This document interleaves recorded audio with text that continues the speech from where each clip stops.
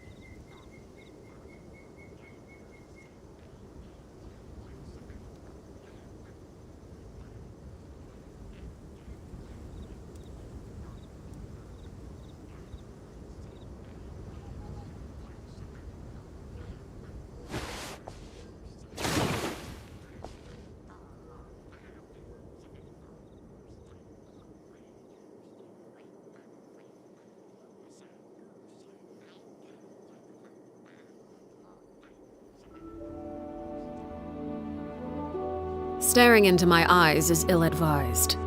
I can't promise you'll like what you see.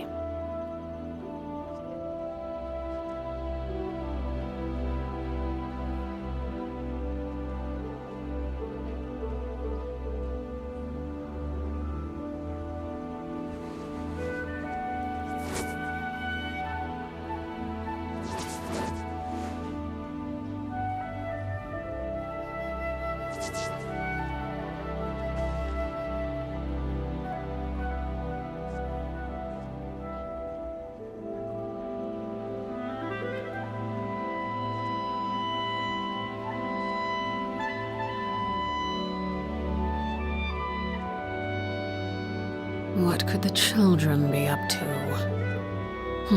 Never mind. Let them do as they please.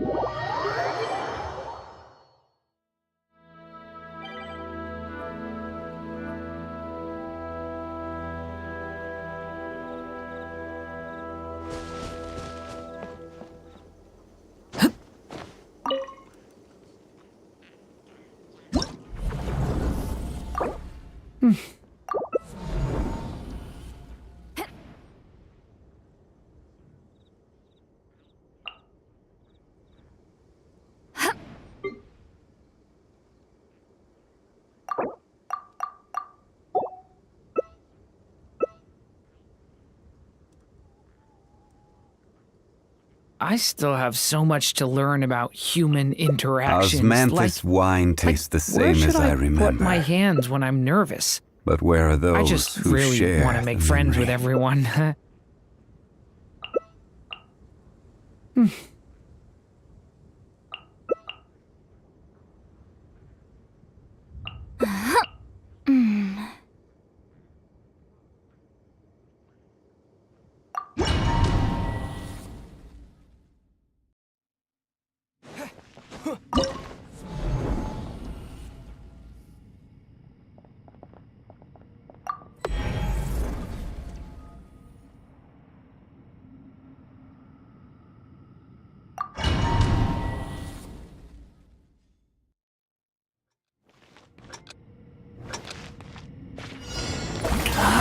Attack is frosting! Transfiguration! Never star goes out! My diamond body!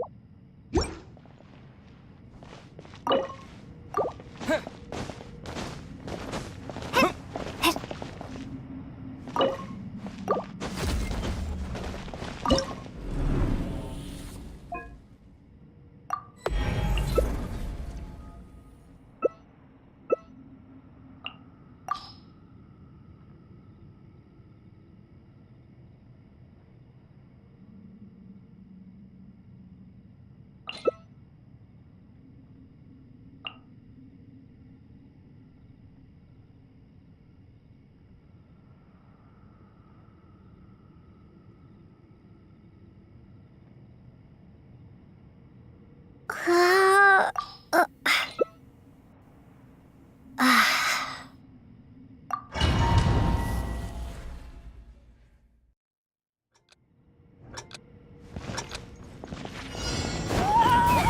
play!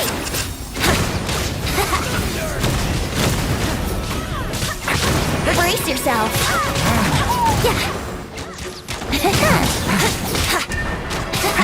Yahoo! Time for takeoff!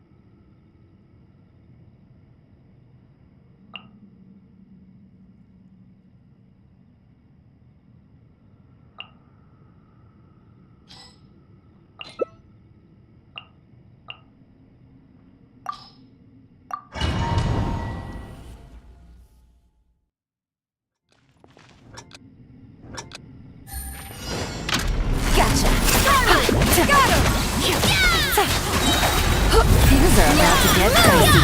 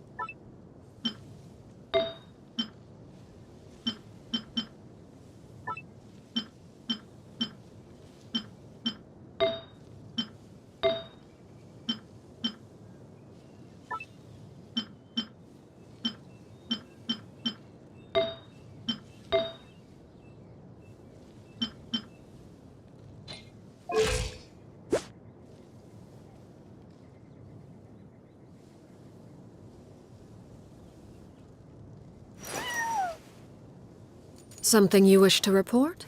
Go on. You have my undivided attention.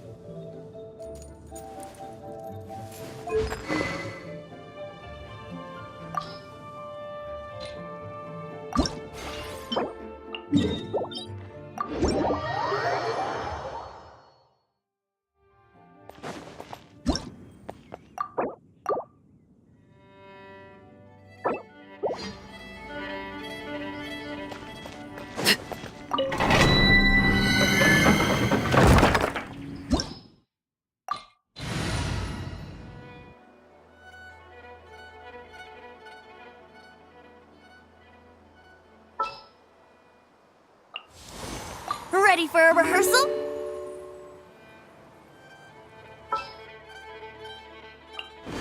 What are my orders?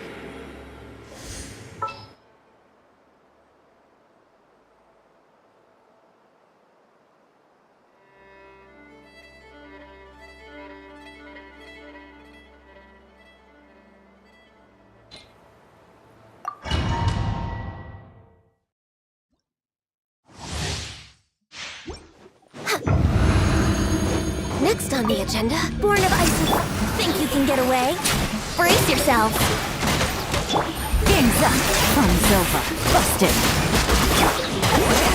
Suffer the wrath of Easley! Get to work! Fulfill our... No touching! For Rex Lapis! Here we go! Time for takeoff! Brace yourself! Things are about to get dicey. Gotcha! Eat Laline! Eat Papa! Get him! Fulfill our pact! Access denied! Let's play! Busted. Here comes the catch. You two! Time to end them! Get to work! Brace yourself! Think you can get away? All hail!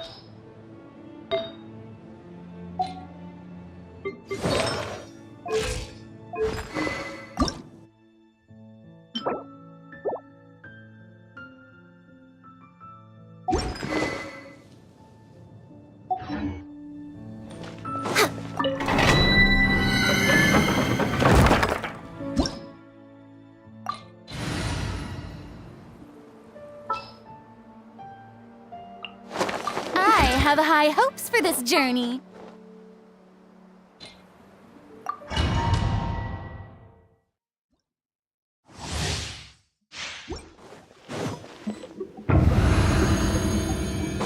We're way behind schedule. No touching. Let's play. Things are about to get dicey. Gotcha.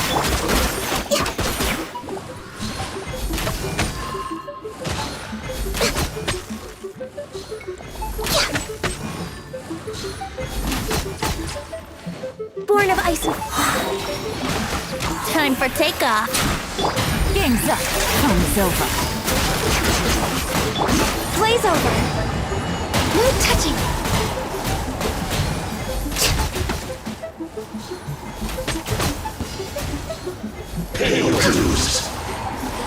Born of Ice and Frost. Here comes the catch. Think you can get away? Here we go. For Rex Lapis.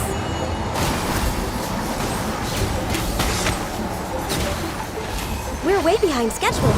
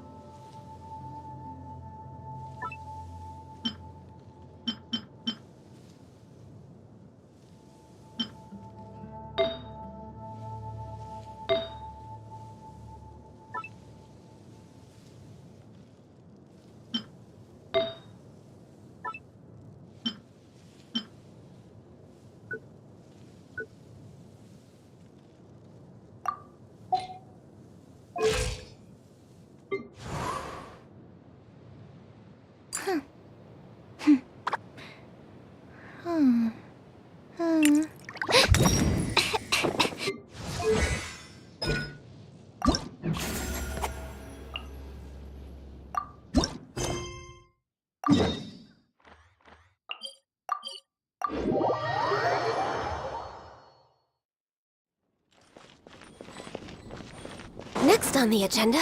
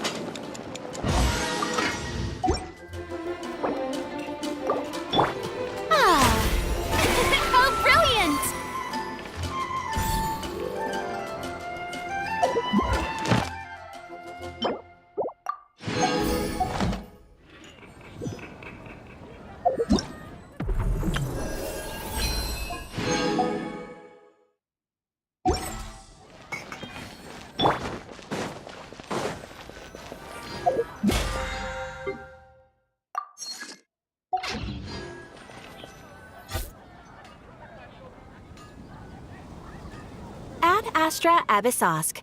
Greetings, traveler. Hey there, Catherine! Oh, and Oz and Fischl are here, too! All things in this universe must plunge into darkness. 'Tis only natural that those who seek light should cross paths in the realm of dawn. Mein Fräulein means to say she's happy to see you both. And I feel the same. It's been quite a while, Traveler and Paimon. You're here just in time. Yai Publishing House has a commission for you, traveler. An editor is here to discuss the details in person. Much of the information was kept from the guild for business reasons. All we know is that it has something to do with the author of the Legend of the Shattered Halberd. What? Surely you don't mean...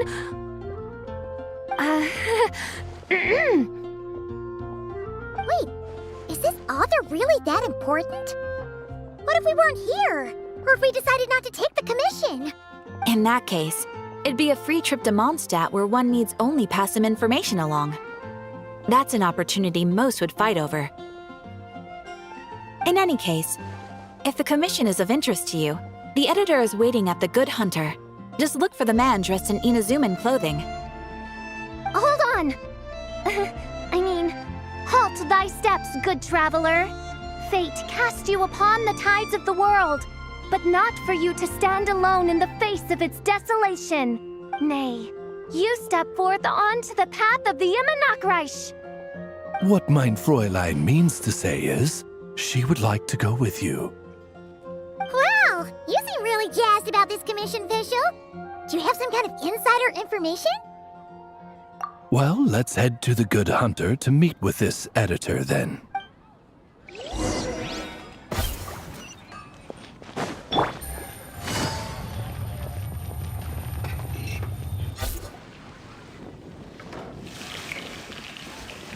Alright, let's see who lucked out and got this. Wait, you're Shing. Oh, Genu's editor, Onodera. Traveler, thank you for all you've done for us in the past. Oh, and might I ask who this person dressed like Princess Fischl is? You have the pleasure of speaking to our eminent person, Fischl, Prinzessin de Vertelung. Mein Fräulein means to say that her name is Fischl, and that she is most pleased to meet you. Yep, this is Fischl. She's a reliable adventurer.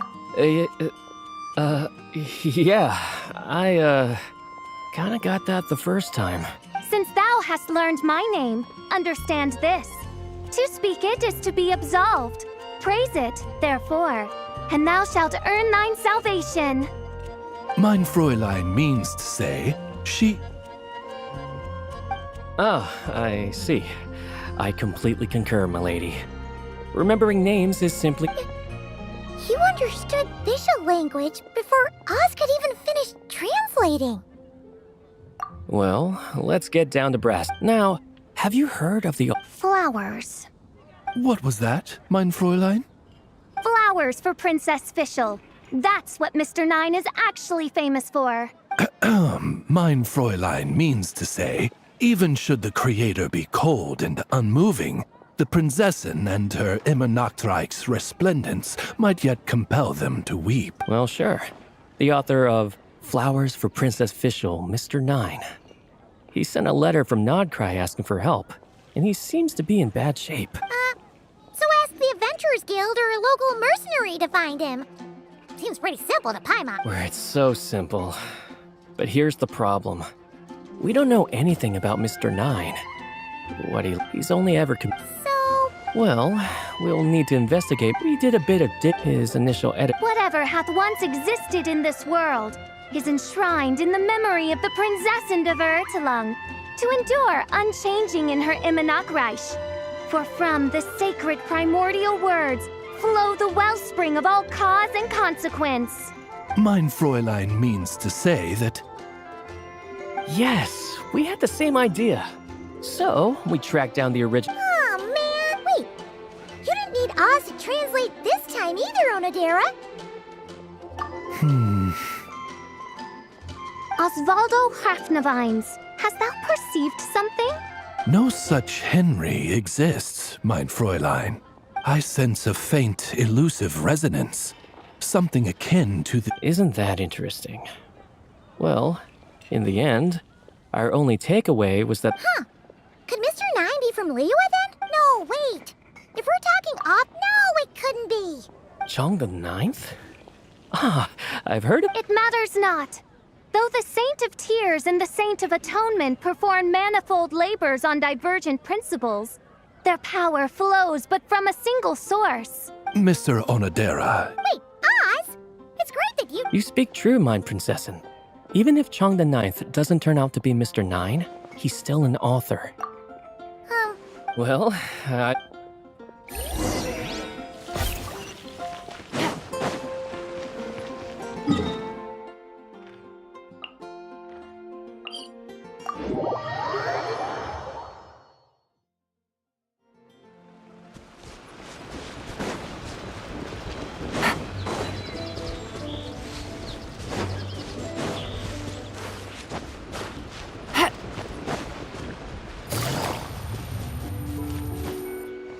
Take it easy.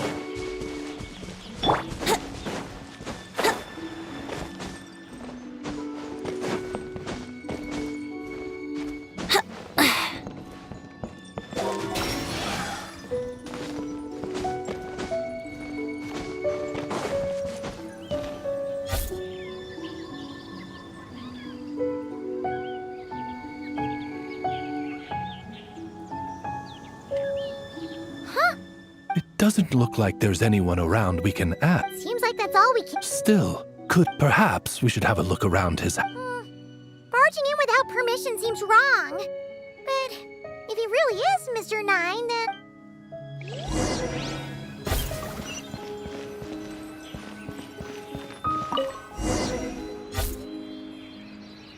Just seems like a bunch of... Nay, I, the Prinzessin, have beheld the mystery of the universe enshrined in these specks of dust. What hath been revealed is the very fount of wisdom. Ever does it flow toward the shores of truth. Mein Fräulein means to say, she...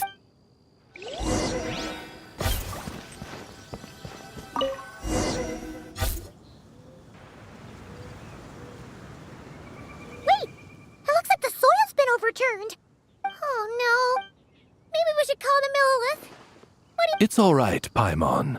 Mr. Nine's most zealous fan happens to be right here. And since mein Fräulein would never do anyone harm, I'm certain the same is true of his other less avid supporters. What is the meaning of this? I'm calling the Millilith. Chung the Nine! You're not dead! Or kidnapped! What are you even talking about? Oh, wait a second. You're... I'm guessing this is... Oh, well, What? To what? Demolish the competition from the shadows? The classic art modern readers are... good point. Besides, if I were Mr. Nine, I would have come clean. Yeah. If you were the one who wrote... In any case, while this gentleman isn't the Mr. It's a peculiar... Hey, that's perfect. Once we head to NODKRAI, but that can... Oh, well, Ah, no wonder. Well, that explains it. Thanks, Chong the Ninth. We should get... I'm not quite... Farewell, creator of another world. Though I must say, the laws and narratives thou hast ordained can scarce compare to the dream dust sedimented in the NODKRAI. Mein Fräulein means to say, your writing isn't... I mean, Mein Fräulein offers her thanks.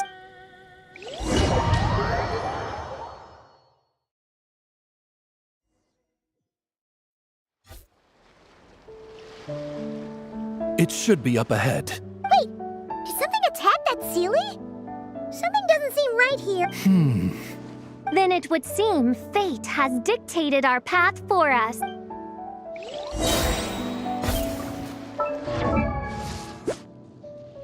I created another universe and founded paradise for...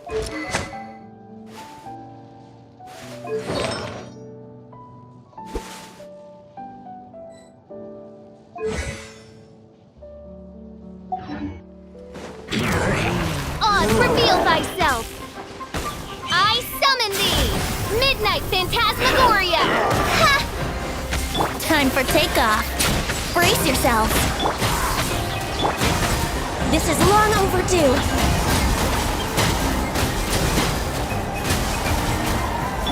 Things are about to get dicey. Quietly now. Let my name echo in song! By royal decree! Here we go.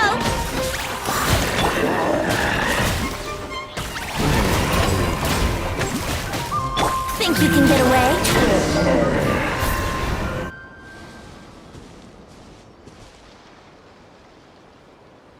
Huh. Looks like this... Let's follow.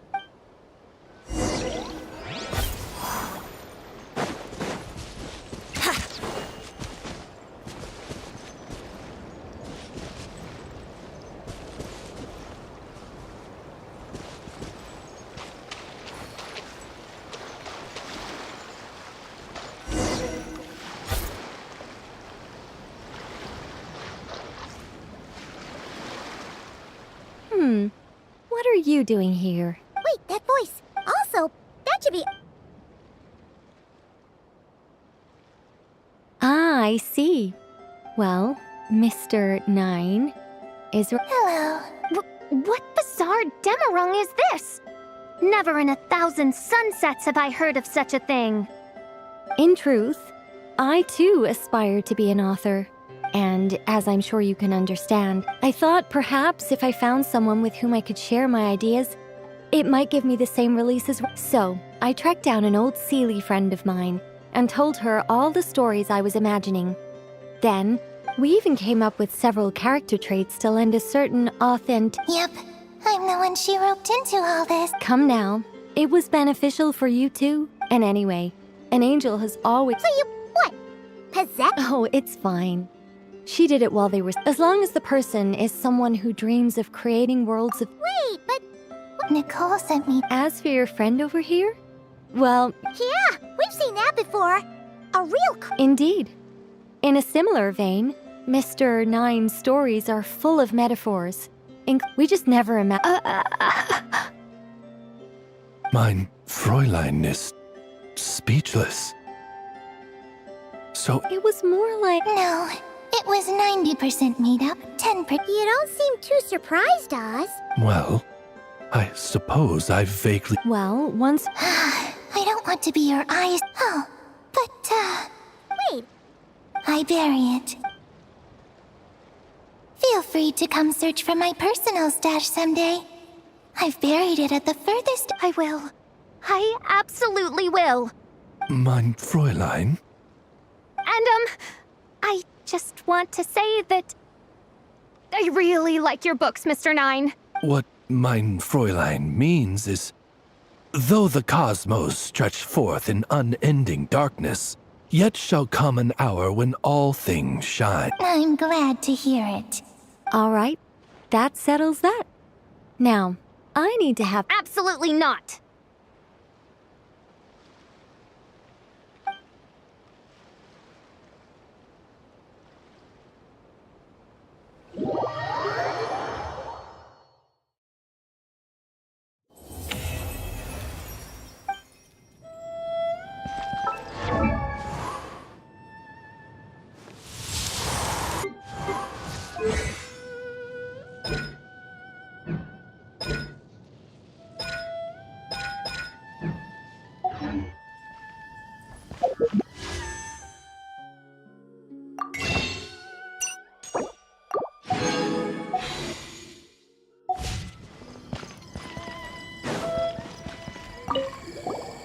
Oh, that's right. Hey, Changnam! Oh? What? About that. Wait, what?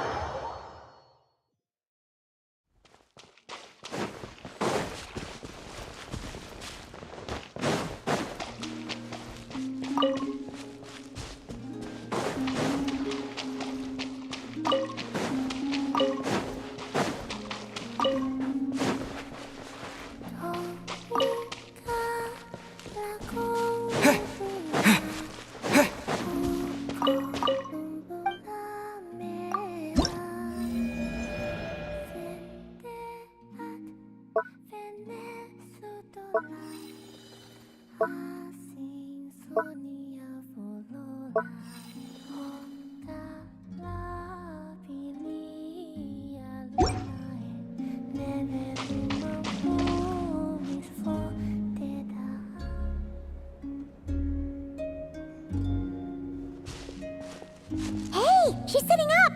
Is me sitting here a rare sight? No, we just thought you'd be resting. Perhaps I would have been, were it not for the sudden arrival of some unexpected guests. Not that I consider it a disturbance. After all, you are the only ones who are free to enter. Would it not be a little unfriendly of me to lie down while we speak? I didn't realize you put so much thought into little things like that.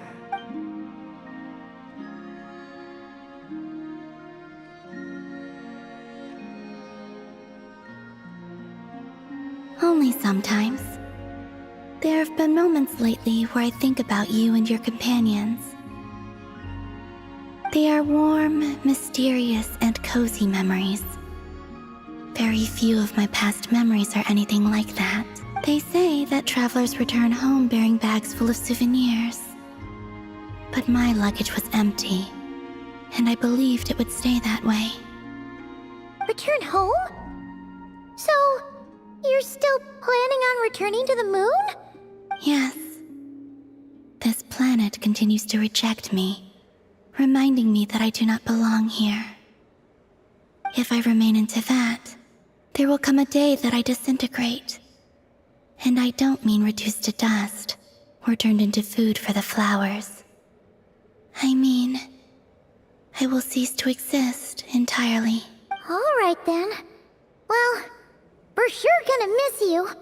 But it sounds like we'll have to say goodbye. How do you intend to return? The moon prayer night is soon to arrive.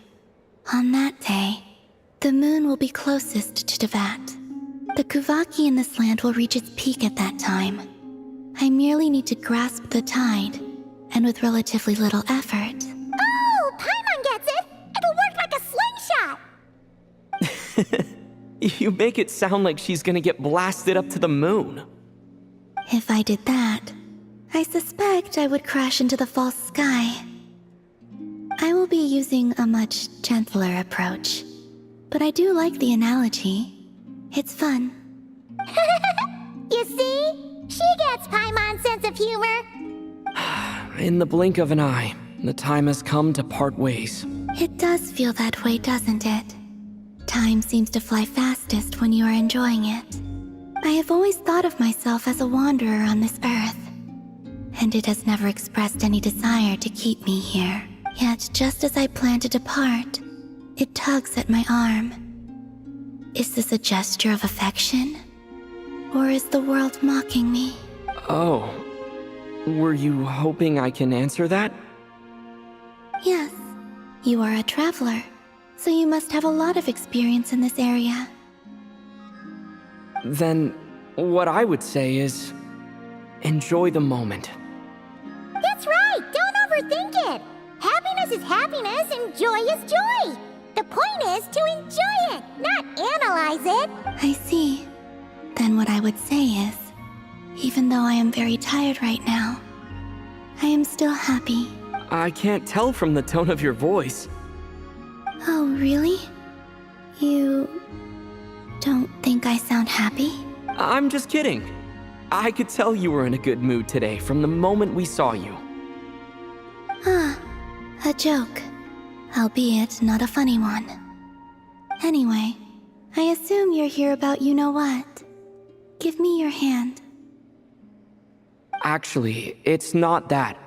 There's something else we wanted to discuss with you. Oh. Then, do you still want to give me your hand? Or not? Sure.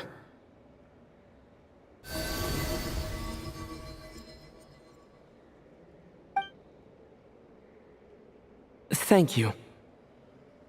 So, I've heard that in the Moon Prayer Nights of the past, people here would hold celebrations in the Moon Goddess's honor. Since you helped so much in our fight against the Rehir of Solnari, I think you deserve a farewell party before you return home. I haven't asked everyone else for their opinions on this yet, but I'd like to invite you to join the upcoming Moon Prayer Night. I've never joined a Moon Prayer Night before. I'm not sure what I would even do. Oh, don't worry about that! We take care of everything! All you need to do is show up. Of course, there's no need to force it if you're not feeling strong enough. It's just, this kind of felt like a golden opportunity. But they call me Kutar, and the Fatui have an arrest warrant out for me. I shouldn't appear in public right now. I'll make it work. You have my word. Yeah, we got your back. Well, he does. Paimon's actually not too sure what he's planning. All right, if you're sure. I will not refuse your invitation. I suppose it wouldn't hurt to pack a few more sights from this world into my suitcase before finally learning what my homeland looks like. Oh, if you see Lauma, please tell her that my answer to the question she asked me is neither yes nor no. Rather, it is, there is no need. That was kinda cryptic, but sure. Guess it's between the two of you. We'll pass along the message. Bye for now!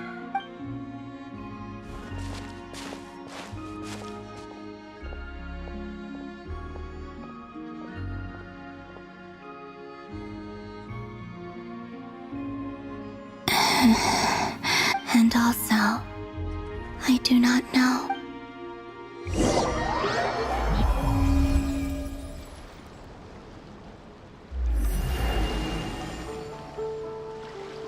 Since she's agreed to join the festival, let's go see who else wants to take part.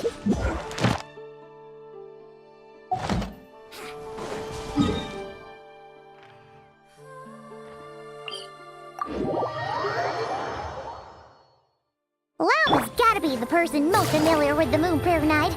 We should start with her. Also, what exactly is your plan to keep her safe? Not sure yet. I'll figure something out. What? Are you serious? And Paimon even gave you her vote of confidence back there! When did you become so sneaky?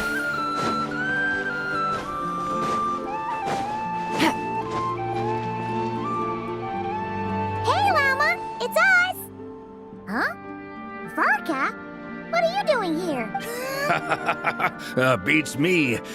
I had a bit too much to drink last night, and when I woke up, I was on Hisi Island.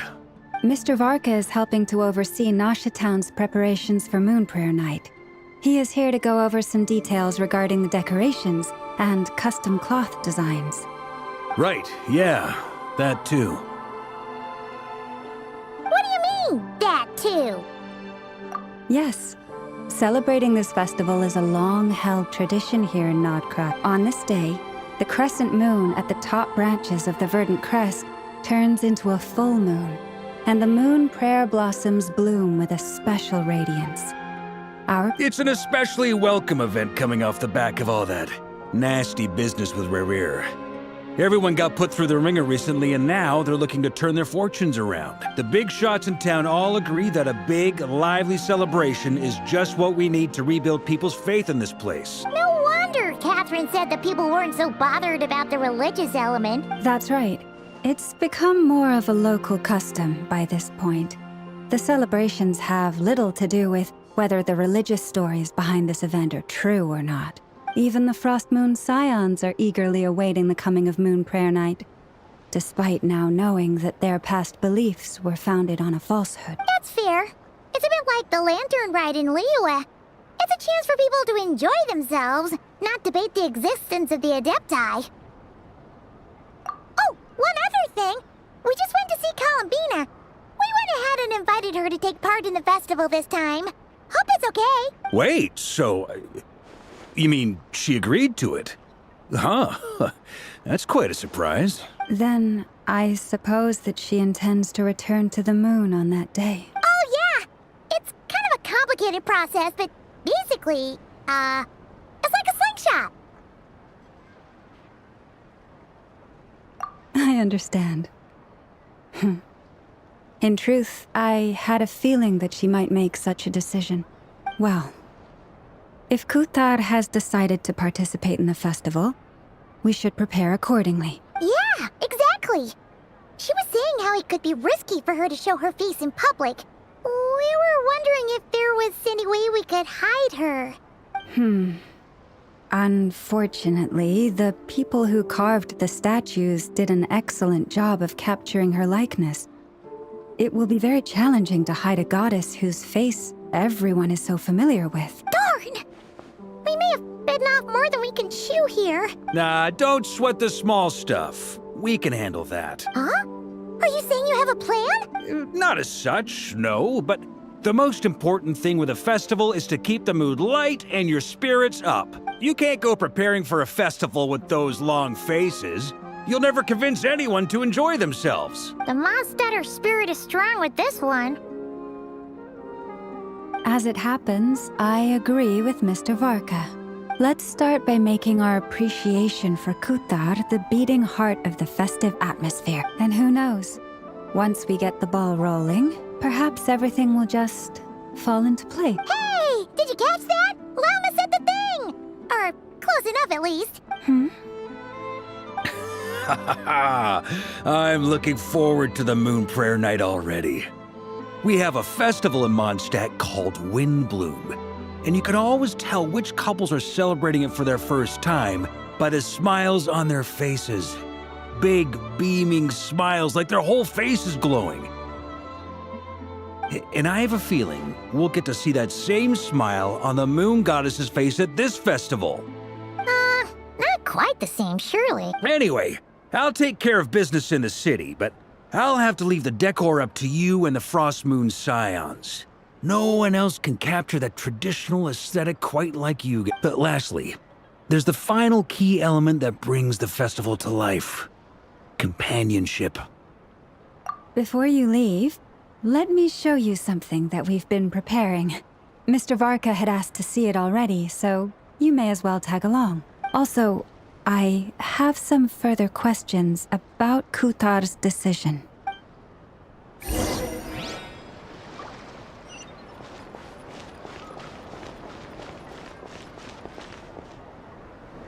Huh! What's this? They sure look like they're having fun.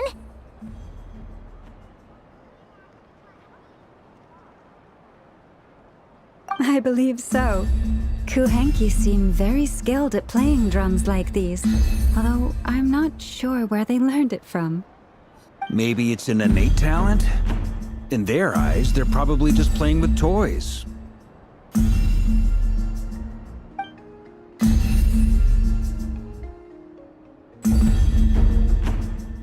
Wanatar! You want to play too?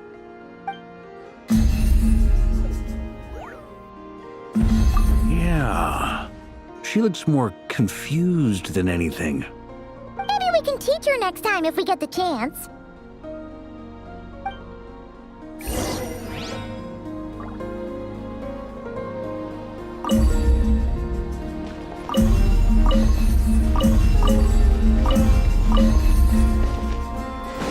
What are these floaty things? Moon veils. We hang them from... Everyone seems hard at work. They are preparing items for Moon Prayer Night. For instance, the sculpture being made over here, Mr. Varka and I were just finalizing the details of where it will be placed. Ah, there she is. I didn't know the finished article would be so large. Not to worry, though. All the necessary arrangements have been made. Just let me know once it's ready, and I'll get some people to ship it over. You have my thanks. And over here, we are preparing a very traditional confection. Oh, look at all these colors! It looks great! Can Paimon try one? Of course. I have a feeling you'll like it a lot. You bet! Sweets and treats are Paimon's favorite! If you included those in the Feast of the Moon, I bet Paimon would have joined the Frost Moon Scions by now. There will also be verdant crests like this present in Nasha Town during the festival. The timing of Moon Prayer Night is not completely set in advance. We make a rough estimate, then observe the changes in the verdant crests and moon prayer blossoms to guide us. As such, the wait itself is a fun feature of this particular festival.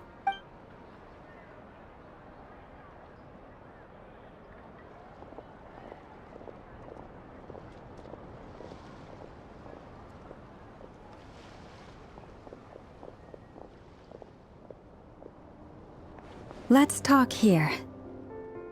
To tell the truth, I am very surprised to hear that Kutar is willing to participate in the festival. I once asked her if she'd be willing to stay with the Frost Moon Scions. I could introduce her to everyone, and we could be a family to one another. She did not answer, but she has not appeared here since. I took this to mean her answer was no, but if that were the case, she would not have accepted this invitation. Ah. I see. Maybe she is right.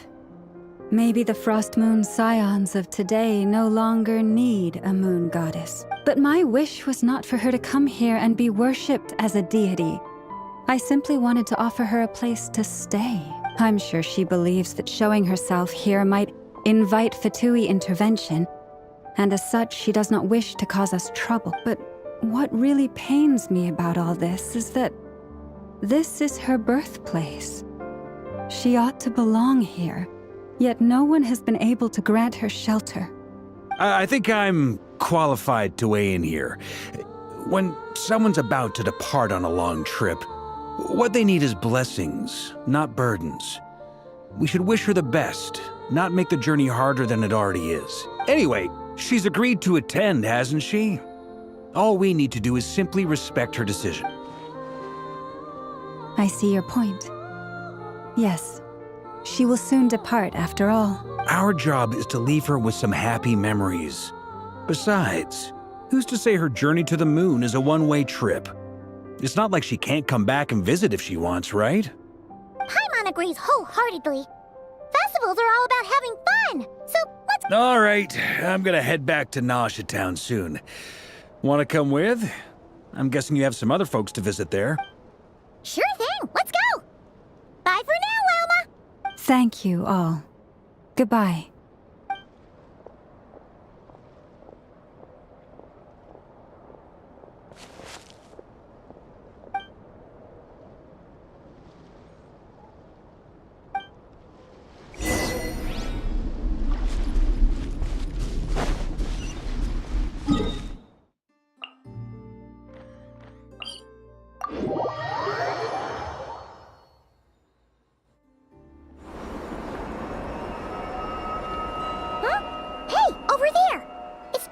albedo with flints.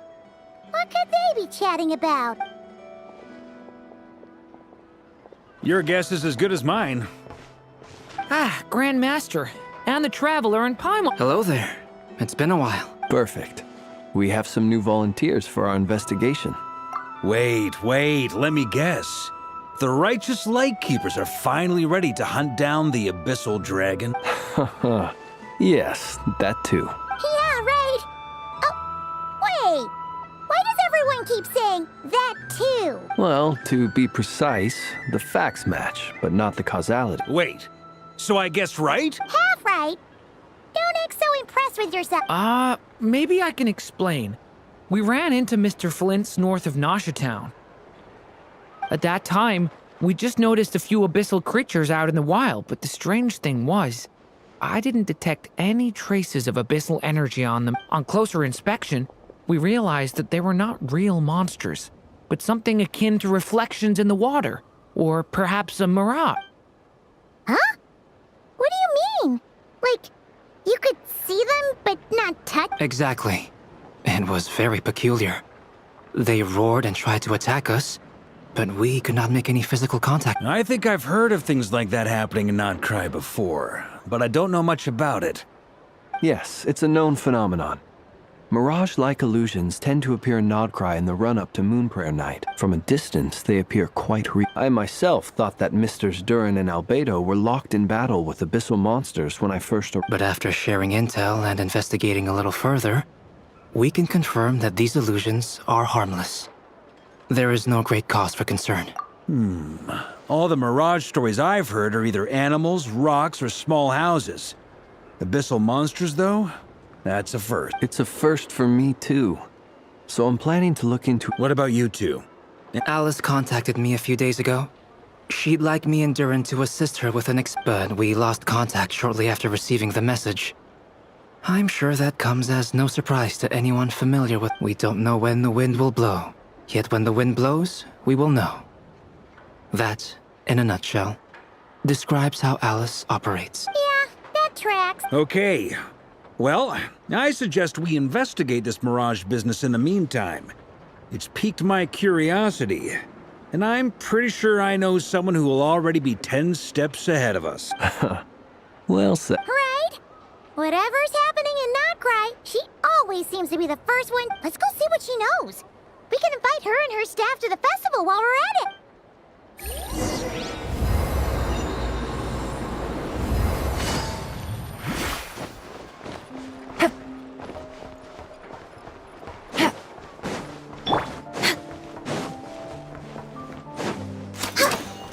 Next on the agenda...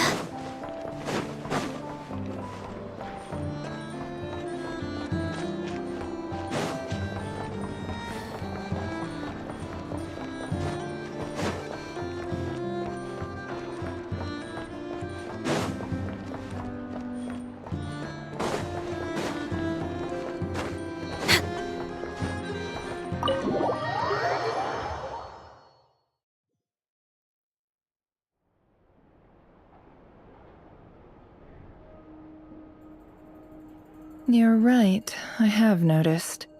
There's certainly something a little fishy about this situation. Records indicate that this phenomenon can occur in the days before and following Moonprayer Night. That said, it has always been a rare sight in the past. The odds of encountering these phantoms are similar to looking up in the night sky, happening to see a shooting star, and managing to make a wish before it disappears. But this time, either everyone's getting lucky, or they're appearing far more frequently than usual. Yehoda's out gathering intel as we speak. In the meantime, let me check off some points of entry. First, the Abyss. The ones we saw seem to be abyssal Indeed. But we have identified one location where many more of them have made an appearance. And not just monsters, but human phantoms too. Given the scale and nature of the phantoms, it's almost as if someone's last memories are coming to life. Or perhaps the memories of multiple people. Oh. So you mean the phantom monsters are hunting down the phantom human? Exactly. The phantoms can interact with each other, but we have no means of intervening. In addition, some of the human phantoms would seem to be from the very distant past.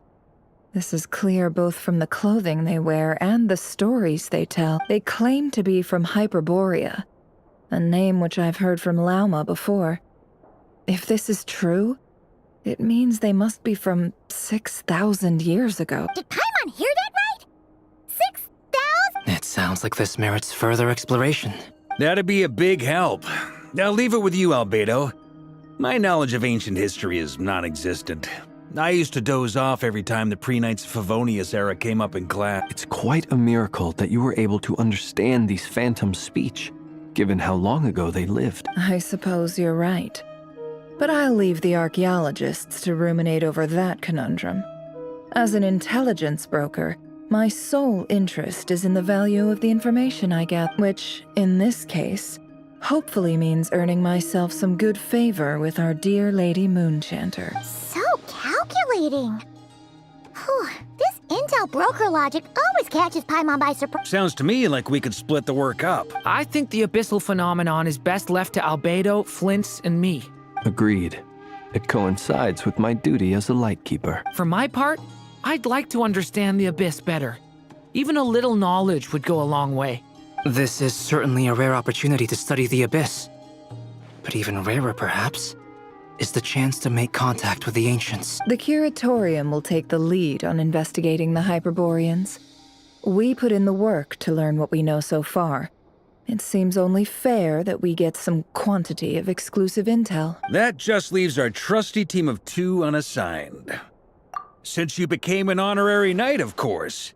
This was part of my grand plan all along. Ha ha! Oh yeah! By the way, we managed to convince Columbina to come to the Moonprayer Night celebrations. Would you and Yehoda like to join too? She agreed to that? Huh. Quite an achievement. Never underestimate the traveler, I guess. I'd be happy to join. No point shutting myself inside when the streets are all decked out. I doubt any clients will be visiting during the festival in any case, and Yehoda loves a party, so I'm sure she'll jump at the opportunity. No! No! No! No! No! No! No! No! No! Way to contradict me in front of... Wait! No, that's not what I have bad news, boss! So many people. Alright, everyone inside! Quick!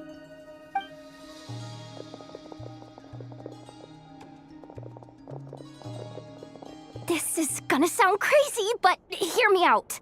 I saw one of those phantoms at Star Sand Shoal, and it was some sort of flying ship. Like a spaceship? That's gotta be the one you came to Tibet in. You said you saw the same thing through the moon marrow. Huh? You already know about it? Ugh, I thought I was gonna blow people's minds. Turns out I'm the last to find out. Wait. Back up. You came here in a spaceship? Now my mind is blown!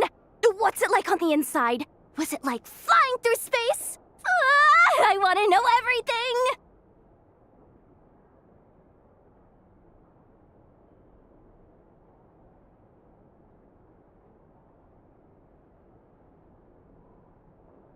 Yep, exactly. Huge discovery. You're the best. Second best intel broker in the world. After your boss, of course.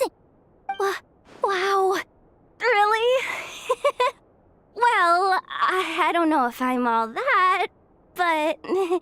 I guess that decides where we're heading next. Come on, don't look at me like that. I know the spaceship doesn't have anything to do with me, but you don't want to leave me as the only one twiddling my thumbs, do you? Please? Fair enough. You can tag along. In that case, let's meet back here to discuss our findings once we're done. I wish everyone a productive investigation. You too.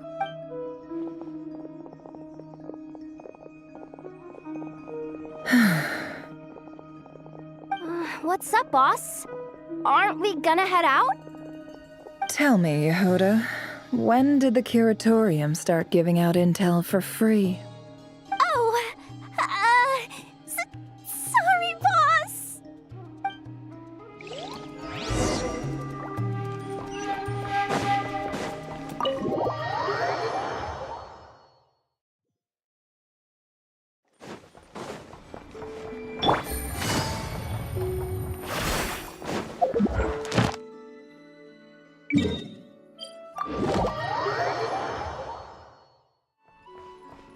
Add Astra.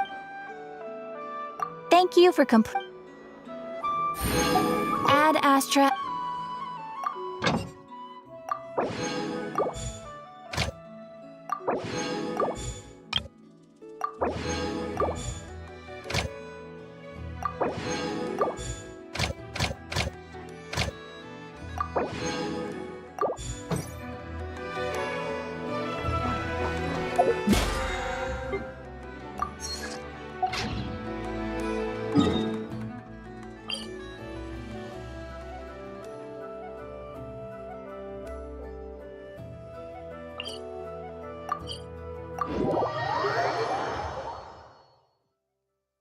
It's raining again?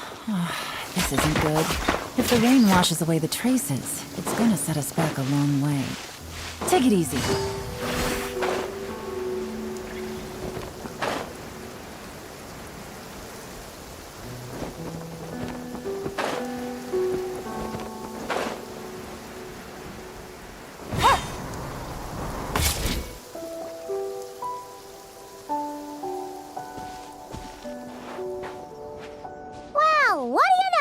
Yehoda was right on the money. This phantom really is your spaceship, but that's so weird. Why would it show up here? Is it some kind of projection? Or a ghost? Like, maybe it no longer exists, but somehow... Ah, you're already here. Miss Lauma, what a surprise. I thought you were busy with festival prep. I was. Until one of our people informed me that a strange sight had appeared at Starsand Shore. No one's ever seen something quite like this before. I thought I should see it for myself. Same here. Oh, so we heard that these things appear around the festival period. Any idea why that is? Unfortunately not. We have very limited information about them, since they can't be interacted with. And no human phantoms have ever made an appearance before now. The most we've been able to deduce is that these sightings appear to be connected to the increase in Kuvaki energy around this time. Yeah, seems like that's all we can do. Allow me to lend you a hand.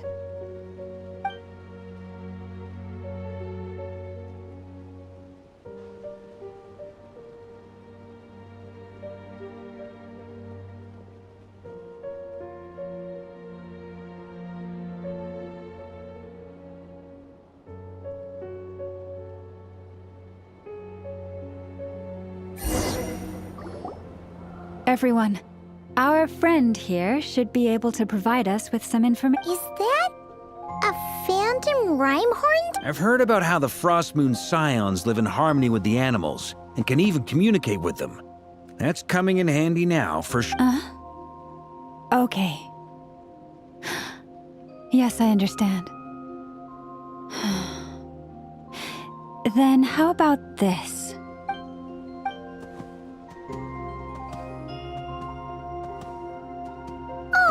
It's leaving!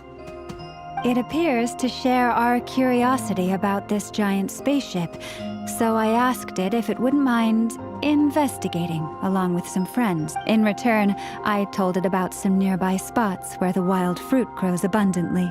We may live in a different era from these phantoms, but I trust that the terrain, climate, and ecology here are more resistant to the effects of time. Let's give them a moment.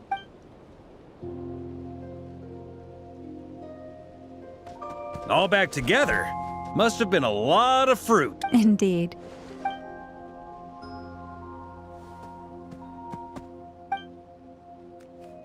It did find a lot of wild fruit, enough for them to feast for a long while. This puffin circled in the air several times, but didn't spot anything out of the ordinary. Certainly nothing to do with the spaceship. Huh. Well, it definitely makes sense to get a bird's eye view. Indeed.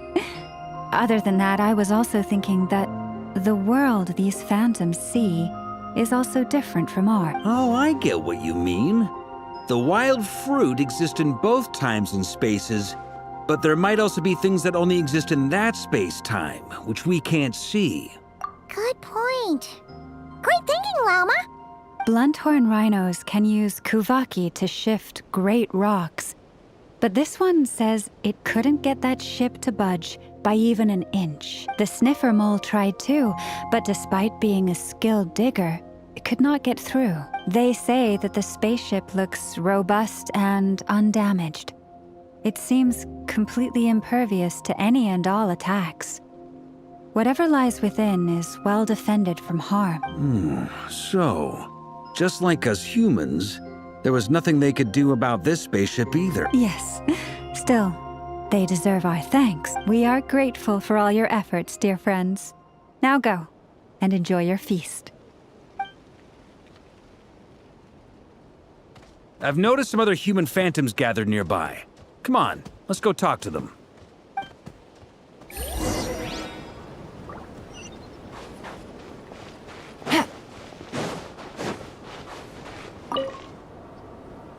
What is this thing? I've never seen it move, and there's no way to get inside. Goodness knows. My grandpa says it's been sitting here at least since his grandpa was still alive. What about his grandpa? Did he say anything to your grandpa's grandpa about it? Huh? I don't know. In all likelihood, it was here back then too.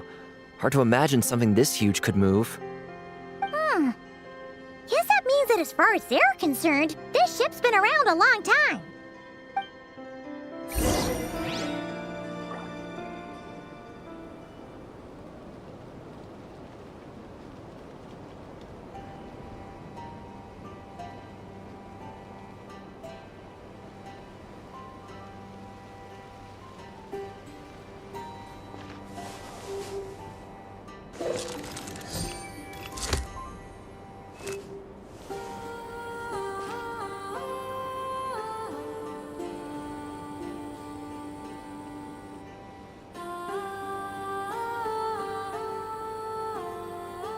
Navigating the world is a whole lot easier with a few different identities to choose from. Need me to come up with some for you?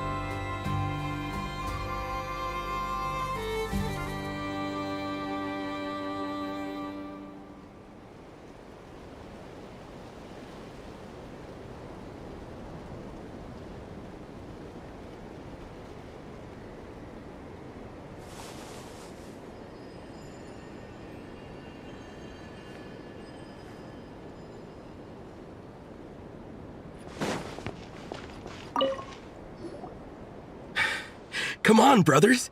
If we can get even a small chunk off of this thing, it's gotta be worth a fortune. Today is the day we... Huh? You mean Paimon? Yes, brother, I shall join you. Let's make our fortune. We should go with them.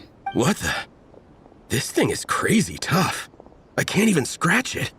What's it made of? Sorry, brother. Looks like we'll have to seek our fortunes elsewhere. Enjoying yourself? I was just seeing if I could influence this phantom's perception by playing. But nope, no dice. I'm sure we're all starting to build up an idea of what's going on here now that we've spoken to some of the people. These phantoms are reenacting real historical events in NODKRAI. It's almost like we're in some kind of interactive stage play.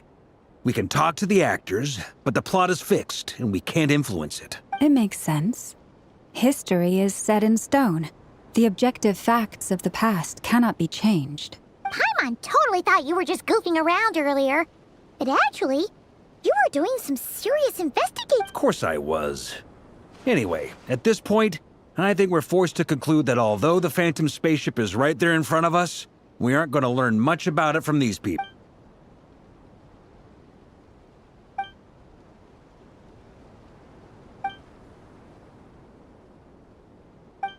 Don't be discouraged.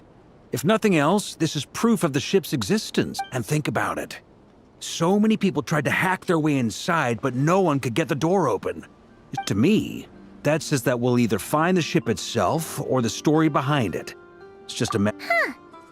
Every now and then, when Varka gets serious, he actually does seem like Grandmaster material for once. I wonder how the others are doing. Sounds good. Also, drinks are on me if Team Knights of Favonius is the first to finish. Wait, we have a team name now? Am I in Team Knights of Favonius as well? You're very welcome to join. We've even got a cathedral ready for you. Isn't that technically blasphemy? You wouldn't dare make a joke like that if Barbados was in earshot. Nah, I'm sure Barbados doesn't mind a little harmless blasphemy once in a while.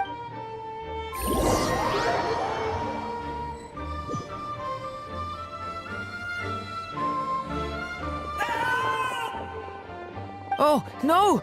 Get away! Oh.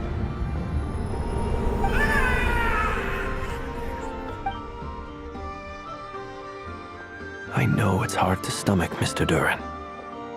But as I'm sure you've noticed, there is nothing we can do to intervene in that which unfolds. But we have to at least try. And try you have. But are you aware of how many unsuccessful attempts you've made? I wasn't keeping count. I'm afraid this is the 39th failure so far. Or the 5th if we're only counting this particular victim. There are no indications that these phantoms may be altered in any way. You seem to have calmed down a little. I'll make us a fire. You should rest and have some water. Feeling any better now, Mr. Duran? May I ask a few questions? Be my guest. What exactly are we witnessing here? What happened to those people? My guess would be that we are seeing NODKRAI during the Conrian Cataclysm. Would that be accurate? Conria. That is correct. As you know, once the Abyss senses even the tiniest crack, it floods in and spreads like wildfire. There was a time in the distant past when it permeated all of NODKRAI, causing immeasurable harm. The people paid a terrible price to heal this land. Then 500 years ago, the whole of Teyvat suffered an abyssal disaster. Once more, NODKRAI was dealt a devastating blow. I see. In the face of the abyssal onslaught, all were like grains of sand tossed around by a tidal wave. The moment you witnessed is but one drop in a whole ocean of catastrophe. All right. I guess that answers my second question, too. I wanted to know why there's nothing I could do to help them, and that would be my guess as well. As I understand it, history and fate are not all that dissimilar. The latter may be unseen to us, but both are immutable. Yes. Fate was determined long ago. I still have a couple of other questions for you, Mr. Flint. You mentioned more than one abyssal disaster that has struck this land in the past. How can you be sure that what we're seeing is from the Conrian incident? And also, how are you able to stay so calm when you're talking about these events? From everything I know about you, you're not cold or ruthless, and you're not indifferent to the suffering of others. Alas, I am forced to show my age. I must be 600 or 700 years old by human measure. Wait, so you... One is not easily moved by history when one has witnessed the truth firsthand. I'm sorry. You needn't apologize. Your passion is a good thing to have. Treasure it. Because someday you may find it in terribly short... Now, at the risk of offending you, I have a question. Your curiosity toward the Abyss Is it born from hatred or because you sense its call? I only ask because I kept a fragment of Rerear's body in my lantern for a short time. Specifically, his heart. So I know what a burden it can be to carry the abyss with you, and I hear its power growling from somewhere within you. In my eyes, your mere existence is a miracle. My honest answer is... I don't know. I don't think I have the confidence to say for certain. What I will say is the abyss is not the only issue that haunts me. Even before I became who I am today, the question dogged me constantly. Should I even exist at all? My doubts remain unresolved. But when we fought Rerear, something became a little clearer to me. Sometimes it is the darkness within us that allows us to achieve the impossible. I certainly got the sense from your 39 attempts that you were trying to achieve. It sounds like you've resolved to see the truth for... Absolutely. In that sense, he and I are quite similar. Then I wish you every success. I look forward to the day of your transcendence. Well, if everyone's caught their breath, I suppose we should head back. Oh, and one last thing. I'd appreciate if you kept our discussion about history a secret.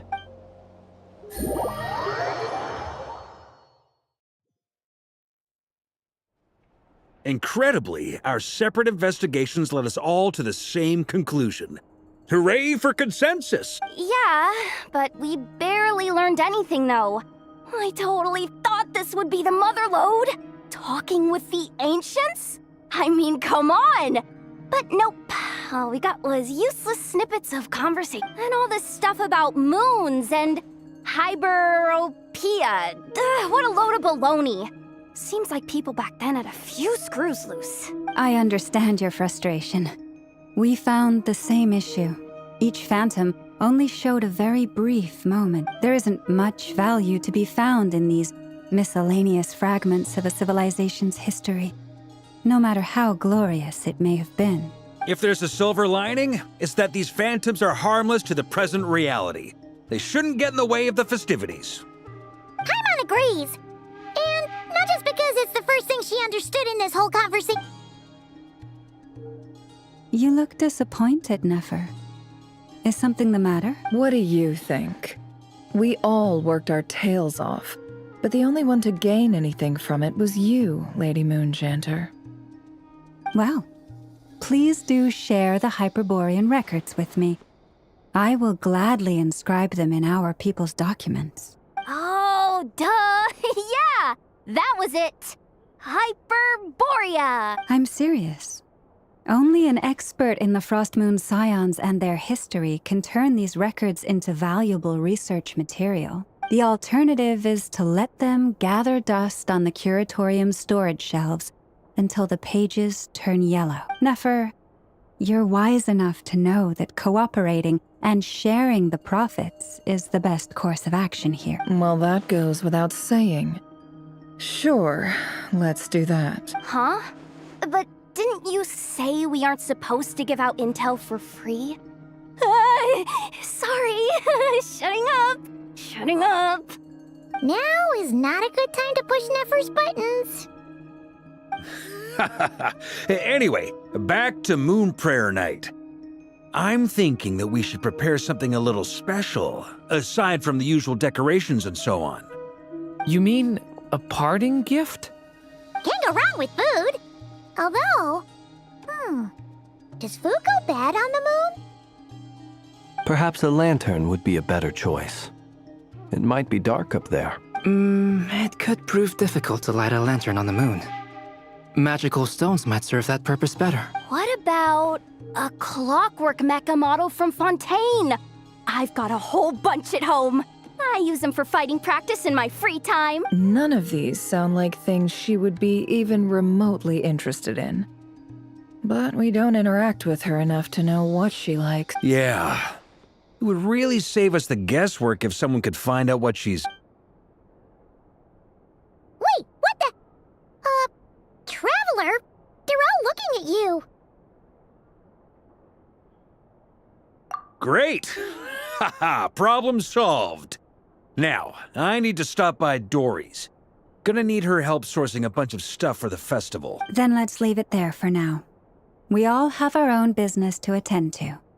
Traveler, if you find out what Kutar likes, let us know right away.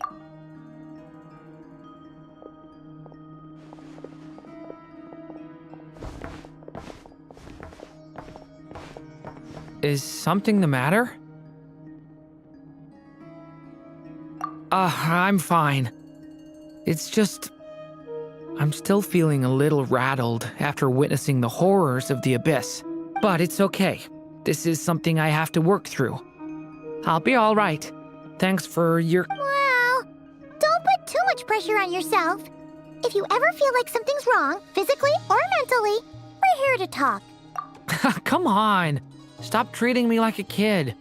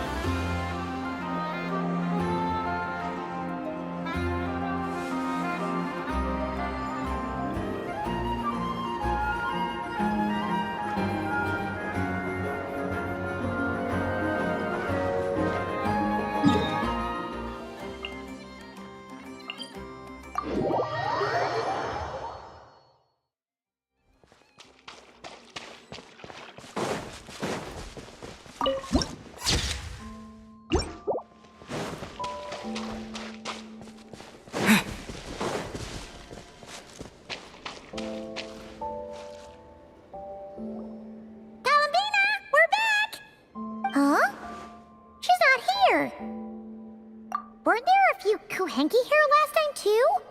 Where did they all go? Walkies? For Kuhenki?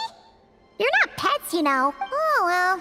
Looks like we just came at a bad time. Let's try again tomorrow. There's still a few days until Moon Prayer Night, so we're in no rush. Besides, she needs time to rest anyway.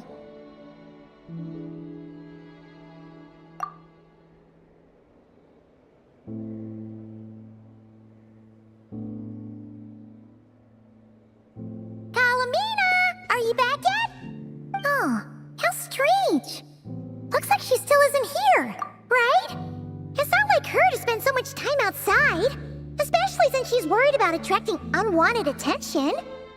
What about Luonatar? Luonatar, you there? Hey, do you know where Kalambina went? Sorry, didn't understand. But if you know where she is, could you take us to her? Yeah, that's even stranger. What about him? Oh, that's not good news. They change color when Kalambina gets weaker, right? And they look super pale right now. Good idea. She might know what's happening.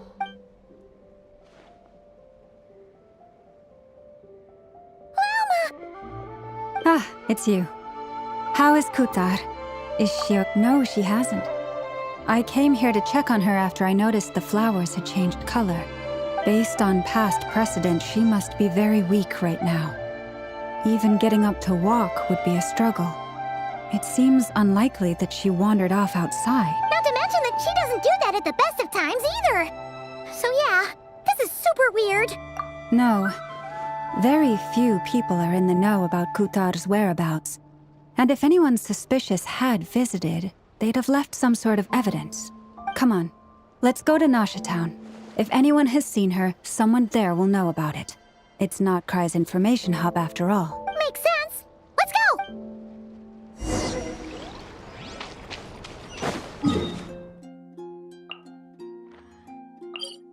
Wait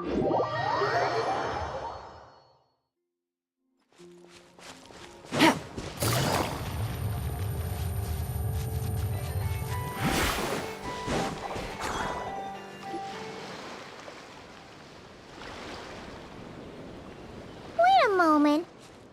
Is it just Paimon, or is this stall kind of suspicious? Is there a... No, I don't recognize. Alas, your free and easy adventure time is over. Now, prepare to face the final boss of NODKRAI. Whoa! Not sure, but it's definitely hostile. No, not that way. The final boss is right... The sniffer mole? That's the final boss? Surely not. Also... Okay, the jig is up. I'll stop teasing you.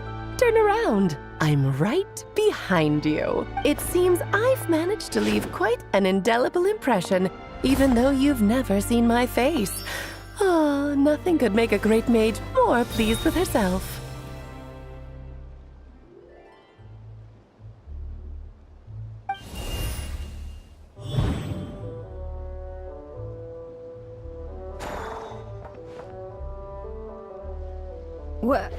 What is going on? I've heard that all the big shots in Teyvat have long, wordy titles that stun people speechless when they make their entrance. Unfortunately, none of them are affiliated with the Hexenzirkel, and we ourselves keep a very low profile. The notorious name-dropping doesn't quite work for us. Still, I, for one, think I'm really quite amazing.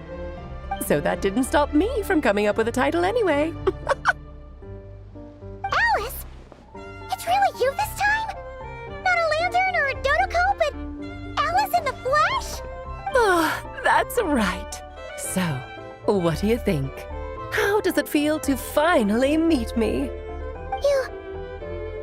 You look like... Oh, that's the first thing you thought. A little surprising, but that actually makes me very happy. Because that means that when Klee grows up, she'll be just as stunningly beautiful as her mother. So she's a friend of yours? Kind of. This is actually the first time we've seen her in person. I see. Madam Mage, that was, quite a powerful entrance. I certainly won't be forgetting it anytime soon. It's okay, Lauma, don't force it. Paimon will do the honors. This is Alice from the Hexenzirkel. She's a friend of ours. And of Arcus, too. That's right. She's a good person, just kinda... unpredictable. Well, what is the human heart if not unpredictable? Hmm? If we could not do as we please, how would we differ from machines? I am Lauma, Moon Chanter of the Frost Moon Scions. It is a pleasure to meet you. Oh, I know. Before you got here, I spent a good, 15 minutes getting up to speed on NODKRAI's present situation. In other words, I've read the whole in the last episode part, so we can skip the pleasantries. Fair enough. Well, Miss Alice, I can already tell that you have quite a unique personality. He'll get used to it. Paimon sure is. So anyway, what are you doing in NODKRAI, Alan? Oh, I thought I told you already. This time, I'm the final boss.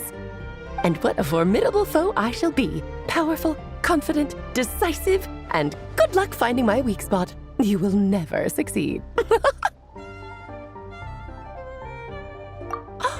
Oh, drat! My one weakness, and you found it in an instant. Fate has been dealt a devastating blow. Thus falls the great Dodo King. Why are you playing along with this nonsense? For funsies, of course. What's wrong, Paimon? Are you disappointed in me? Am I a gigantic letdown? No, it's just... you seem like a busy lady. And this is the one time you've shown up in person. Paimon figured it would be for something more high stakes than just goofing around. You're quite right. I'm here in NODKRAI because something big happened. Something big enough it caught the attention of the Hexenzirkel. It concerns the 3 moons, Teyvat's borders, and of course, the moon goddess you are currently searching for. Kind of. Why don't we discuss this over a pot of tea? My main reason for coming on this trip to Teyvat was, of course, to have some fun. But I do technically have a job to do as well, namely, maintaining the stability of Teyvat's borders. I'll skip over the complicated parts, but to sum it up, abyssal energies are all that lie beyond Teyvat's border. We'd find ourselves in a real pickle if they ever made it through, and the phantoms you've been seeing are a sign that the border has been disturbed. No wonder they tend to show up around Moon Prayer Night. Is it because the real moon is now so close to us that its power can cross the border? In part, but only a negligible amount passes through. Just enough to influence the verdant crests and so on. And as you've noticed, there has been an unprecedented number of phantoms appearing this year. The influence of the moon beyond the border cannot explain this. No. There is another far greater factor at play. The trilunar syzygy. A trilunar syzygy? Eons ago, before the heavenly principles came to Teyvat, it was the then 3 moon goddesses who controlled the laws of this world. Oh, that's exactly it! The 3 goddesses split these powers amongst themselves, promising never to consolidate them into one singular body. This was meant to keep the world stable. But, fast-forwarding to the present, the eternal moon's marrow is with you, while the iridescent moon's marrow, which should never have appeared in this world, has been retrieved. Add that to the presence of a moon goddess in the flesh and... the power of all 3 moons is gathered here in NODKRAI. There hasn't been an event like this since the War of Funerary Flame, and it's having a noticeable effect on Teyvat's borders. Because I wish to give my darling daughter a peaceful, sunny environment to grow up in. Is that a good enough reason? Kinda sounds like you're dodging the question, but it does make sense. Well, that's one reason anyway, and the most important one. The others are a little complicated to explain. For instance, cleaning up after dearest Miss R. Albedo could tell you more about that if you're curious, but right now, I have a more important question to ask you. Why are you collecting the moon marrows? I see. Nicole told me about that legend once. Nicole? You mean meet Anne?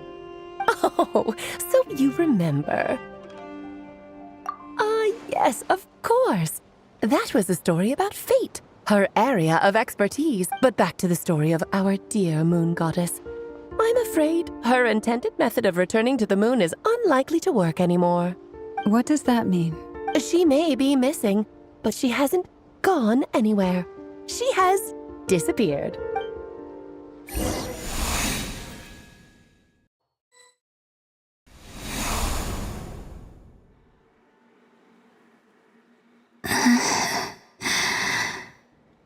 My body is so heavy.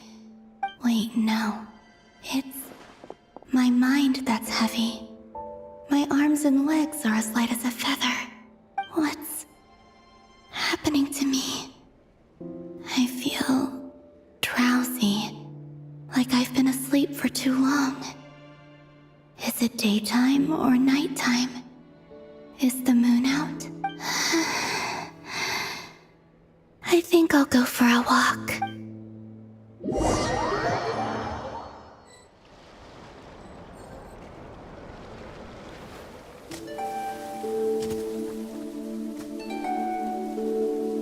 Are you out for a walk too?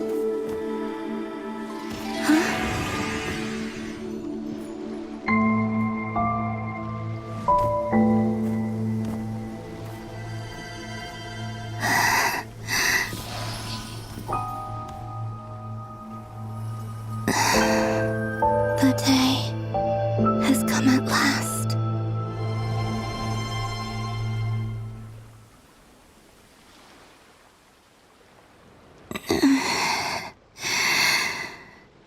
Have I grown so weak that I can't even sustain my physical form? But Moon Prayer Night is nearly here.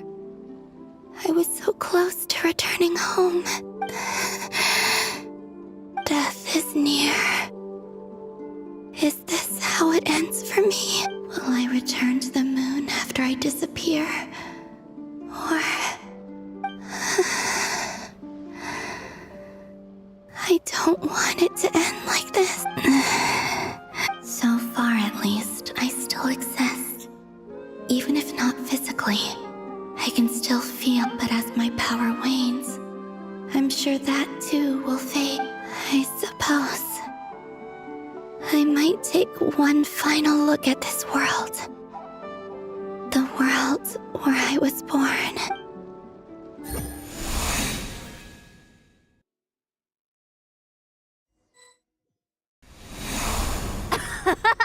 Come on! Come on! Wait for me! The Frost Moon Enclave. How much it has changed since I was born. These decorations, they're so heavy. It's times like this when you kind of wish men could be priestesses and acolytes. How fascinating. I've never had the chance to be privy to people's private lives in this way in the past. People would get so solemn and serious the moment I showed my face, like they were frozen stiff. Karina, Lametti, it's time to eat. Coming! I want to watch them a little longer.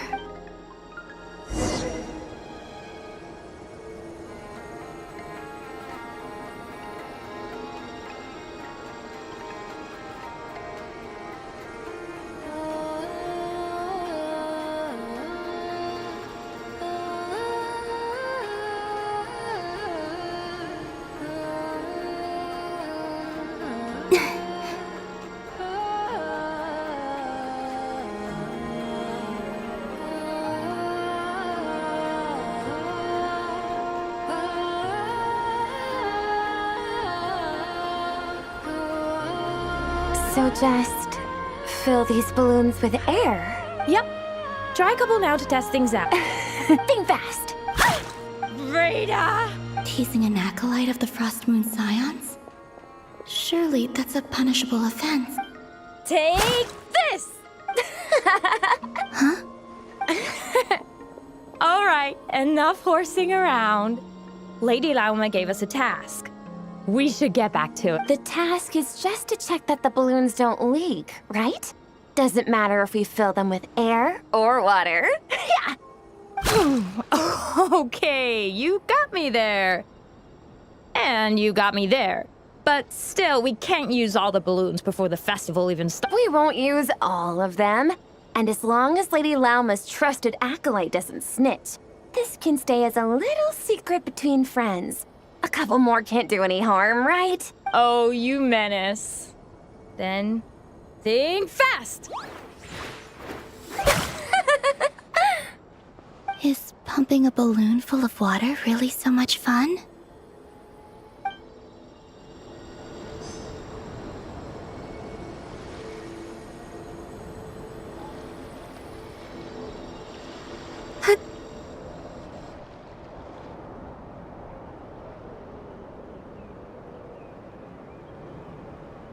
I'm sure you're both tired from playing all day. Come on, eat up. A plain, humble meal. That has always been the way of the Frost Moon Scion. Huh? I don't mind sharing. They're sharing. I've never shared food with anyone before. Even at the Harbinger tea parties, everyone just ate off their own plate. And when I couldn't finish my food offerings from the Frost Moon Scions, they'd leave the leftovers out under the moonlight for the animals to claim. Hey! That was 2 bites! Oh, then you can have another bite of mine. Oh, you too. Oh, don't fret now.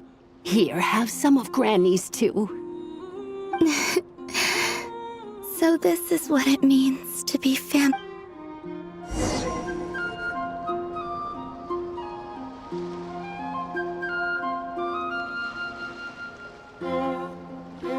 I'm seeing so much that I'd never usually get to see. they'd never act like this when I was around. It's nice being able to just watch people in peace in these final moments. What a rare opportunity. I think I'll go take a look around Nasha Town, too. Maybe the Traveler will be there.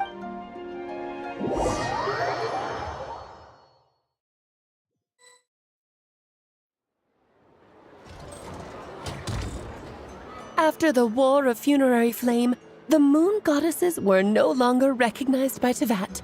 They lost the whole foundation for their existence. That's why the Moon Goddess's strength is fading. She cannot withstand the world's rejection of her. To be more pedantic about it, the Moon Goddesses did something to offend the heavenly principles, and that's why they were ousted. Something of a recurring theme in Teyvat's history.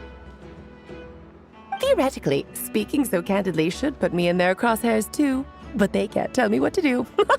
I'll say whatever I want. Anywho, the Moon Marrow energies were but a drop in the bucket for her, and that battle against the Ray Hair of Solnari only weakened her further.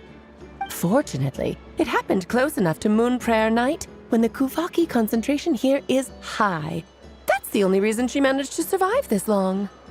What do you mean, fortunately? You said she disappeared.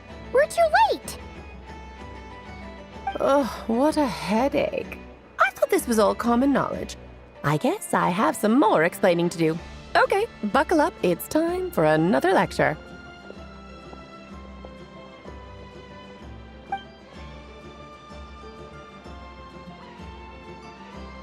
Now, I said earlier that the Moon Goddesses lost the foundation for their existence. The reason for that has to do with the natural order. Basically, the rationale for their existence in Teyvat was lost. The same logic applies to the present Moon Goddess too. Consider her existence so far. Her comrades in the Fatui called her Damselette. And she was worshipped as Kutar by the Frost Moon Scions. But these connections have now been severed, whether by her hand or yours.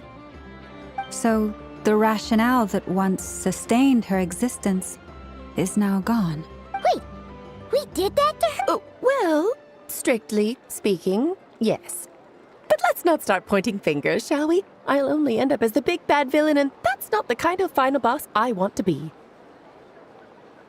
Of course I do. I'm only the greatest mage in the whole entire world. Now, if you wish to find your Moon Goddess, there are two problems we need to solve. Firstly, we'll need to strengthen the connection between her and Teyvat, at least enough to sustain her until Moon Prayer Night. Strengthen her connection? But does that mean I'll have to rally all the Frost Moon faithful behind this? I'm afraid a bygone faith and a former home won't be of any help to her now. Do you know her name? Her name? Yes. Names are very important things. A name is a fundamental concept that anchors one's entire existence. Then your first job is to find it. As a Moon Goddess, I'm sure she must have a name she identifies with. Neither Columbina nor Kutar is her true name, and she's never really accepted either of them. So, finding out her real name is enough to sustain her existence? Yes, I know it sounds like a small step, but every journey begins that way. So for now, that's all we need to focus on. The second problem is with her plan to use the Moon Marrows to return to the moon.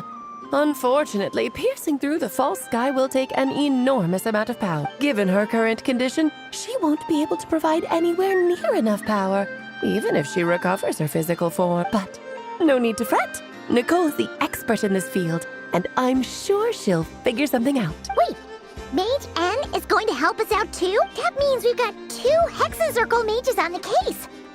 This is turning into a pretty big deal. Actually, this is more of a side quest for me. Like you said, I'm a busy lady, so I can't stay for too long. I'll have to return to Teyvat's border soon. That's the upside you get for looking out for my little Klee. Hopefully that will incentivize you to carry on keeping her company in the future. Anyway, jokes aside, you'd better get moving. It will take quite a miracle for the Moon Goddess's consciousness to hold out till Moon Prayer Night. Oh, I suppose I might as well tell you where Nicole is before I leave. Off you go now. Time to meet your new friend. Oh, yes, and a little suggestion. Don't forget to mind your heads. What? I wonder how Durin's doing. I should really go see him before I head back. You really are super busy. I most certainly am. There's so many children I have to keep tabs on just in Mondstadt. Durin, Albedo, Venti, Varka.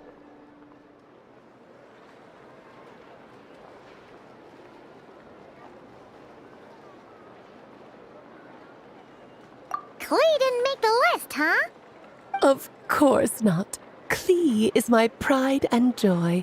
I have no qualms about her, because she's the best child in the whole wide world. Yep. Klee's a little angel. I'm glad you agree. Well, all the best. See you when I see you.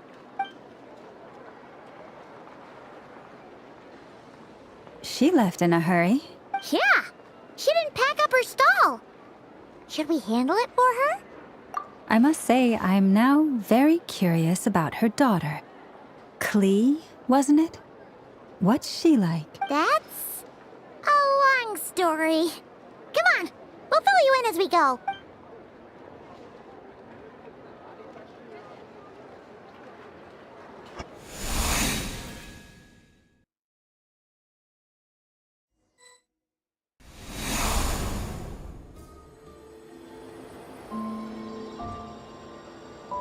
What a lively place.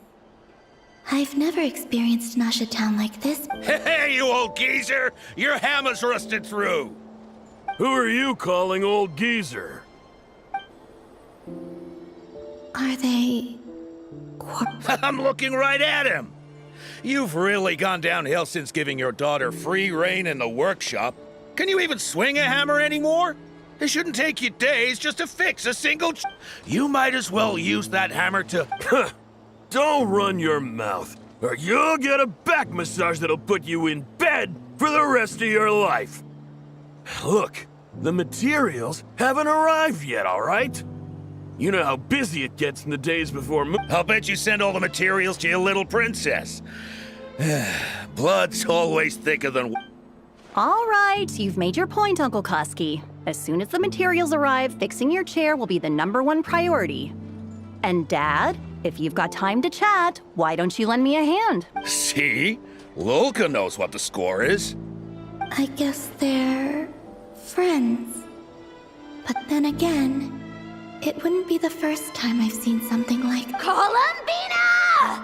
Sing outside my door in the middle of the night one more time, and I'll unscrew your vocal cords. You hear me? Oh, Zandrone. So that was her way of trying to be friends with me. What a pity. I won't get the chance to say any ugly things in reply.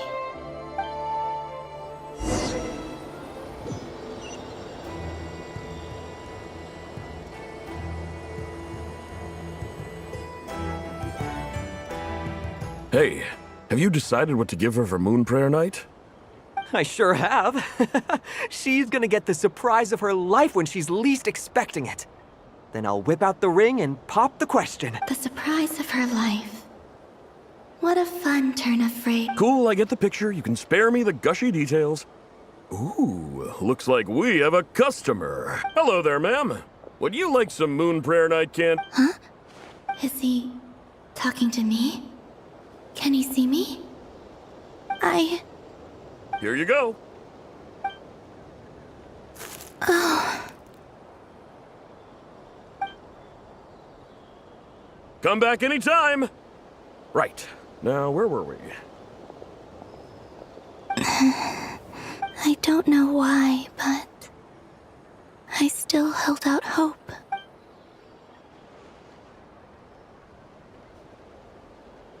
The most important thing right now is to find that mage. This name thing seems super important too, but where do we even start looking? I'd better go pay the Fatui a visit.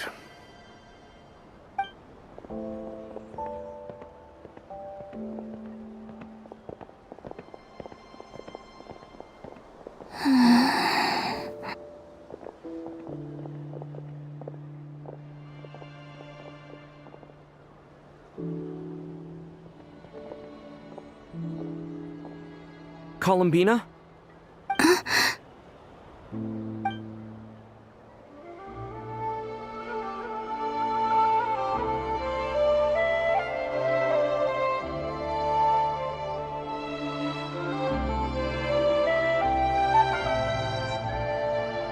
Traveler? Let's go! This is no time to be spacing out!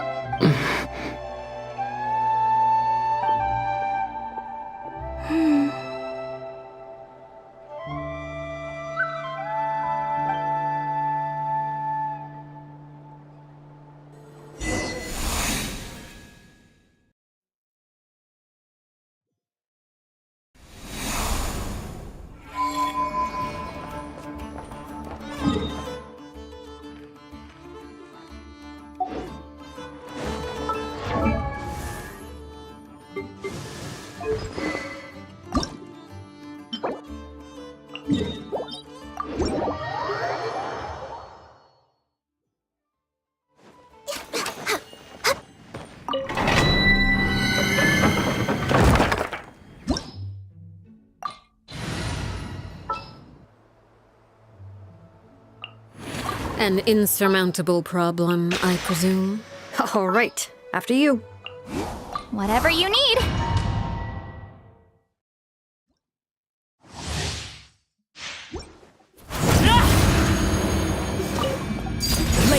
Show no mercy! Eat Laline! Eat Papa! Game's up. Time's over. Busted.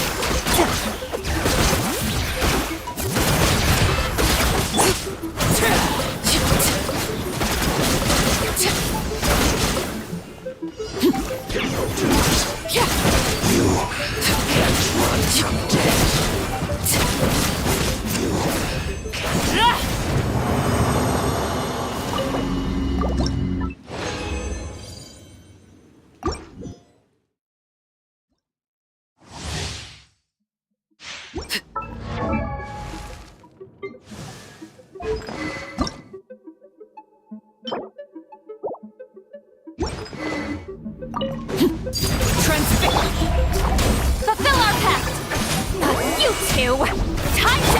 Here comes the catch. Quietly now.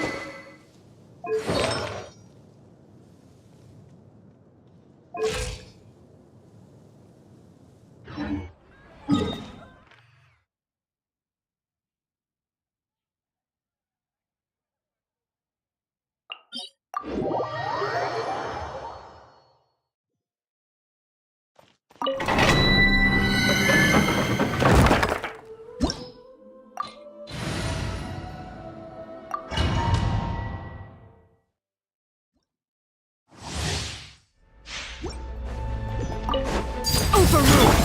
Get to work! Suffer the wrath of Eastleigh! Game's up. Time's over. Busted.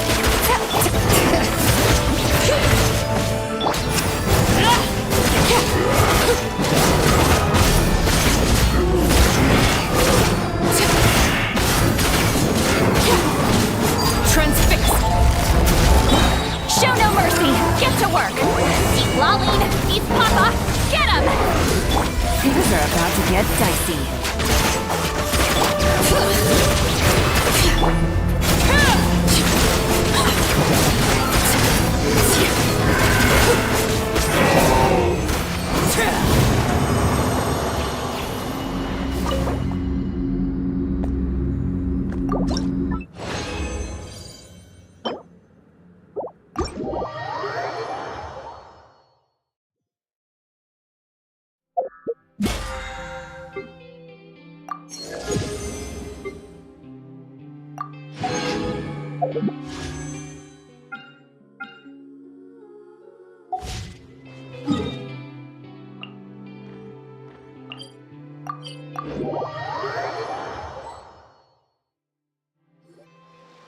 Where are they going?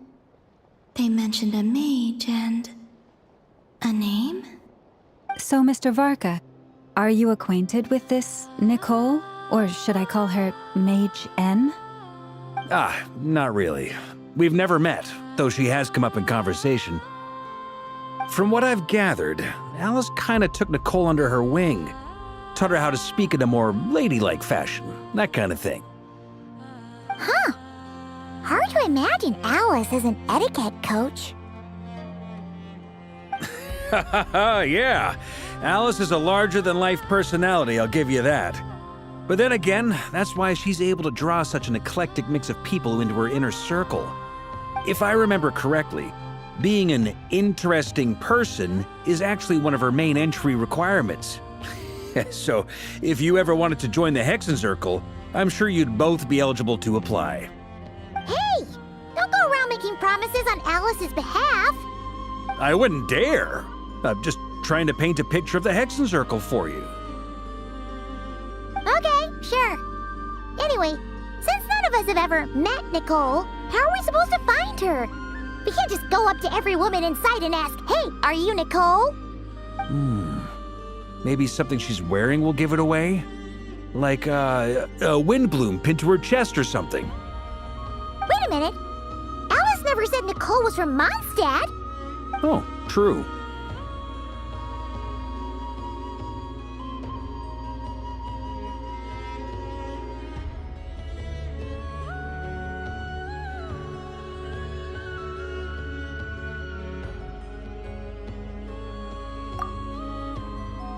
That would be... this young lady, then?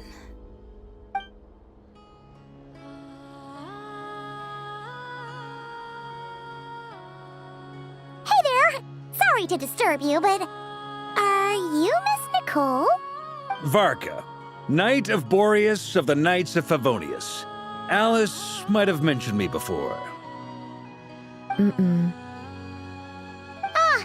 we got the wrong person? Sorry. Well, this is awkward. When I shook my head, I meant, no, Alice hasn't mentioned you before. Huh? Where is this voice coming from? My apologies. For certain reasons, I am unable to speak.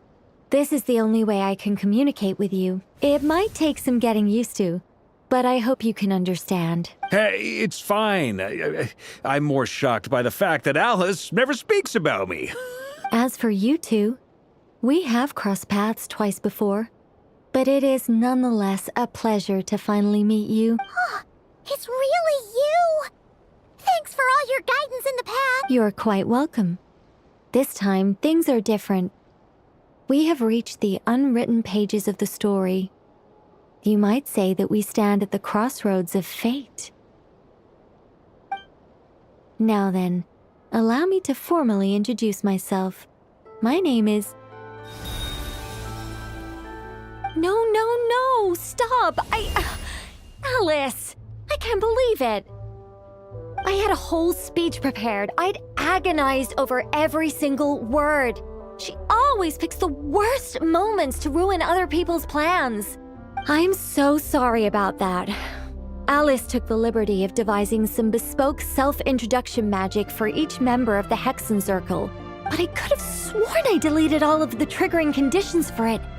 How did it bypass everything? Oh gosh, this is so embarrassing. This is a very different side of Nicole than what we're used to. Is she not used to face-to-face interactions?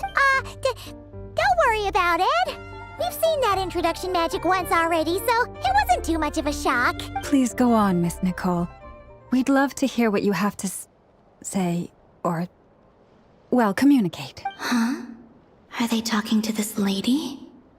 But will you all promise to forget that horrendously embarrassing introduction? Sorry? Embarrassing? When?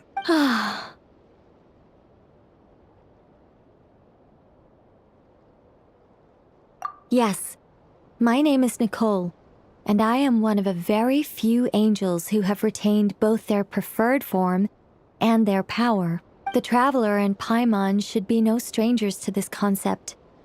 There is another of our kind in Natlan. They call her the Lord of the Night. Right! Paimon remembers her. Yes. Well, I have retained more of my power than she. It's because I don't have a long-term duty to fulfill. To be more specific, no. We'll be here all day if I get into the specifics. Moving on. If I'm not mistaken, you are here because you wish to learn how one might reach the moon beyond the sky. That's right. Is that something you can give us any guidance on? Yes, I do know a way.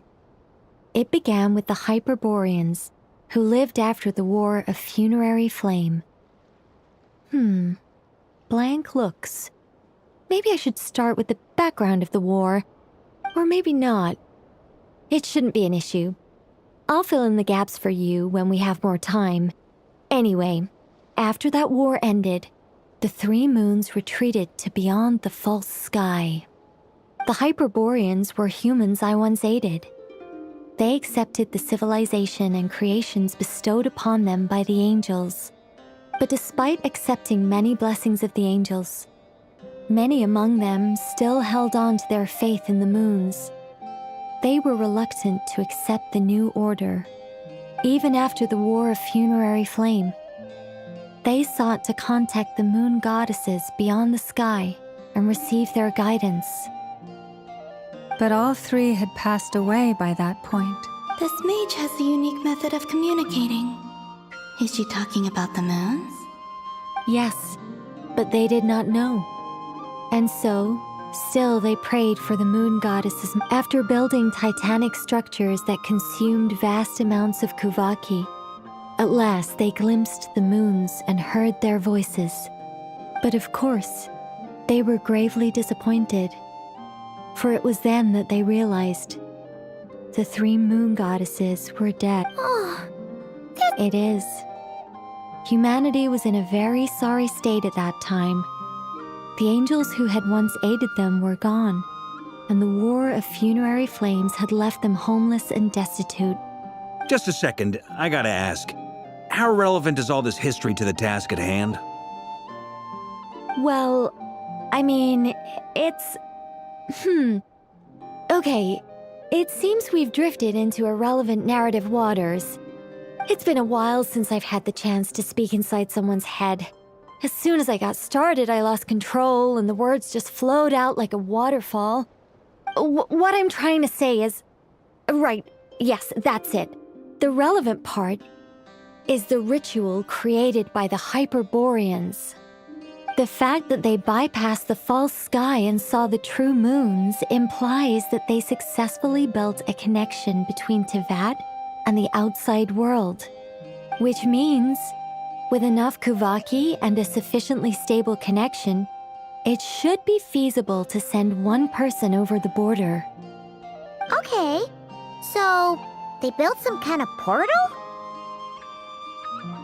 Oh, yes. A portal. Yes.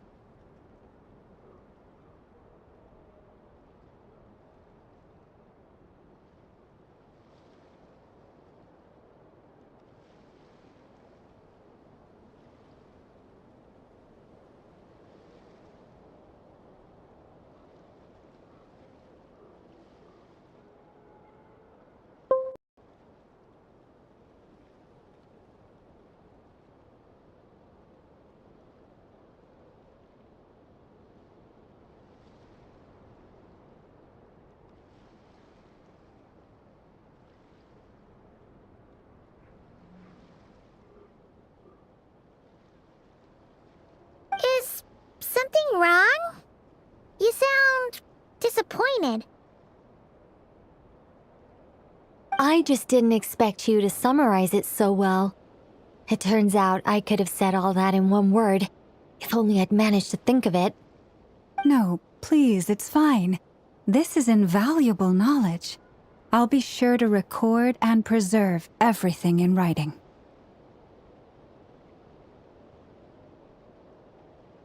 Oh, really? Well, in that case, I suppose I could backtrack and add some more detail. I did gloss over a few things so far. Whoa, whoa, whoa, time out. Let's summarize what we've got first. The Hyperboreans were the last ones to use this method, right? So we somehow need to find whatever structure they built and make sure there's enough Kuvaki to power it up. Luckily, we have the moon marrow of both the eternal and iridescent moons, so we're all good for Kuvaki. Which means the key issue we need to focus on is finding the place. Am I right so far? Yes. Although I expect the structure is long gone by now. That said, what if we could take advantage of the phantoms to travel back to a time when it still existed? Well, travel back isn't quite accurate. It's more like we'd be creating a handshake between 2 points in space-time. We wouldn't even have to pick a time when it still existed. It could just be a time when it still appeared in phantom form via projection, or we could project our own phantoms, fold them together at... You look lost. Was that too hard to follow? Yeah, things got a little, technical there. Paimon's brain is reaching capacity. All right. Let me think about how to put this more simply. Okay, got it. Over the next few days, I'll search for phantoms that we can use. Once I find one that meets the criteria, I'll let you know and we'll regroup. By completing certain rituals, specific individuals will be able to enter the phantom and make it to the Hyperborean structure. If everything checks out and it looks feasible, we'll just need to wait for Moon Prayer Night, and we can send the moon goddess back home. I'm really skimping on the detail here. Is this making any sense at all? I think so. For now, we'll just wait to hear from you. Yes. Basically, yes. Great. Counting on you. In the meantime, we'll focus on finding the moon goddess's name. My name? Are they looking for a way to stop me from disappearing? Excuse me, Miss... Go on, Miss Nicole. This conversation was a little all over the place. I didn't catch your name. I am Lauma, of the Frost Moon Scions. Ah, I did wonder. I noticed that you listened very intently when I spoke about Hyperborea and the moon's history. If you'd be interested, I'd love to visit you this evening and go through it again in greater detail. Also, if you were serious about making a record, it would be too risky to simply write down the raw details as is. I would suggest some tweaks. Maybe rewrite the stories as fairy tales or fables, perhaps even prayers. Anyway, we can cross that bridge when we come to it. So, see you later then? Oh, and no need to prepare anything. Just a cup of tea will do. See ya! She seems friendly. It's just... It's so nice to find someone who's actually willing to listen. I've been dying for a chance to finally go through all this systematically from start to finish. Any longer and I'd probably start forgetting it. Now Paimon gets why Alice told us to mind our heads. Ha ha ha ha, what did I tell you? A lot of quirky people in Alice's orbit. Now then, the next order of business is, where do we start looking for the moon goddess's name? Maybe the rest of what Nicole has to say might give us some clues. Once I've heard her out, I'll summarize the salient points and share them with you all. I'm also inclined to review our other documents. Yes, our faith was first established by our Hyperborean ancestor, but many of the more factually accurate records are from after Kutar's birth.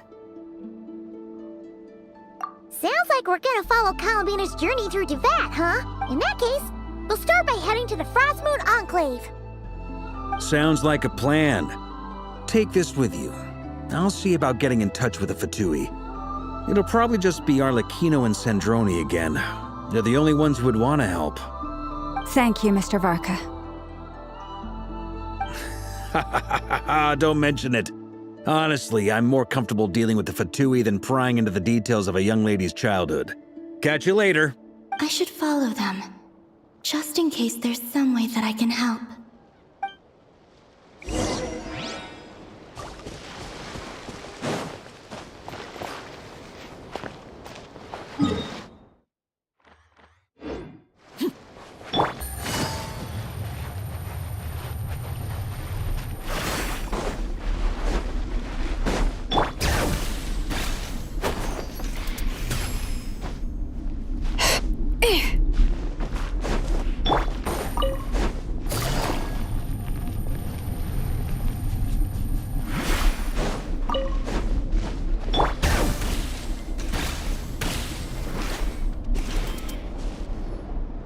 A while ago, I took the time to organize all documents in our possession that pertain to Kutar. What you see here is the material I consider reliable. You're saying there's unreliable material too? Yes. Most of the information we have was transmitted through an oral tradition. Inevitably, some of her stories were mythologized and deified over the years through countless retellings. That's why I organized them into reliable and unreliable. There's no sense seeking answers in history unless we can ensure the veracity of the historical record. Makes sense. All right, let's take a look through.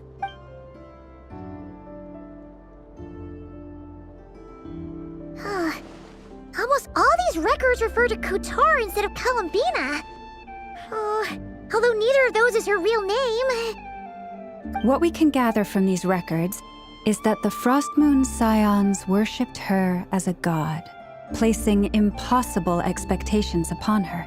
I cannot fault them for their earnest faith, but for all their devotion, worshipping her day in, day out changed nothing. I imagine that none of it resonated with Columbina.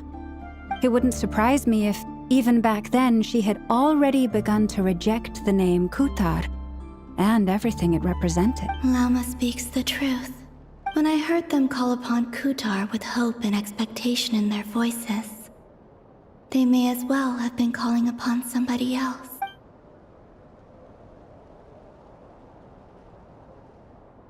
Well, that's a bit complicated. I looked at the level of detail, perceived authenticity, prose style, and how realistic their portrayal of Kutar seemed to be. Amongst the Frost Moon Scions of today, only I know of her existence, and I alone have spoken to her face to face. As such, I know that there are certain things she simply would never do. That being said, I have sensed some changes in her lately. Changes? Me? Seems like this is getting us nowhere. For what it's worth, why don't we check the unreliable sources too? Sure. Give me a moment.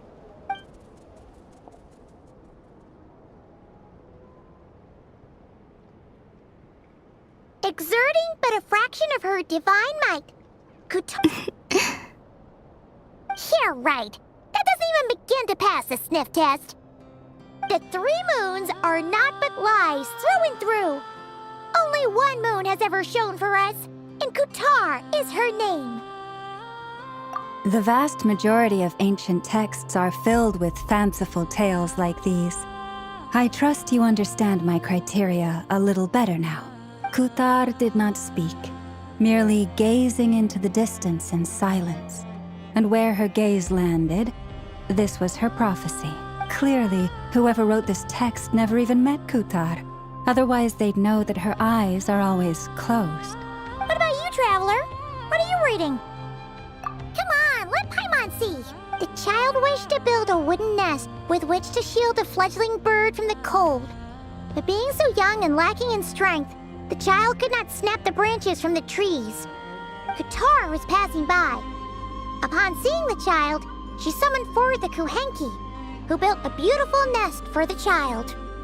I remember that. Not knowing the meaning of Kutar's divine intervention, the child dared not to respond, and thus ran home to call their parents. But Kutar was gone. The Moon Chanter declared the event a miracle and took the nest as a relic, placing it on high for all to see. The child was named as one favored by the goddess and was greatly respected amongst the people. Yet, no further miracles were bestowed, and this matter was forgotten in but a few years. Huh. Any thoughts after reading that? Yeah. Columbina probably just wanted to join the kid in making nests. Ah. I'd originally considered this a fabrication, because Kutar did not perform any similar actions in subsequent records. But now that I think about it, it does seem like something Columbina would do. It's just that... She didn't know how other people would interpret her actions. She was probably worried about making things difficult for people. And so, she gradually stopped joining in. Yes. Oh.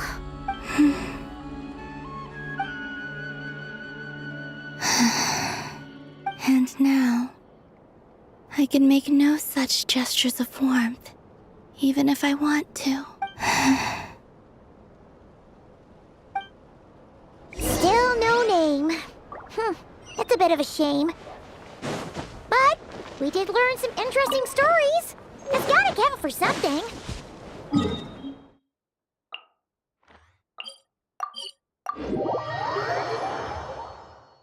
Barca said he was gonna set up a meeting with Arlecchino and Sandrone, right? Let's go back to Nasha Town and see how he's doing.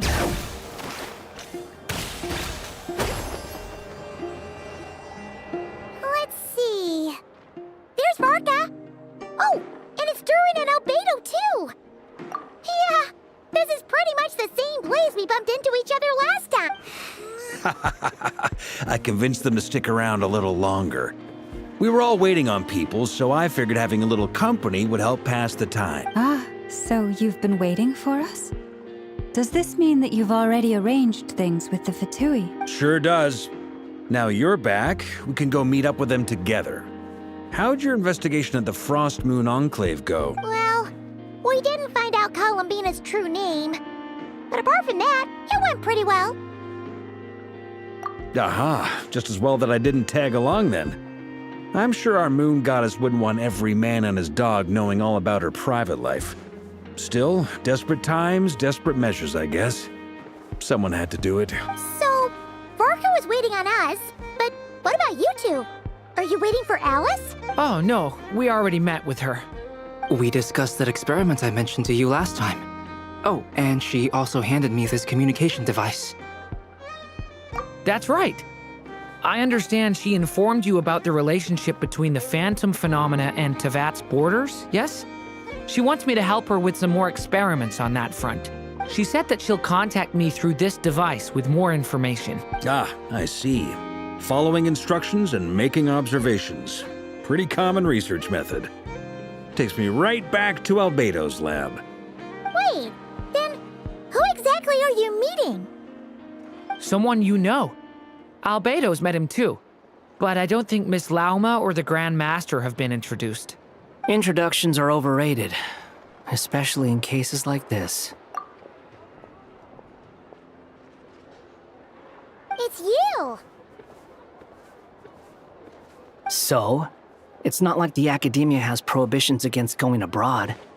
Also, I applied for leave. I've been writing to Hat Guy since obtaining a human form. I've already brought him up to speed on everything that's been going on in NODKRAI. Hat Guy? Turns out, I actually have heard that name before. Oh? Then why did you react the same way I did?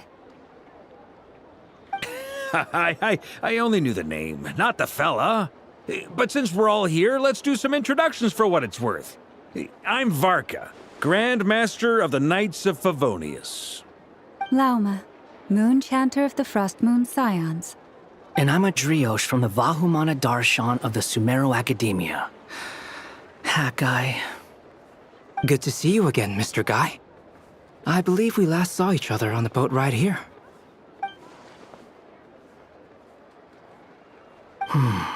Mind you, the only reason I came here is because there's someone I want to look into. Who's that? The Doctor, also known as Dottore, second of the Fatui Harbingers. From the tone of your voice, it sounds like there's bad blood between you. I was reviewing our archives and noticed that a lot of information about him was missing. It left a bad taste in my mouth. That's all there is to it. Dottore, or Zondik, as he was then known, once studied at the Academia, but he got kicked out before he could graduate.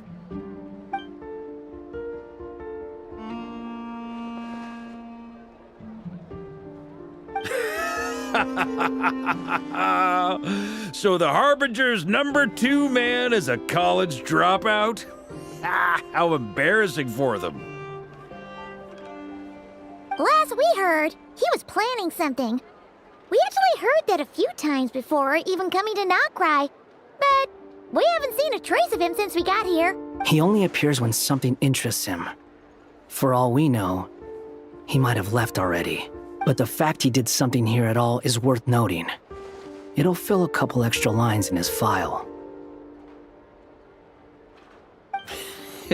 Why does it sound less like a file you're writing and more like a criminal record? Anyway, we were just about to meet 2 of the other Harbingers. Want to come along? You might learn a thing or two about him there. Sure. Even though they're Harbingers, well, they're old acquaintances of ours, so, you know, when you talk to them, try to be... I got it. The Frostmoon Scion's relations with the Fatui remain tense. Forgive me if I do not attend. In that case, we'll continue assisting Miss Alice with her experiments. Good stuff. Everyone's having a fruitful time. All right, we better get going. I'll lead the way.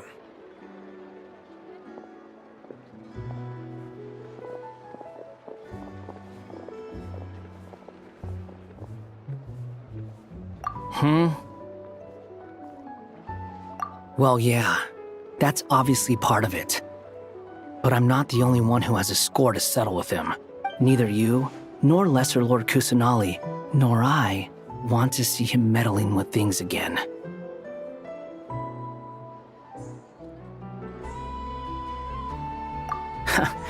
What's the hurry?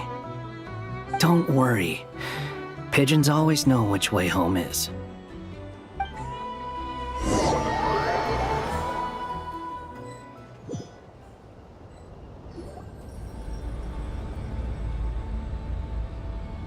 You made it. Who is this?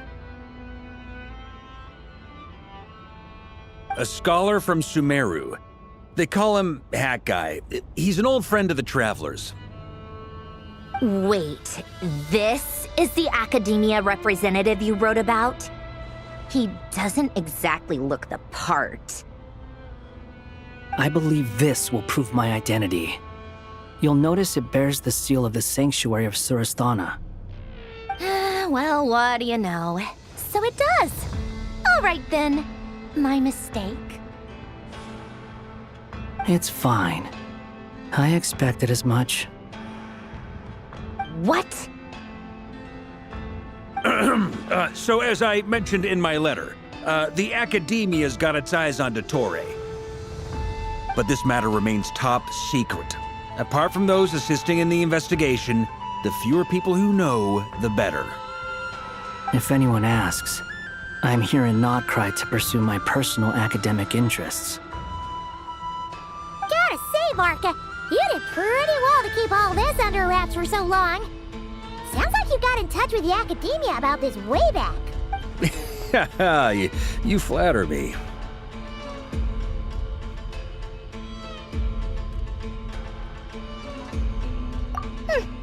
Where do I even start? Remember that time we fought Rerir at Star Sand Shoal? He sure let me have it then, didn't he? I'll bet Dottore had that all sketched out, with me as his convenient little pawn. He could not care less about us if he tried, but hey! The feeling's mutual. Does Dottore really strike you as the sort who values his relationships with his colleagues?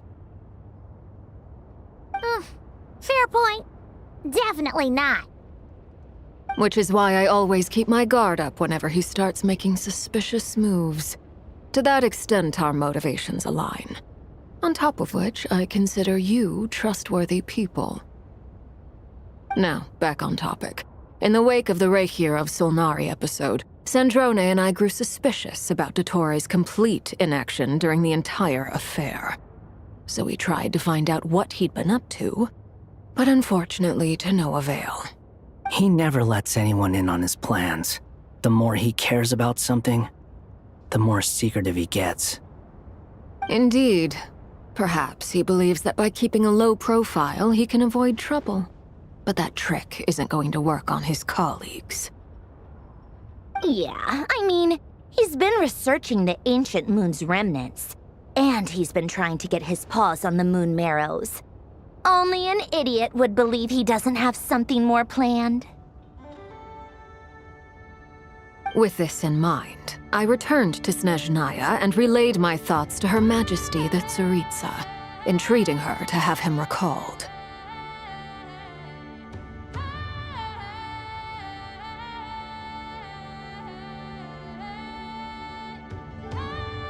That's pretty direct. Did the Tsaritsa agree? Yes. I made it abundantly clear that the Fatui's business in NODKRAI is almost concluded, and we do not need 3 harbingers in this territory. Her Majesty concurred. Accordingly, Dottore has returned at her orders. I imagine he is continuing with experiments, which no one besides he would ever have any interest in.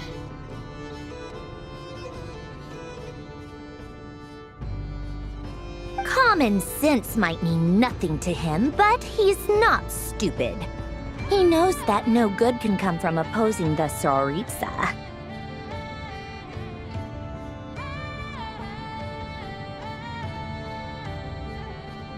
Smarts alone won't get him all the way.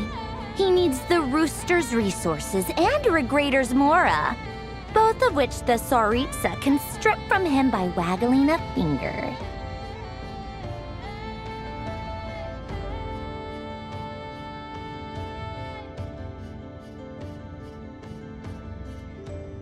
But doesn't he have a track record of publicly following orders while going against them in private? He probably has it down to a fine art by now. Wouldn't put it past him. We worked together on a research project once. Only briefly, but it was enough to show me that we're fundamentally different people. He has no interest in doing things methodically, stage by stage. His thoughts jump all over the place, and the moment his curiosity is satisfied, or he gets the results he wants, he disappears. The only similarity we share is that, once we set our minds on doing something, we will see it done, whatever it takes. Oh, we definitely saw some of that in your battle with Rerir. You got so competitive. Ugh, do not remind me. Then I believe we all concur. Dottore will not simply give up.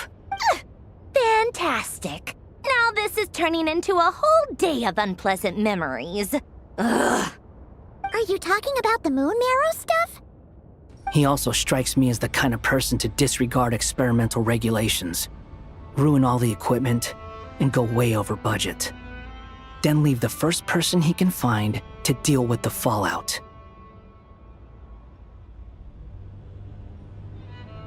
Exactly. This one time, he was running some high-temperature experiment and the substance exploded. But does he care? No. He orders his subordinates to open the device so he can observe the results, which causes the gas inside to leak out. That gas was poisonous! If I hadn't been there, who knows how many people might have died. And after all that, he left while I was still cleaning up after his mess. What a waste of time, he said.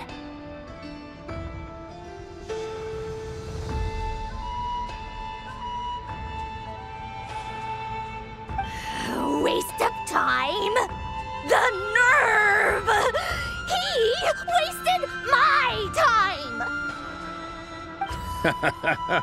You've been bottling that up for a while, huh?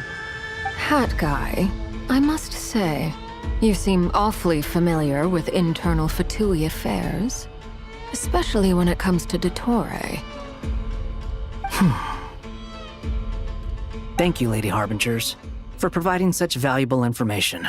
I have no other questions for now, so I'll be on my way. Wait, what? You're just gonna leave? You're welcome to join if you want. Ugh. Just when Paimon thought he'd finally mellowed out. He makes quite the impression. I'll say. I've met tons of headstrong people, but not many of them would join me in bad-mouthing DOTKRAI. Anyway, back to the main agenda. Barca, you said that Columbina has gone missing? Or rather, disappeared. Yeah. We're working on building a connection between her and this world.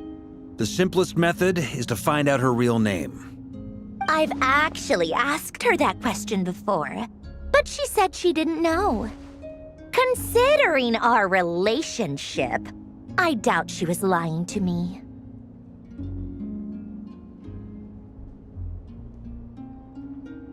As far as I recall, she was never dispatched by Her Majesty to claim a gnosis or anything like that. The Tsaritsa's plans had long contained a place specifically for her. I always thought that was weird. What could she do that the rest of us couldn't? Knowing what we do now, it's probably something related to Kavaki, right? More than likely. When she first arrived, Columbina would often go to Her Majesty and ask when she could start the task assigned to her. But Her Majesty always gave the same reply. The time has not yet come. So she spent her days in Snezhnaya doing basically nothing. The Tsaritsa has summoned a beautiful blind maiden to be a harbinger, giving her the third seat by virtue only of her enchanting voice.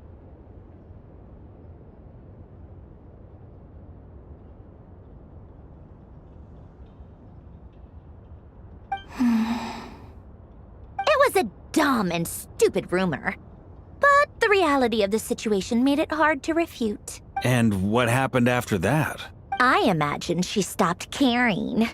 She no longer seemed to care why she had been recruited, and Her Majesty never gave her any missions, so she just continued to sing in the flower garden.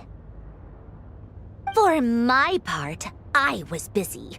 So busy, in fact, that watching someone be that idol had me fuming. But still, I got the sense that she had long been used to a life of other people claiming she was needed when she wasn't.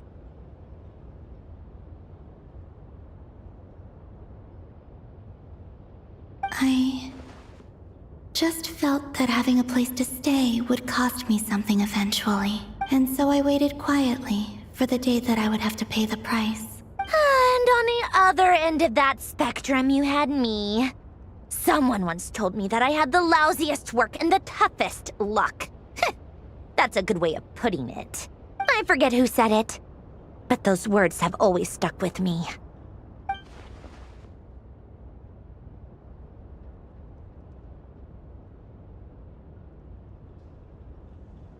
But you've done your job exceptionally well all this time. Because at heart, you are a conscientious person. What is it? Something come to mind?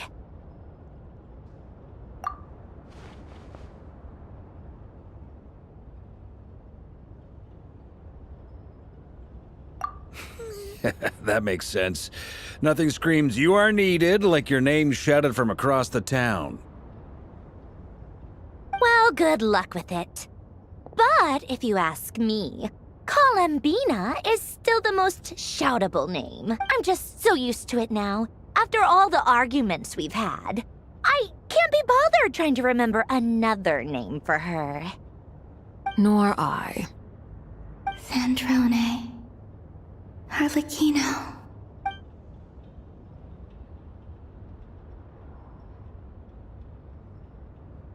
Huh!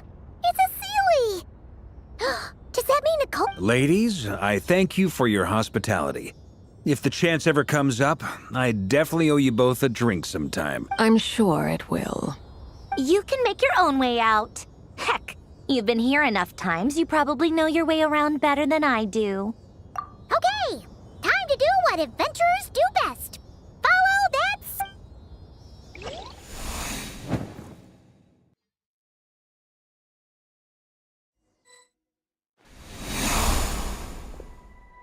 Here you are.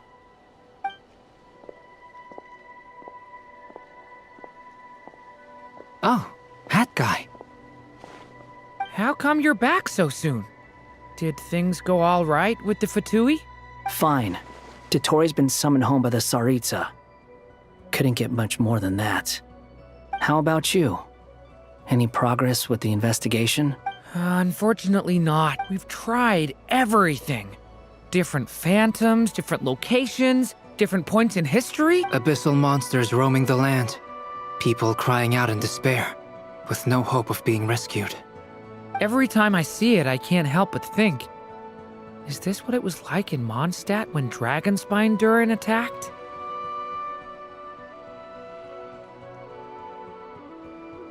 And if I fail in the task I've been given, will I create yet another tragedy?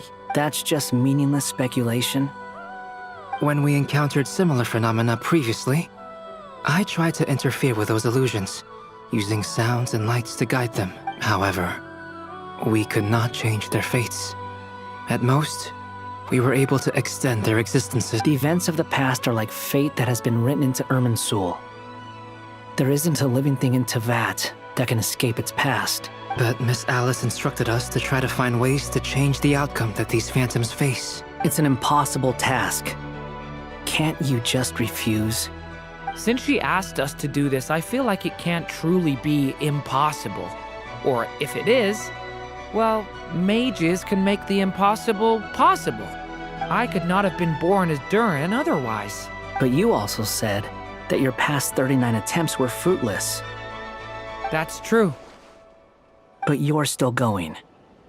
Yes. After this many futile attempts, surely you realize that you're not doing this because you still believe what some mage told you. It's because you want her hypothesis to come true. It's something you wish for deep inside. So, think for yourself about what you want to do. As long as you don't believe it's futile, it isn't. Yeah. Previous experience indicates that we cannot touch the phantoms, which limits the effectiveness of our interventions. If we want to clear this hurdle, we need to break this rule somehow. Same thought here. Following the same rules means repeating the same failures. Reducing ourselves to mere playthings of fate. So you mean we need to figure out a way to make contact with them despite knowing that we can't? Yes, and I suspect that's something only you are capable of. Everything in Teyvat is logged in Irminsul, but the withering that once occurred in Sumeru was a sign that the Great World Tree was being corrupted. This corruption allowed things that should not have existed in Teyvat to appear. This is tantamount to rewriting reality to an extent. You're saying abyssal power might be able to affect those phantoms? No one's ever tried it before. If you're gonna try it, it'll take courage. And you have to be confident that you can control it. Is anyone there? Has anyone seen my daughter? She's missing. I hear someone inside. Ah! If I can use my abyssal powers to warn him that there is danger here, maybe it'll change his decision. Maybe he'll stay away. Yes. The important thing is not the nature of the power, but rather how you use it. To intimidate and obstruct. Sounds about right for the Abyss. Let me try. I should be able to influence that thing. Have you seen a little girl? What? This isn't the time for that! Just run!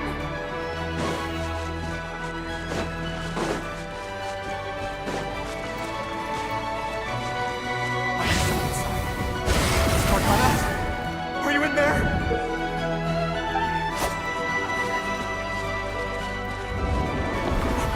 What is this? Looks dangerous. I should get out of here.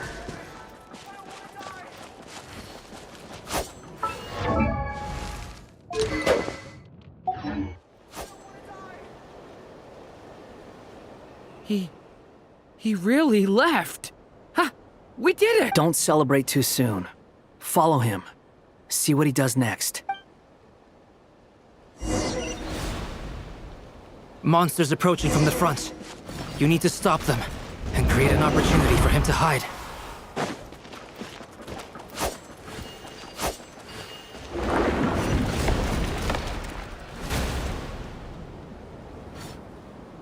Help me!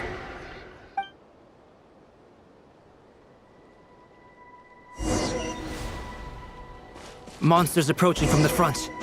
You need to stop them and create an opportunity for him to hide.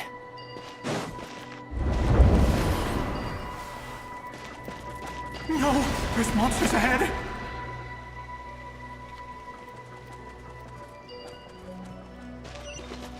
Wait, is that the barrier I saw earlier? Why is it appearing now? It's as if someone's controlling it.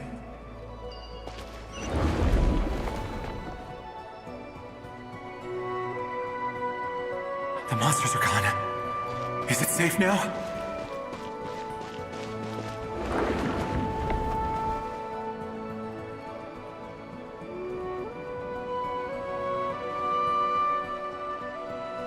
The barrier's gone too. How odd. Anyway, I guess I'll keep going. Quickly, let's keep up.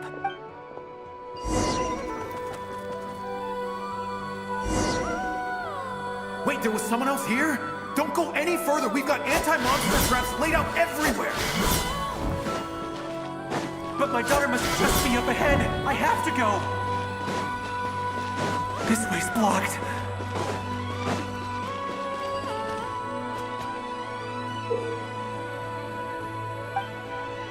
We might be able to use the...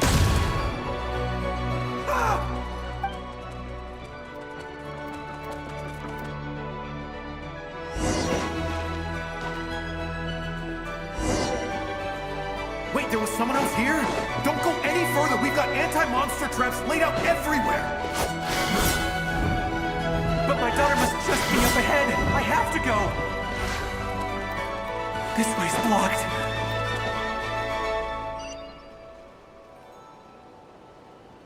We might be able to use the explosives over there, but we need to take care not to hurt him.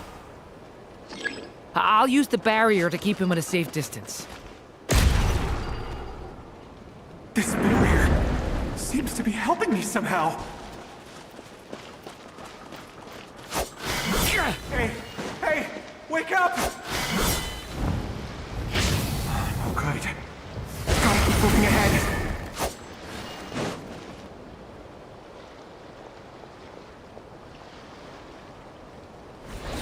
So many monsters! There's still a chance, Durin. Use the traps.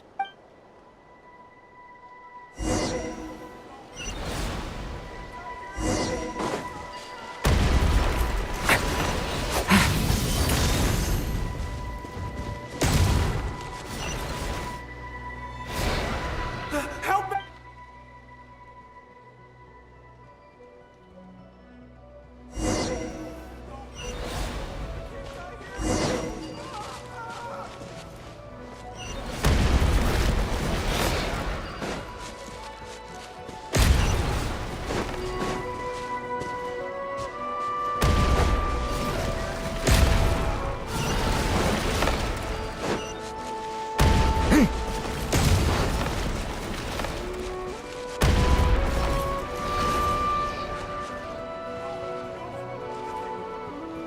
This is a new development. I've never We might just be able to save this person.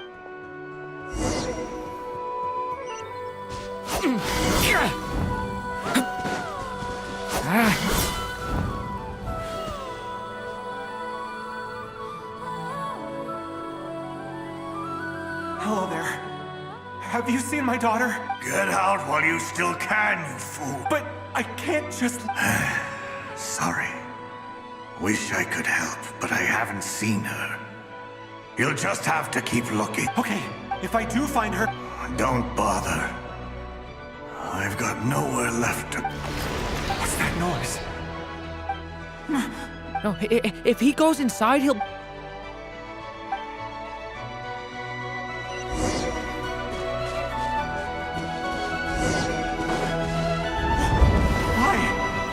How will I know where Spargana's gone like this?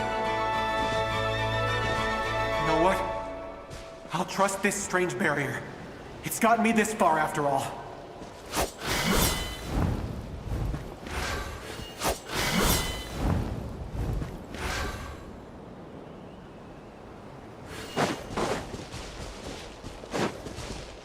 Spargana, are you there?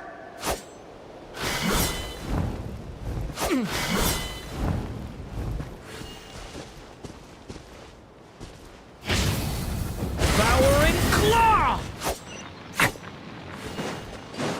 What? Hey! Let us out! Stay back!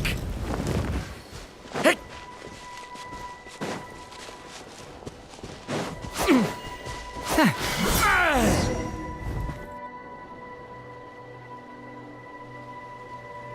Huh? That looks like one of my dogs. Thank you. Thank you.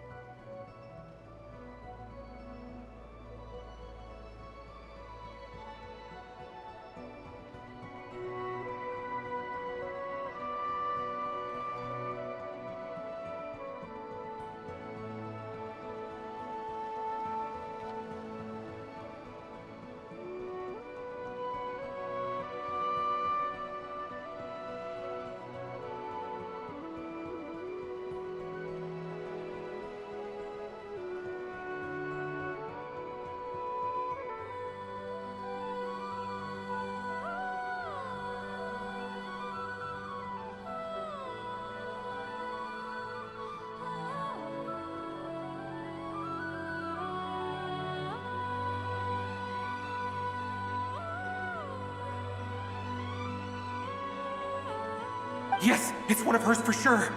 That's her name on it right there. She left her...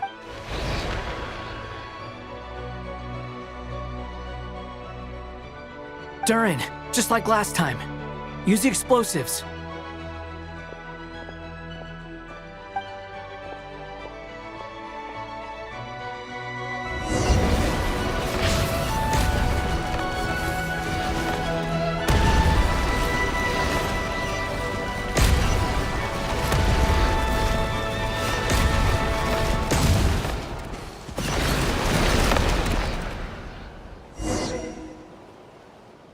It won't work.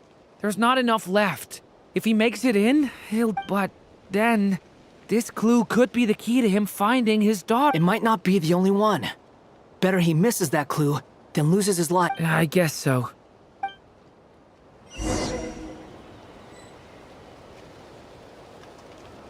Stop him, Durin. We can't let him get any further in. That's my daughter's book! She's passed this way! Why? Why won't you let me go in? I've searched and... I no longer have anywhere else to go.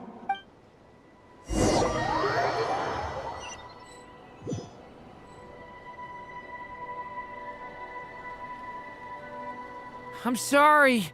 I'm so sorry. He refuses to go anywhere else. Whether he opens this door or not, all that awaits him now is death.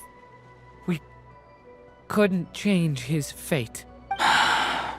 Albedo? Hat guy? Let's try one more time.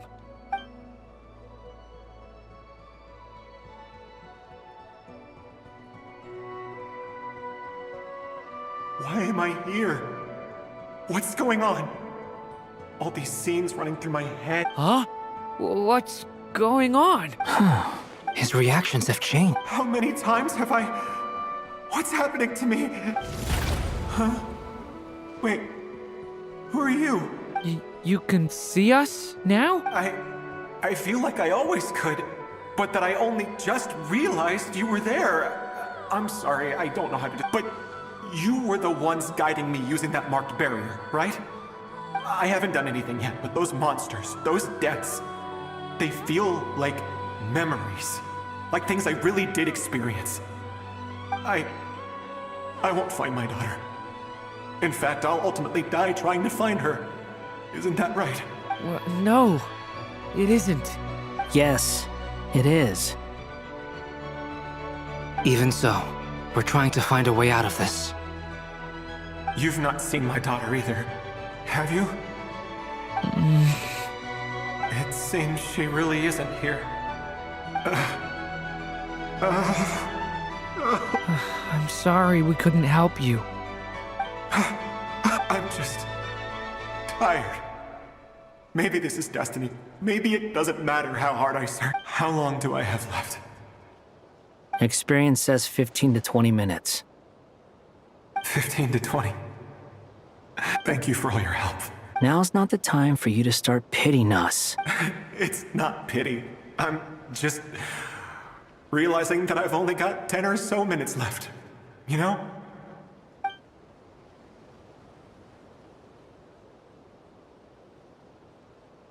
You say you're from Mondstadt, yes? A place with windmills, where people enjoy limitless freedom? And you're from Sumeru, where they've built an academy into a giant tree? Yes. It seems you've never heard of either place.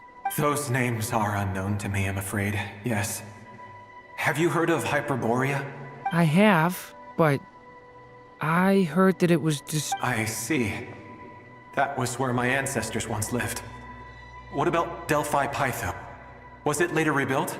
I've never heard that name. Then what about Sal Vindaknir? I have seen that name on stone tablets on Dragonspine. But I'm afraid the only things left of that place are its ruins. I see. Sure enough, there was no way to turn this around, huh? I'm sorry. I was the one who asked to chat, but it seems like we're too many ages apart. There's barely any common ground to start from. It's all right. We did hear something new, at least. From how you speak of your lives, things must be going all right for you, I guess. They are. Mondstadt is a place of freedom and happiness. There's a lot of good people in the church and the Knights of Favonius, and even outsiders find that it's an easy place to feel at home. We have festivals a few times a year. Everyone gets together to drink, sing, and be merry. Sumeru is a lot more uptight. Not really the kind of place where you can relax. It's a nation fraught with problems wherever you look. But if all you want in life is to seek knowledge, I guess it's pretty much paradise. That's wonderful. In other words, after this all-devouring black tide passed, humanity did not merely avoid extinction, but rose to build prosperous civilizations anew. I mean, I can see you all right now. That must mean the future isn't a total mess, right? That's true. Well, time's almost up. Let's part ways, I think. Might be best if you don't waste too much time on me. The chances are slim, I know, but I'd like to spend these last few minutes looking for Spargana. If things work out, I'd love to tell her about what I've heard. May we meet again. Well, or not, most probably. In that case, may your wishes come true.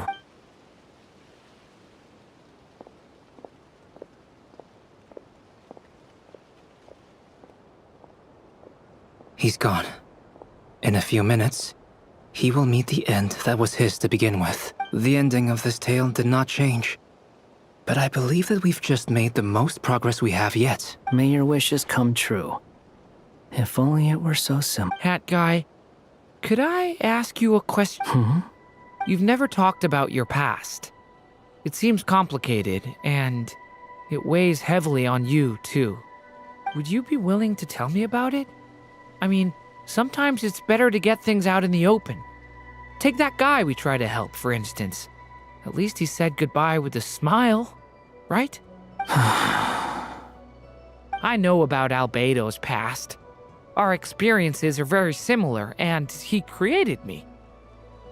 As for you, you're my first friend, and you've witnessed every step I've taken.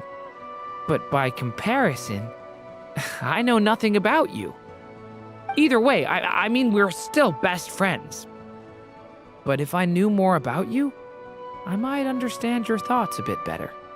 I've told you about myself. I'm a student at the academia. And what did you do before that? Prepared for the entrance exam? All right.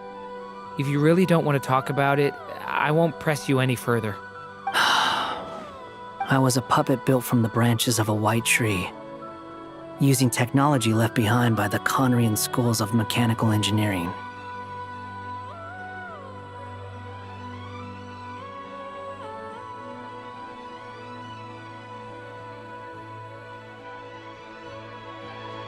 A white tree? You mean an Irminsul tree? Yes, a branch of Irminsul that was once connected to the main tree. So you had a human creator too? Yeah, but my creator abandoned me after deciding that I was a failure. After that,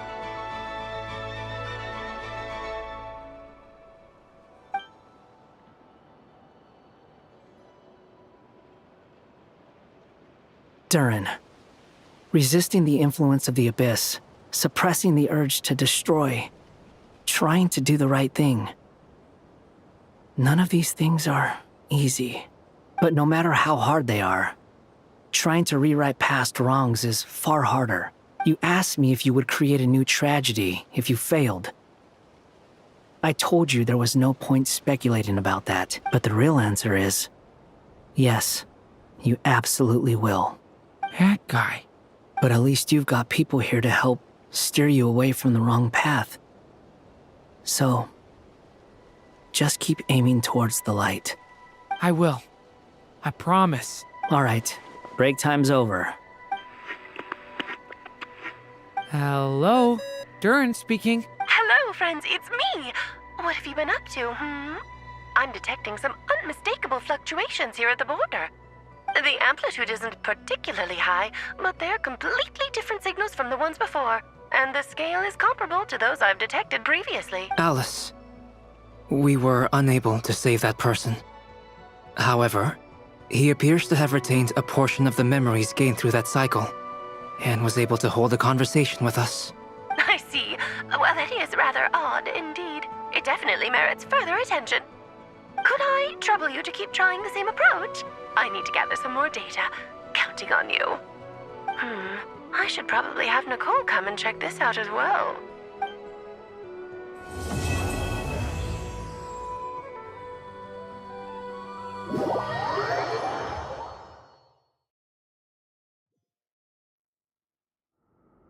There you are. I was worried you might stop to collect treasure chests opened by the Seelie along the way. It would have taken you so much longer to get here. Another conversation I cannot hear. I am delighted to see that you understand what takes priority, and that your adventurer's instinct has not swayed your resolve. Really, I must applaud you for it. You should know. Paimon's head. Okay, I'll try and keep it short.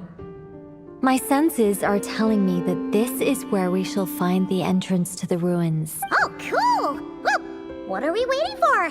Let's open it up and see!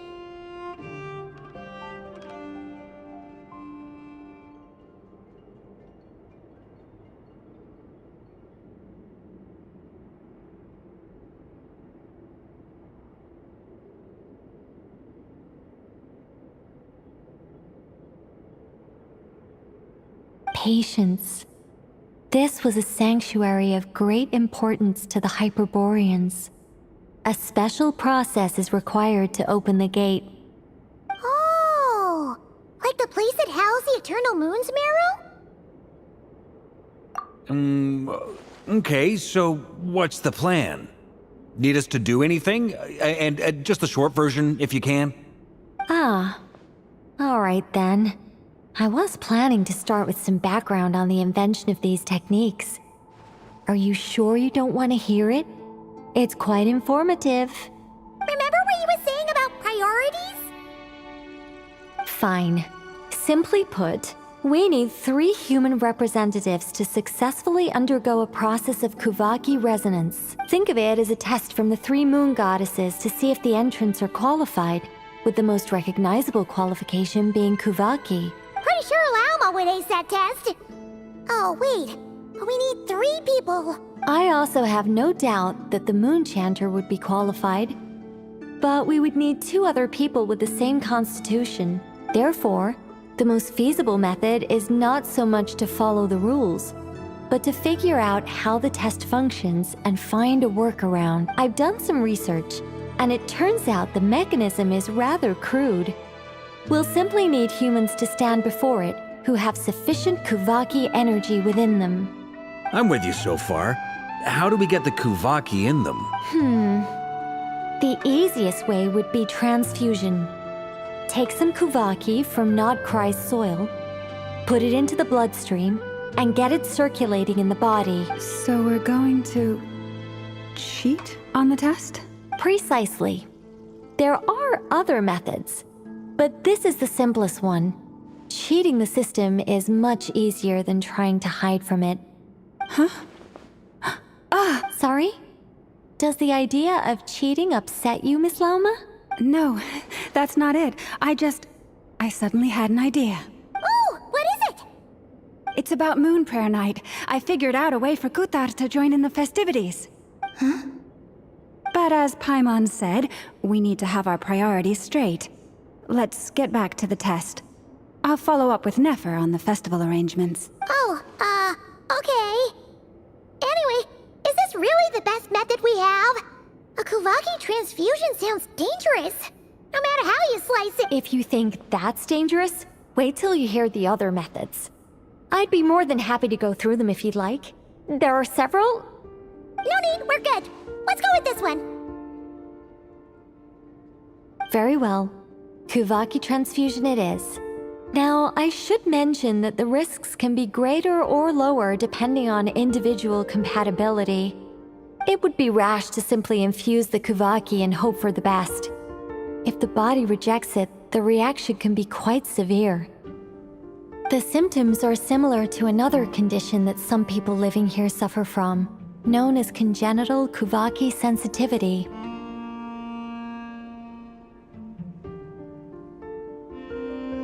So, before we execute our plan, I will perform a simple test of my own to see who is compatible and who is not. Once that is done, we will have to complete the resonance process as rapidly as possible. The participants must remain stationary while the Kuvaki circulates and bonds with them, and they mustn't eat or drink anything. What? No eating or drinking? That's some hardcore fasting. They'll all be monks by the time they're through. 3 days. Oh, that's so long! And we still need to find 2 more people who are not just compatible, but also willing to volunteer. Fasting? What are they talking about? Really? Don't you want to think this through? Haha, count me in too. 3 days without food? I can handle that. Miss Nicole has made it clear that this is the easiest way. The way I see it, there's nothing else to discuss. It's time. Yeah, you're right. In that case, Paimon volunteers to be captain of logistics. She'll keep the fires lit and grab some spare clothes to keep you comfortable. Then we'll start with you first, Traveler. Please step forward.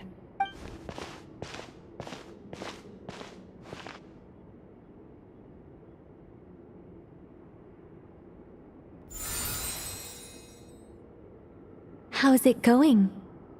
Do you feel anything? How about now?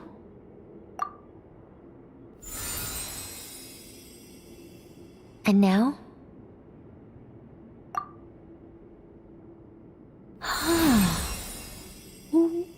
What about now? You guys, it's not a competition, you know. All right, I'm officially impressed. Even as a descender, you can withstand far more than I imagined. It's like I summoned a giant stone titan to arm wrestle you, and your arm hasn't even moved an inch. In my last attempt, I infused 5 times the amount of Kuvaki required. Yes, safe to say, compatibility won't be an issue for you. You're eligible to join. You're next, Mr. Varka. Sure, here goes nothing. All right, I'll start where we left off. 5 times the required Kuvaki dose.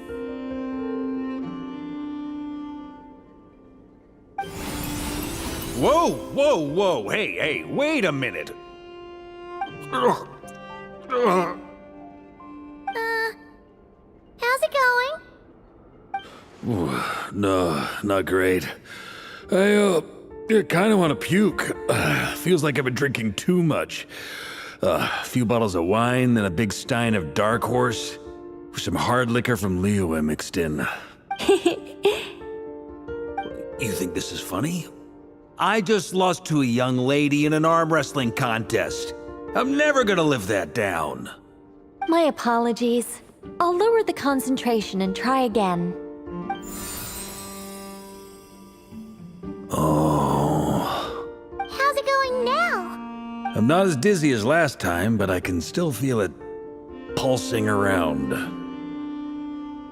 In that case, you wouldn't be an ideal choice, Mr. Varka. Let's try someone else. Okay. Let's go ask some of our other friends then.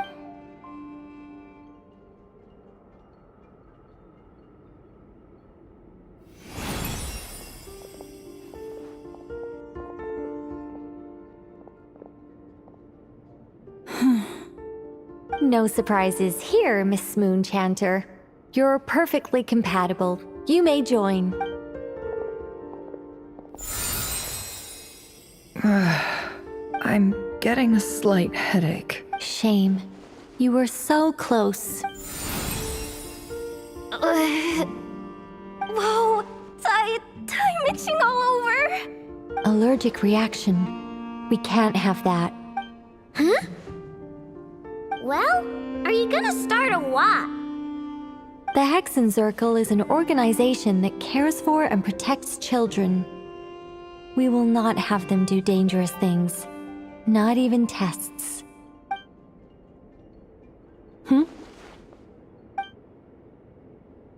Is something the matter? The candidates have to be human. I guess that rules me out too. Huh. Everyone except the Moonchanter got beaten. Guess I don't need to feel so bad after all. I mean, looks like this isn't gonna be as easy as we thought. Perhaps I could ask for volunteers among the Frost Moon Scions. I'll see about talking to some trusted Lightkeeper colleagues. Itlua springs to mind. In fact, I think we had some former Frost Moon Scions join our ranks recently. Can you give me the scientific explanation for how the test works? I can probably make some kind of test bot.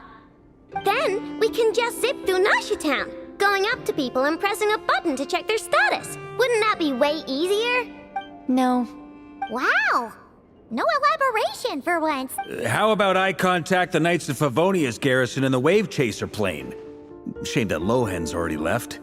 And that guy's even tougher than I am. Strange. The Moon Goddess is clearly revered by many people. So why is she on the brink of disappearing? She mentioned that the world has rejected her from the very beginning. And when we fought the Reikir of Solnari, it seemed like she exhausted her power for our sake. Also, Paimon's not sure revered is the right word for how people feel about her. Gratitude, certainly. For my part, anyway. It's basic reciprocity. She helped us, so she deserves our help in return. Yeah. Even though she looked like she didn't care, she still saved a ton of people, including me. A review of the relevant data leads me to conclude that Miss Columbina is a good person. Yep, you bet! They really think so?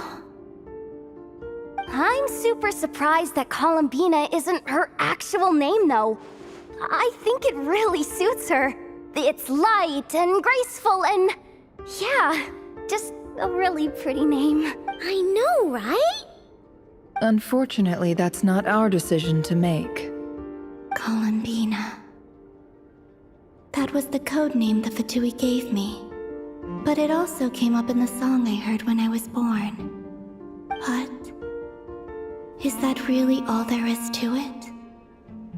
What do I truly think of my own name? Is there anyone left who will still call me by that name?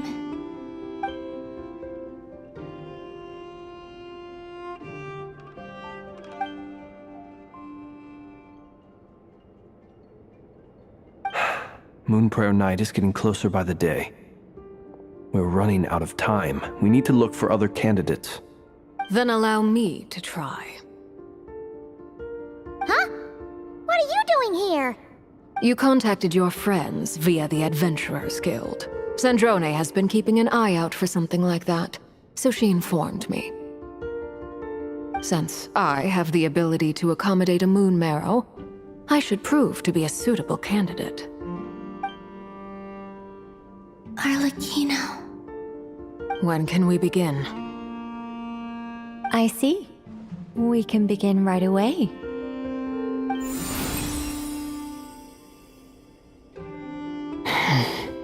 How was it? Did you feel any discomfort? Not at all. Then it seems we shan't need to look for additional candidates after all. Great! Cool. Alright, like Paimon said, the rest of us can take turns making sure the three of them stay warm and comfy. Then, my job is to take care of the caretakers. I will ensure everyone receives food and accommodation.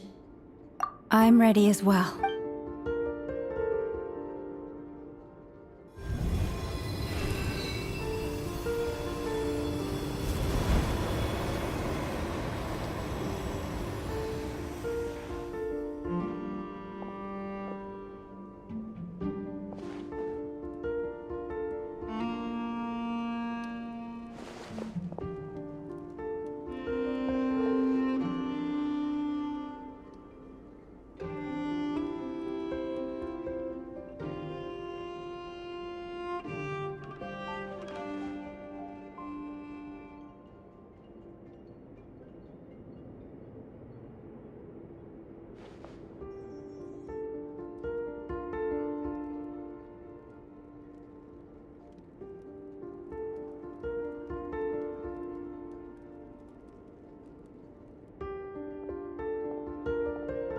The work is done.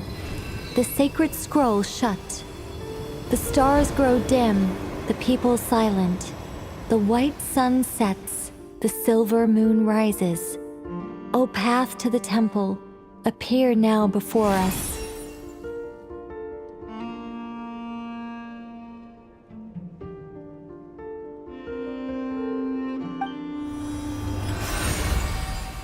Wow! It really opened! So that's what all this is about. They've been trying to open this gate. Come, let us enter. It might be best to eat something first. Take care to chew properly and swallow slowly. It will give your body time to readjust to the digestion process. They will head in soon. They will need to enter this gate.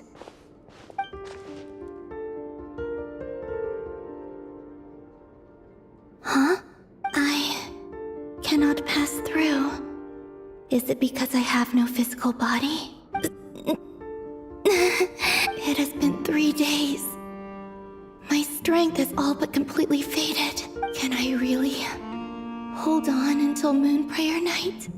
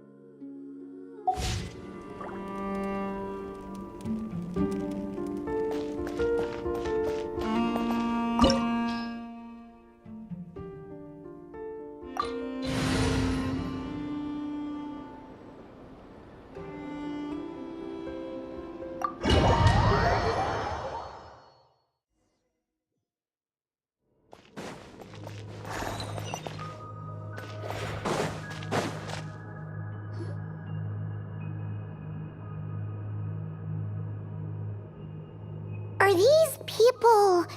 Judging by their clothes, they appear to be phantom Hyperboreans from the distant past.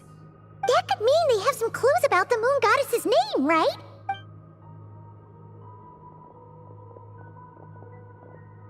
Hey there! Could you tell us what the moon goddess's name is? Sorry. That's probably a weird question, huh? How do we explain this? The moons are long gone, and their goddesses are dead. Their names no longer mean anything.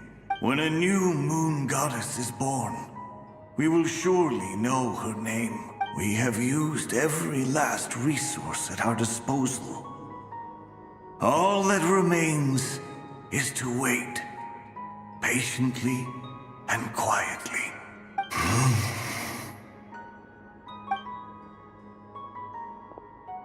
Were the people of the past all this devout?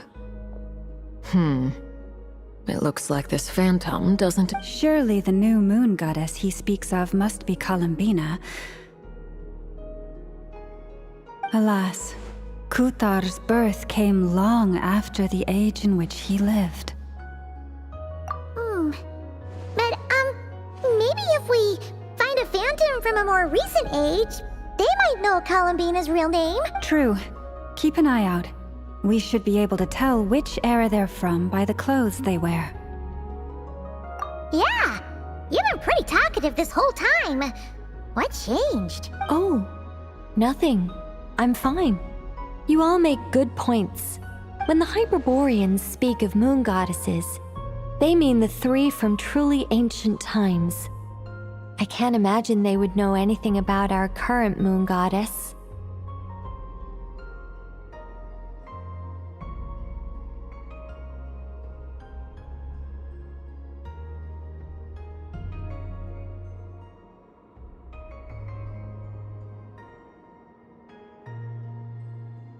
There once was a time when the moon goddesses blessed them greatly and protected them from harm. So, when the war between the gods and dragons plunged the world into chaos, it seems they looked once more to the moons for help, praying for a new goddess to be born. Yeah, that checks out. Let's continue on. Who knows what else we may discover.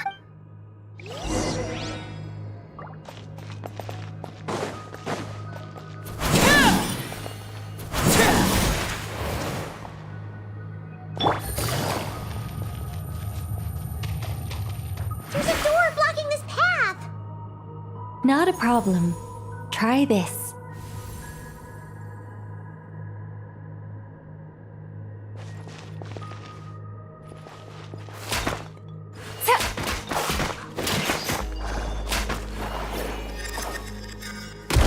Whoa! How did that door suddenly collapse? This device... Is this our destination?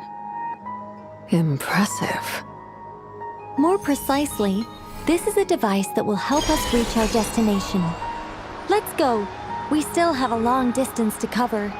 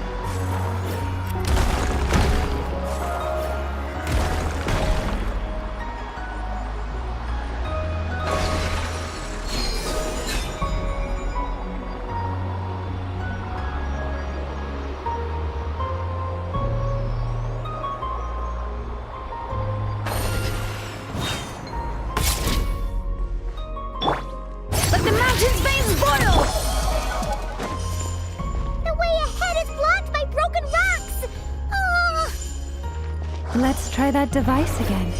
Remember the door from earlier?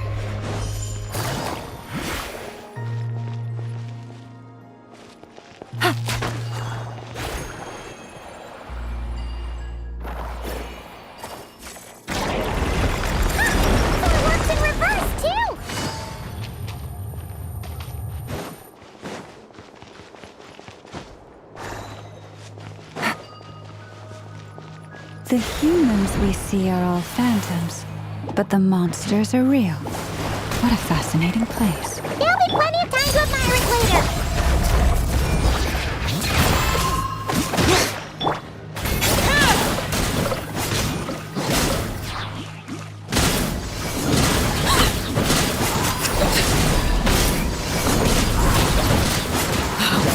Wanted my full attention, did you? Everlasting as the moon! Hear the echoes of the valley!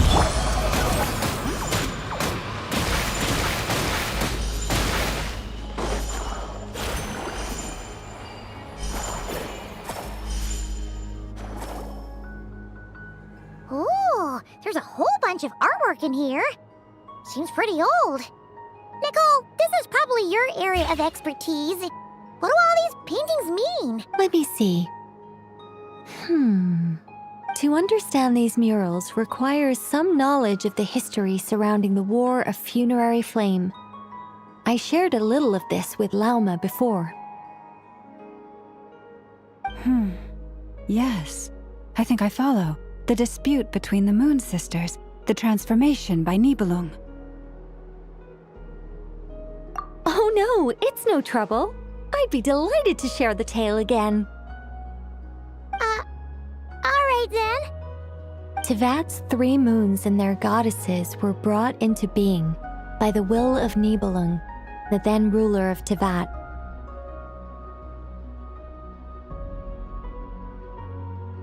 But when the heavenly principles came, they changed the world completely, down to its very foundations. The moon goddesses were nowhere near strong enough to challenge this entity. But the heavenly principles did not view them as heretical entities that had to be removed. Essentially, the 3 moons existed to keep this planet alive and operational, which did not directly conflict with the heavenly principles' aims. Nevertheless, the inherent precariousness of this arrangement would soon be revealed. Nibelung returned. Yes. He did, and thus began the War of Funerary Flame, a battle for dominance between Nibelung and the heavenly principles. Discord would soon emerge between the 3 moon sisters. One would voice the opinion that they should follow Nibelung, for it was he who first hung the moons in the sky. Another would argue that taking sides in the conflict would only bring the world closer to ruin. There was no telling where it would lead, especially since their creator had returned, bearing the perilous power of the abyss. Nibelung would eventually discover their disloyalty. He had all 3 imprisoned before transforming the moons into weapons with which to fight against the heavenly principles. What? Weapons? Yes. The very moons that had once defended the planet became instruments of death and destruction, striking terror into the hearts of all living things. And although the heavenly principles and the 3 moon sisters had once been at peace, it now seemed that the moons posed an unacceptable threat to Tevat. It is possible that the heavenly principles did not know of the goddess's imprisonment. If so, the weaponization of the moons would surely have been viewed as an intentional breach of the peace agreement. Regardless of who knew what, when, the heavenly principles shattered 2 moons and flung the other beyond the skies. Whether the goddesses managed to escape Nibelung's captivity after his fall, nobody knows. But this much is certain. From that day on, the moons no longer belonged to Tevat. The rejections slowly drained their power until eventually they passed away. So that's the full story. You say the moons ceased belonging to Tevat from then on. Why then would Columbina be born here? That is perhaps due to the lingering connection between the Frost Moon, which was not shattered, and this world. You could see it as the 3 sisters' dying wish. They never desired war. All they ever wished for was to protect this land. I see. If the final fate of the 3 goddesses is as you say, then Columbina faces the same grave danger. Our investigation has yet to bear fruit. We must hurry. Yeah, you're right. Let's keep going.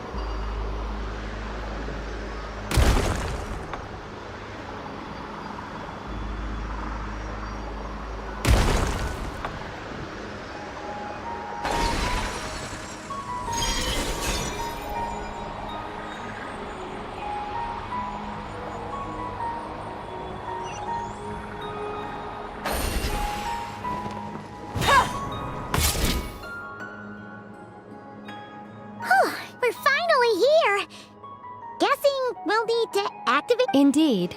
I was a little worried about that at first, but as we got closer, I sensed that the Kuvaki within it flows unimpeded. It should be functioning normally.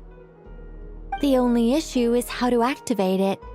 It's looking a little worse for wear. What about the cores from some of the other devices we've seen? Can we repair it using those? In all likelihood, yes. I imagine that would have been the Hyperborean's backup plan. Let's look for some core.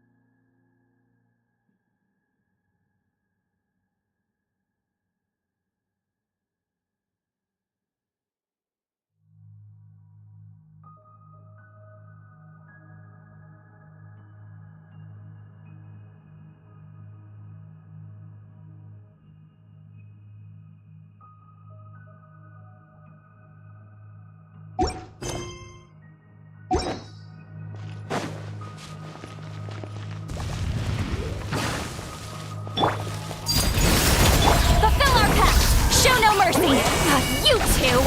Time to end them! Ha! Game's up. Fun's over.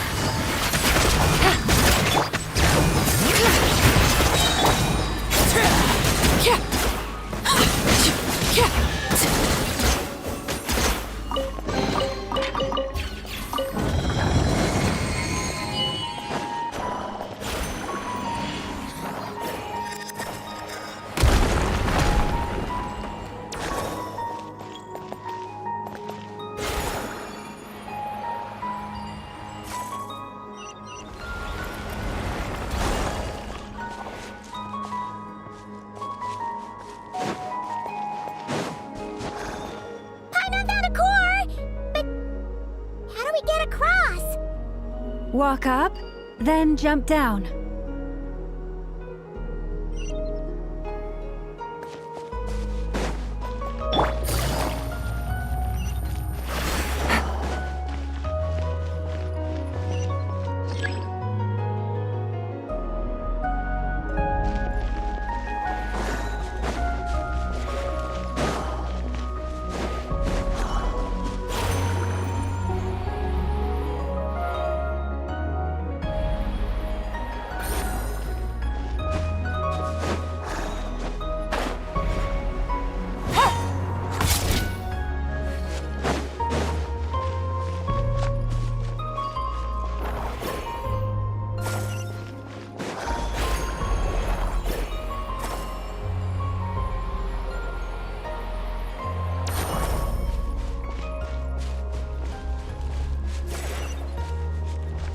Take it easy.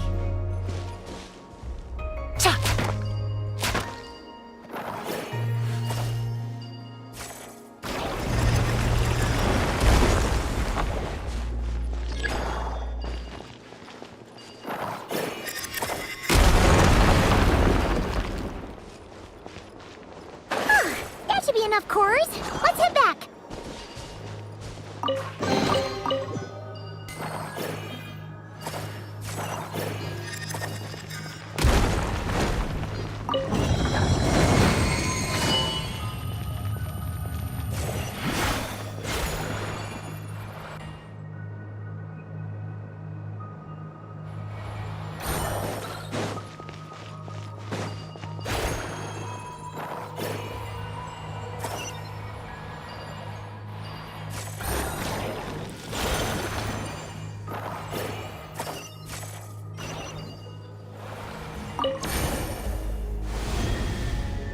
The device is up and running. It's hard to believe that the ancients were capable of constructing such things. Paimon sees our destination! It's right up ahead! Yes, let's go.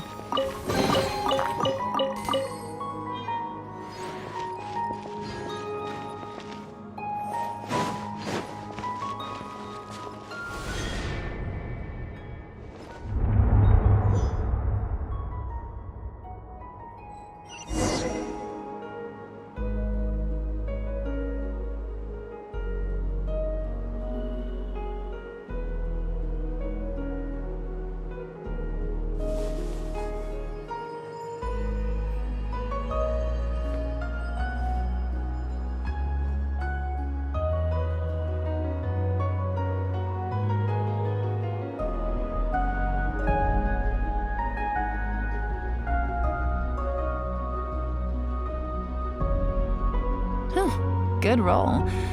All right, maybe I'll take one more day off and knock out the rest of the work once I'm feeling up to it.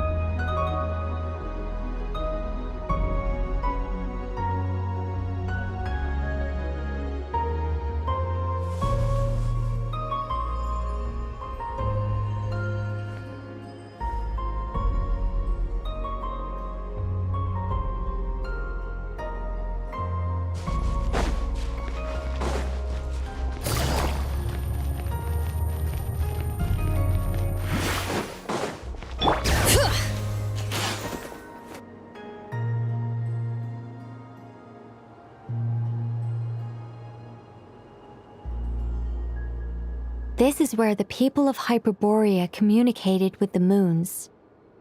We need only place the moon marrow upon this platform on Moon Prayer Night, and we shall be able to open a portal to the moon and send our moon goddess back home, the assumption being, of course, that we can find her first.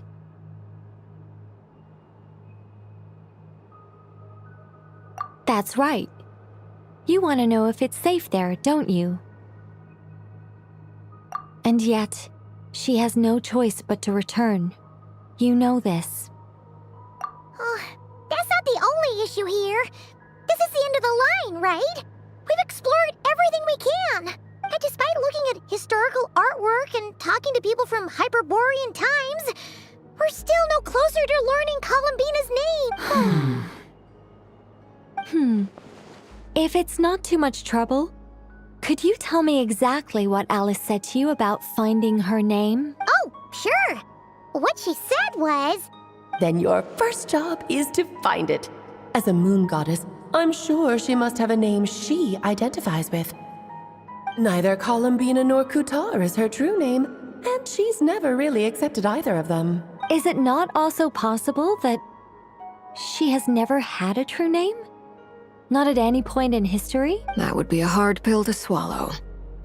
But at this point, we may have to accept that that is the truth. No one knows how she came into being, and she certainly doesn't have parents in any sense that we're aware of.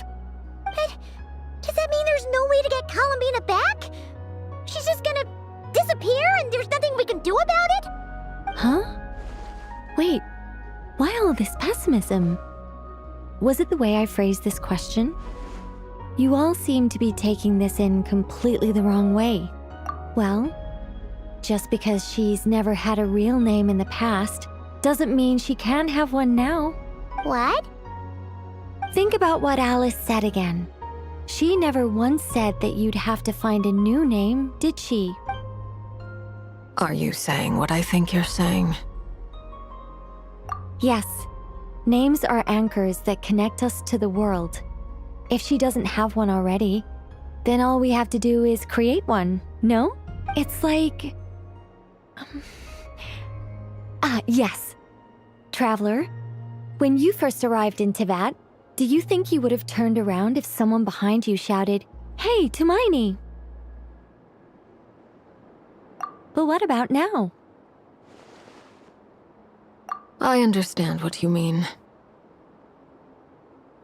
Life is a long journey. Even the friends and family by our side can change over time. When people call you by different names, what matters isn't so much the words themselves, but what they symbolize. And of course, whether that resonates with you. Lumine. So, close your eyes and picture the moon goddess in your mind. If you were to call out to her in this moment, what would you say?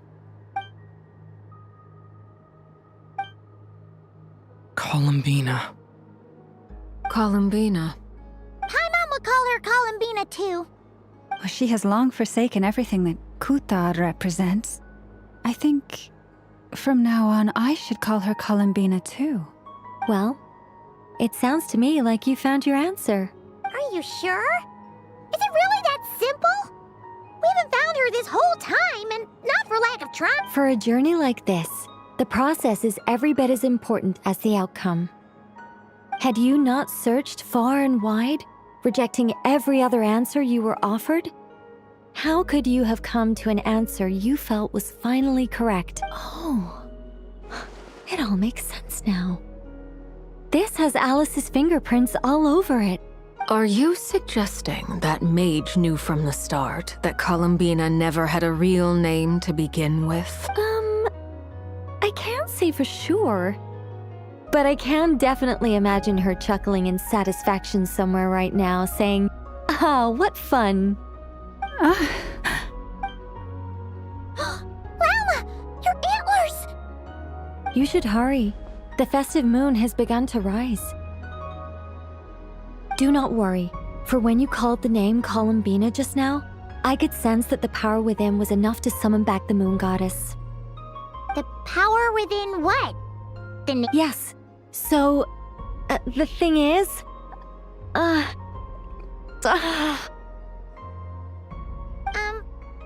What's wrong now? This is so annoying. I really want to explain how that whole thing works. Starting from the founding principles of Tevat and... Oh, I could talk about this for hours. But... Deep breaths, Nicole. Deep breaths. You're an angel. A sober, sensible, solemn angel who has her priorities straight. Okay then. Sorry for asking. Clearly a bad call on Paimon's part. Anyway, you all need to hurry. Last thing, remember how it felt when you called out that name. Then it is agreed. By the name Columbina, we shall find her. Then we'll throw her the best Moon Para Night party ever. And at last, we will send her home.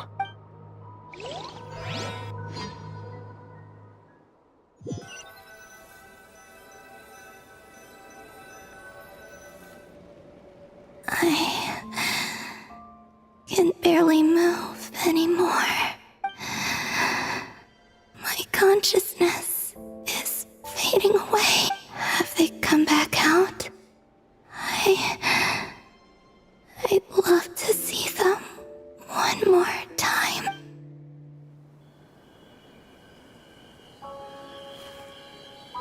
They didn't make it.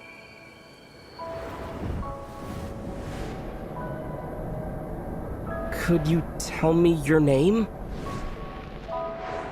My name is... Columbina!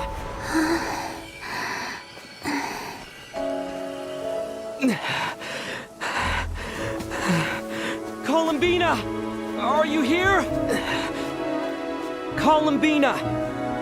That's the name you gave when we first met. And it's what I've called you ever since. Columbina. It's a fine name. I have many fond memories of Columbina, and so do all of your friends.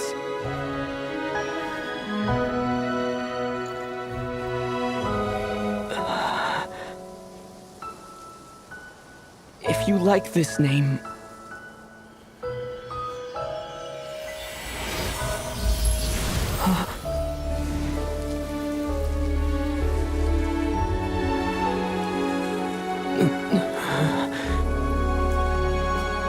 Looking for me?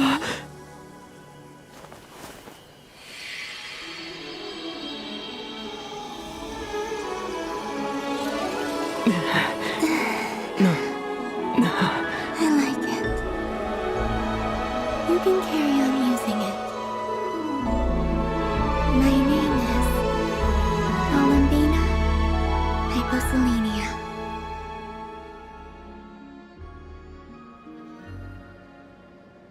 Columbina hyposelenia. That's a wonderful name. I never thought that Columbina would become my real name. But after I met you and my other friends, the things that this name stood for slowly began to change. It went from being a Fatui code name to something my friends call me.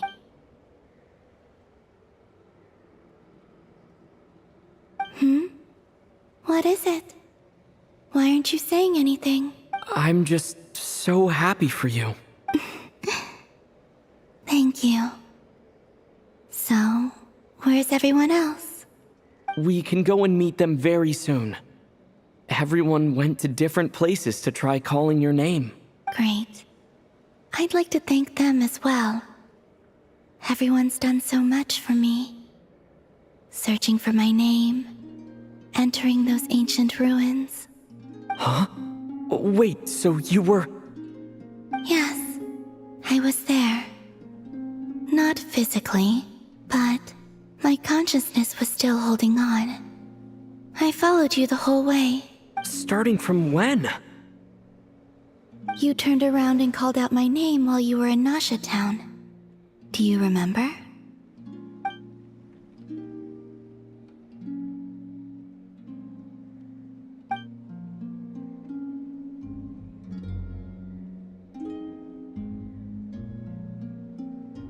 Let's go. We don't want to keep them waiting. Sure. In that case, come with me. But... Before that... Could you call my name one more time? Sure. Come with me, Columbina hyposelenia.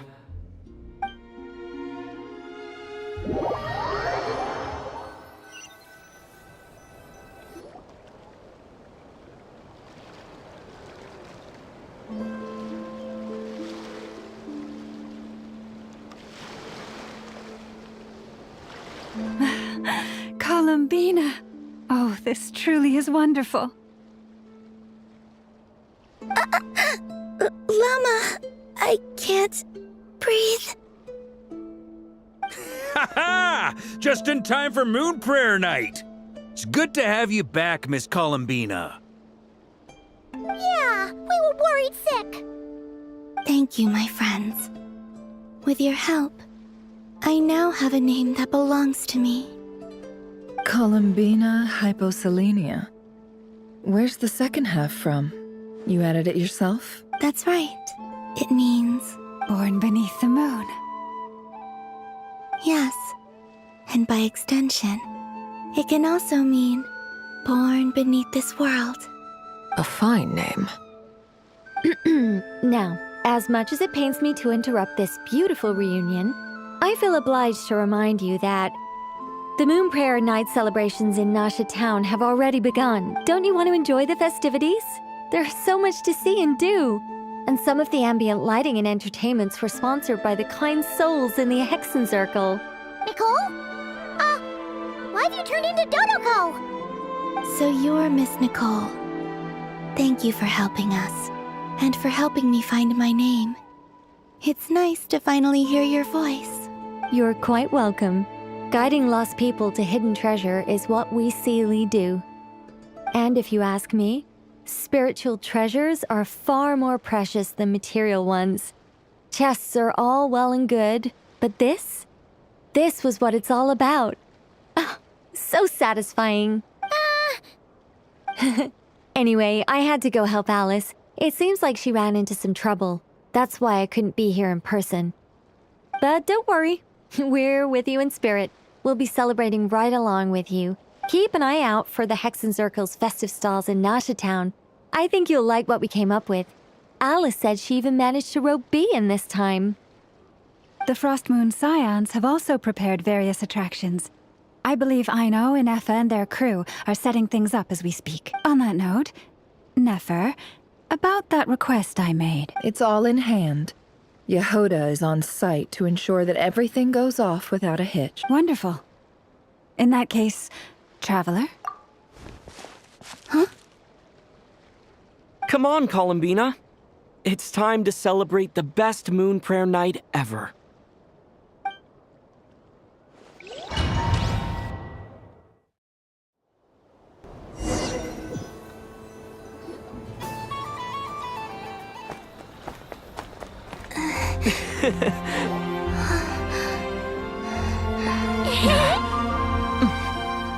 Hey, young lady. Would you like some Moon Prayer Night candy?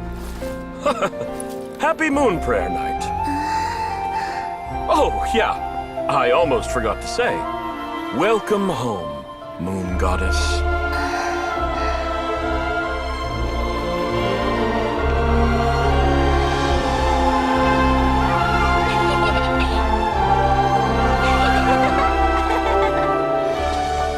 Welcome home, Moon Goddess. Welcome home, Moon Goddess. Welcome home, Moon Goddess. Turning Nashatown into her home is a festive gift. A rather brilliant idea. Perhaps this is what NODKRAI, Columbina's home, should have been like all along.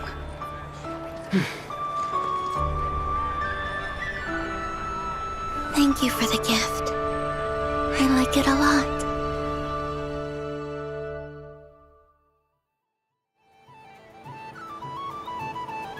This feels like the surprise of my life. I do. I never imagined I'd ever get to enjoy Moon Prayer Night with everyone so freely. If you're happy, we're happy. Quite a strategy you came up with. Hide the tree in the forest. It's not your usual style, Lauma. Is there something about Moon Prayer Night that enhances what's in your head as well as the antlers on top?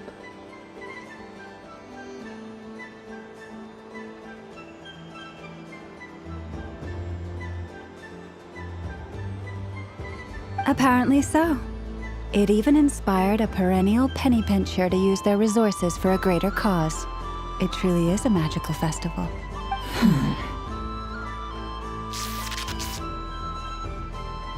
I see it now. This bickering is actually a sign of a strong relationship. Huh? What's everyone doing here? Oh, Miss Columbina, you're back. Yes, I'm fine now. Thanks for your concern. How's your progress with Alice's assignment? Very well indeed. I've never heard her sound so excited. Not like this. This time her excitement seems more serious. Seems like she's had a major breakthrough. She said she'll contact us once she knows more. In the meantime, we're free to relax and have some fun. Enjoy the time off while it lasts. I have a feeling that our next task won't be so simple.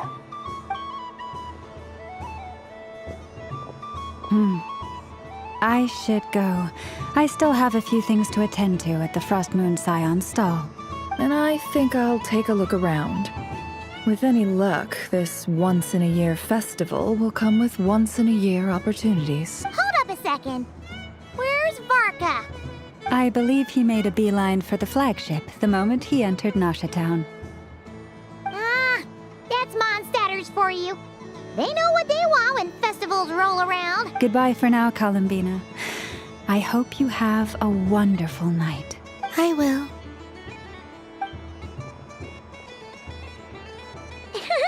Well, in that case, don't just stand there. Get out there and have some fun. You'll definitely get a warm welcome at every stall. Oh, also, take this map with you. It's a guide to the festival.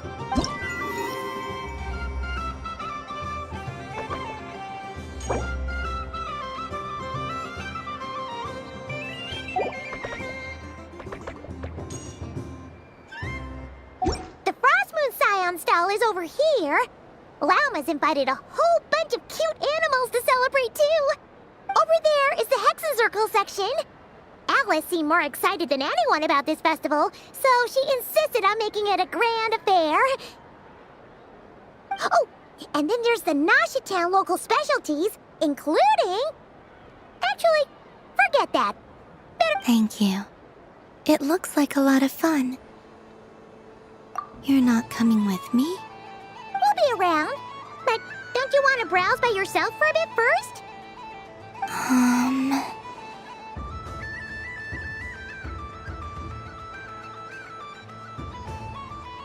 Yep. If you find something you like and want to try it out together, just give us a shout. We'll be right with you. Otherwise, just relax and enjoy yourself. There's so much on offer, so try to experience as much as you can. And don't forget to stuff yourself with all the delicious festival food!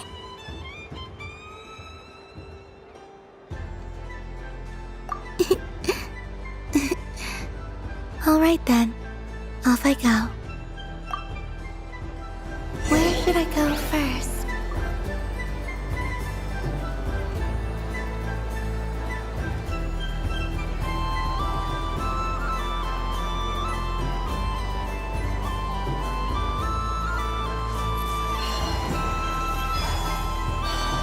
This must be the mage's stall. It feels like I've entered there are so many attractions here. Since I rarely get out, I might as well make the most of it.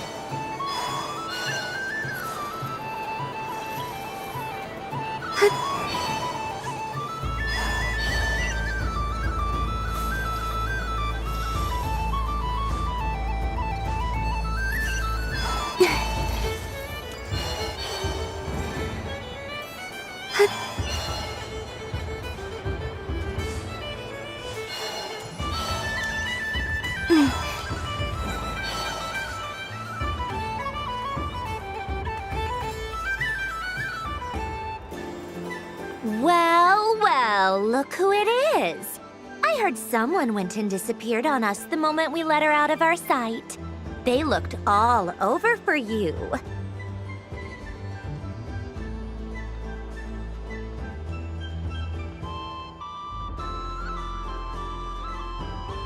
Frankly, I didn't think you'd be back for Moon Prayer Night. Were you worried about me, Sandrone? You would like that, wouldn't you? Do you even hear what you're saying? It seems to me like you disguised yourself with festive headgear, just so that you could come see me on Moon Prayer Night and make sure I'm okay. You didn't even bring Polonia with you. You? Ugh, I thought you couldn't see. I cannot. But I sense the confusion of those around us rippling through the Kuvaki currents. Based on what I know about you, let me guess what you're wearing. Is it cat ears? Hey, shut up! I'm only here to protect the Fatui's interest in this territory. Running into you was pure bad luck. Really? But you were the one who asked Arlecchino to help everyone find my name.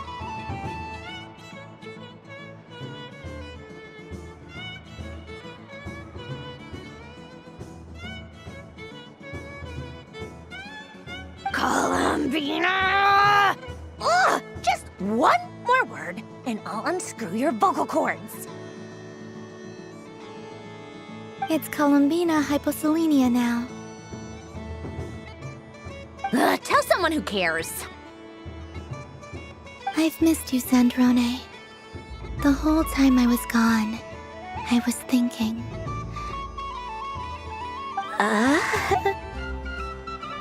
I hope I get a chance to say some ugly words to you.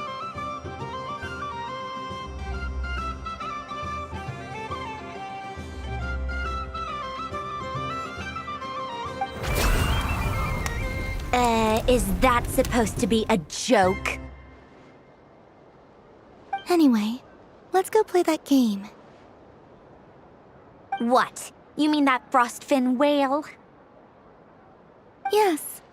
It's some kind of game where you get bitten if you step on the wrong tooth. Seems like fun. Who in their right mind would wanna... Because you're not a scaredy cat.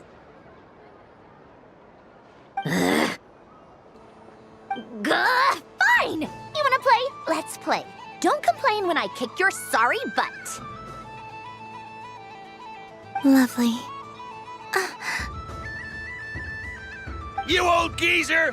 I'm gonna beat the pants off you! Just you watch! I almost forgot. Sandrone? What is it now? You'd better not lose, or I'm going to beat your head in.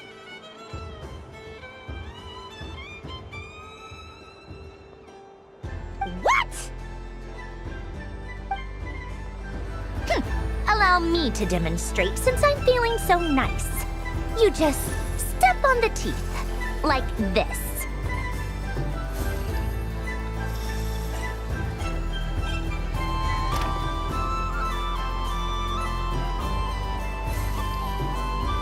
Which should I pick?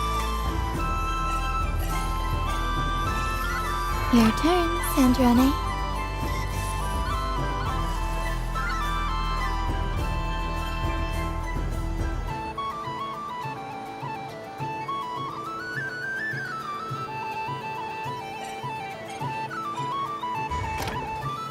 Don't come crying to me if you get bitten.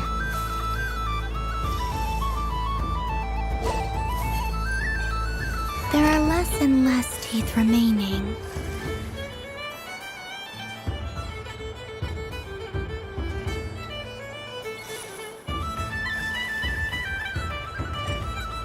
Huh? What's that noise?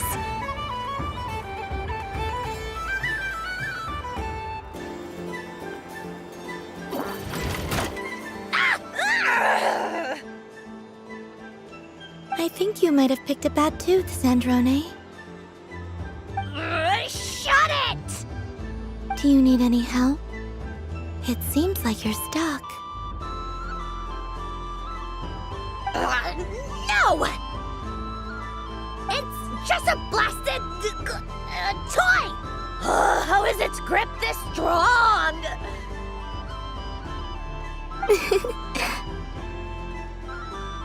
Stop laughing!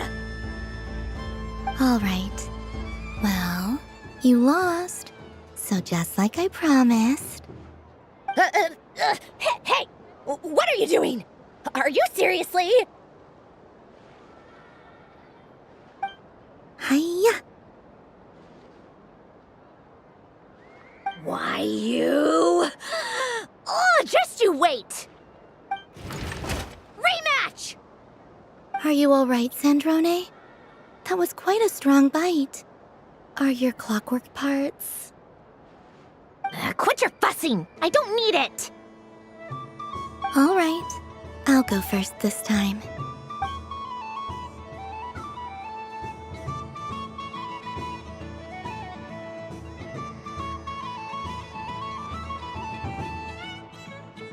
I see it now. She can sense which teeth are rigged.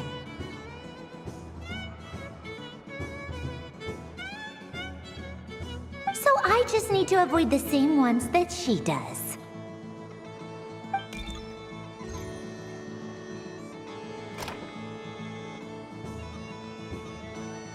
This one...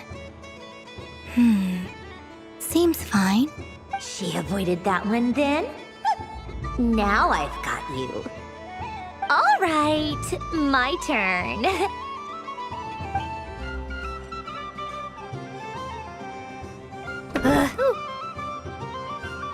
What? Looks like you lost again, Sandrone. Wait! There's more than one bad tooth!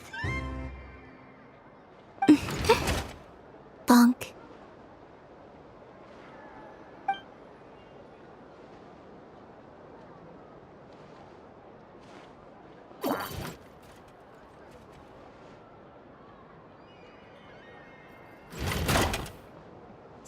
Stupid game! What idiot came up with this? Are you all right, Sandrone? You said some nasty things just now. Oh, I'm peachy. Should I let you bonk me on the head as well? Ah, forget it! Come on, bonk away. It can be your consolation prize for losing so badly. I told you, forget it! Gah, you've always been so annoying. Singing right outside my door, inviting yourself to my tea parties, going AWOL. and now you're off to the moon or something.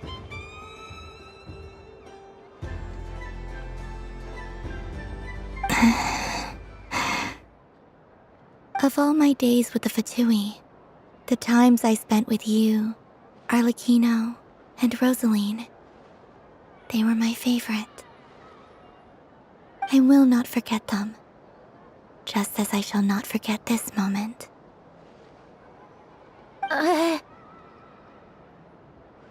We'll always be friends, no matter where we are, right? Who'd want to be your...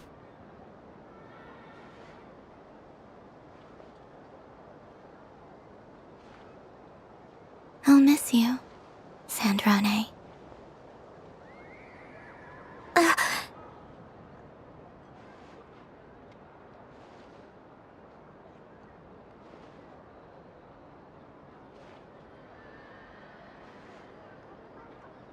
Goodbye, Sandrone.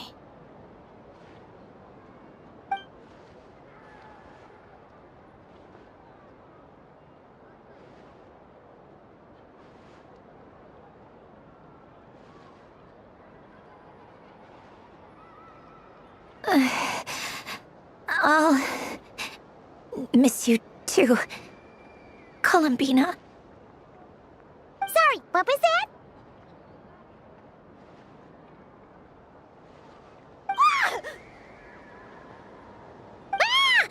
Yeesh! No need to freak out. What's wrong? We've been looking everywhere for you. What do you want? Oh, nice ears.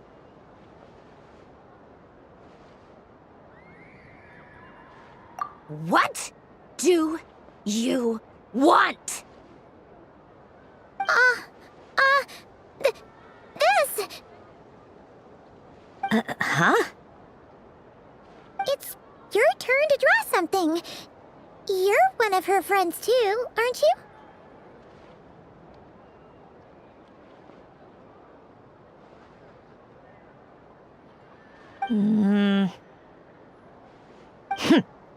Doesn't know how lucky she is. Sorry? Nothing. I'm done. Take it. Oh, that was fast. Oh, and one more thing. Last time we spoke, you mentioned you were interested in the Narcissan Kreuz Ordo's research, remember? There were too many people when we last met, so we didn't get the chance to do this. What are you talking about?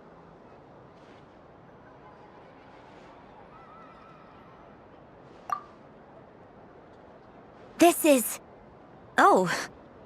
Alain, Renee, and Marianne. Huh. The Holy Blade. A savior's plaything. It's not about whether I approve or not. These people, they would sacrifice themselves for the sake of the world. Especially Alain Guillotin and Renee. That is something I would never choose to do. Still, I didn't know they had any pictures left from that time. If I'd have thought to bring a camera, I'd have... What? Yeah, of you being bitten by the frostfin whale and Columbina bonking you on the head.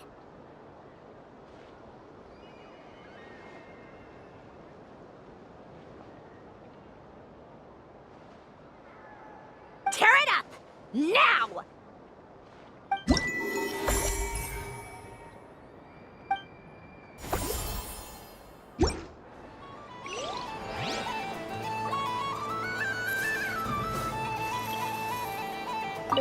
What's there to see on that moon anyway? Let her go up there and cry alone. See if I care.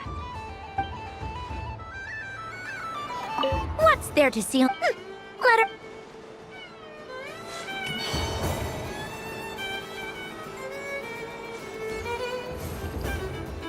Moon Prayer Candy! Beautiful, tasty Moon Prayer Candy! Buy a whole box, share it with your friends and family! Candy? To share? I wonder what flavors everyone would like. Welcome home, Moon Goddess. Fancy a box of moon prayer candy? Sure. I knew you would. Now, what flavor would you like? I'm not sure. What flavors do you have? Is this for yourself or as a gift? A gift for my friends. Ah, I see. In that case, I'd recommend apple, lockaberry, or midsummerberry. Those are the most popular. Do you have nocturnal blossom flavor? Huh. I've seen couples give those as gifts before, but I did not know they were edible. No? Okay then. Moonfall silver? You did say this was for friends, right? Maybe smetana then. Hey, now that's a creative idea! I've never tried it before, but if you're happy to wait, I can see about whipping up a batch on the spot. While we're at it, you got any other ideas?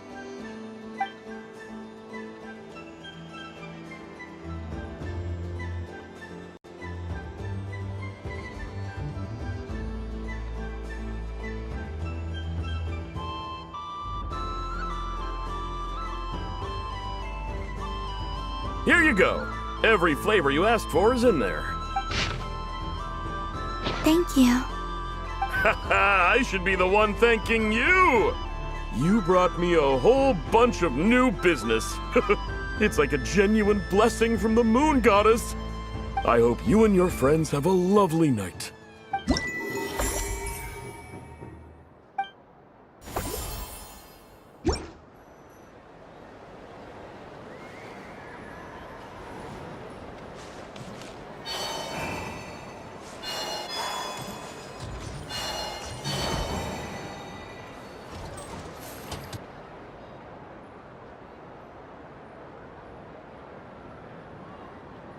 Doesn't make any sense. How am I losing every single time? Wait, Inefa, you're cheating, aren't you? Yeah, that must be it. I am not cheating, Aino. Uh-oh, sounds like Inefa's turning into a big baloney bot. I think it's time for some serious maintenance. Moon Goddess, help me. Miss Columbina, Aino is attempting to cheat. What the? I'm not the cheater. You're the cheater. How dare you throw it back at me?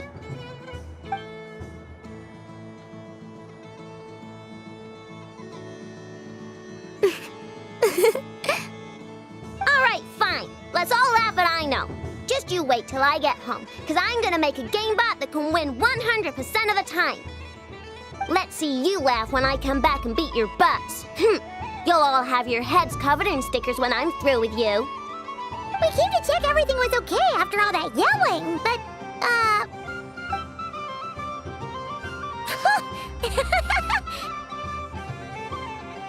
Whatever it is, it sounds like cheating is allowed. Kuhenki concentration. Each player starts with differently colored kuhenki. Each round, they draw one kuhenki from their opponent. When a player has two kuhenki of the same color, they make a pair and can be discarded. Any that can't form a pair must be kept. The round ends when a player can't form any more kuhenki pairs, and that player gets a sticker. ooh, can 4 people play as well? That is fine, so long as the turn order is fixed beforehand. Alrighty then. In that case, the 2 of us will join as one team. Okay, but if you lose, you're both getting stickered. I don't want to hear any excuses. Sure. And if we win? If you win, only one of you gets to sticker someone else. I have taken to calling this. I know logic. Hey, lay off me, all right? Okay, so we're starting the game from scratch again, which means all my stickers so far don't count. Looks like Luonatar is the Kuhenki of honor for this game. Anyway, let's go clockwise, starting from Inefa.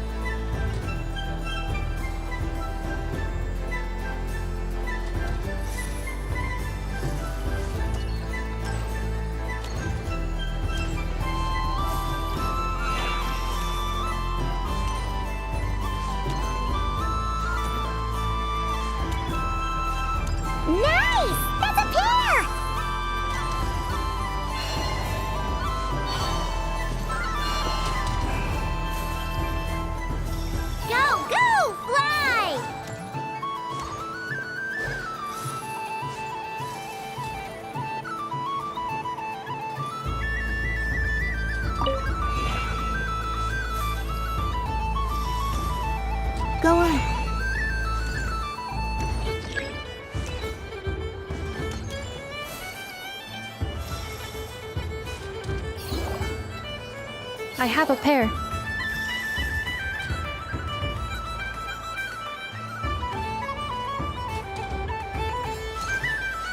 Uh-oh! We gotta pick up the pace!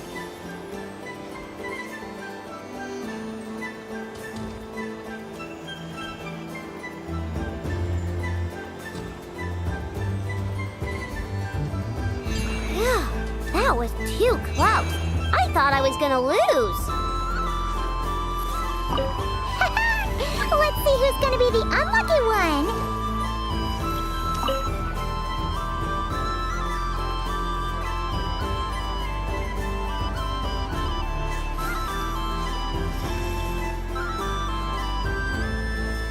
Good luck, everyone.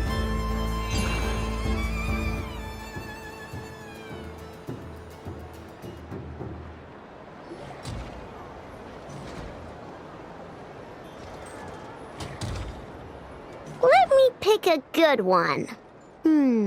What's it gonna be? You're looking very pleased with yourself there. What happened to being a huge Grumposaurus? I won. Duh.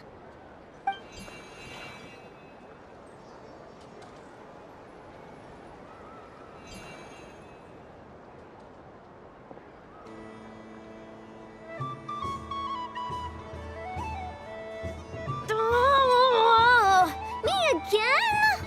Don't fidget too much, Aino, or the sticker's going to fall off. I don't care. If it falls off, it falls off. If a pair of Kuhengi get discarded, why not a pair of stickers? Huh? Huh?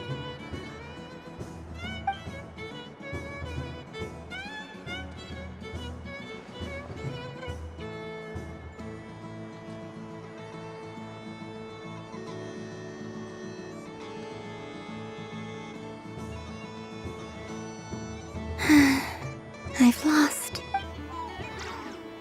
Sticker, sticker, sticker!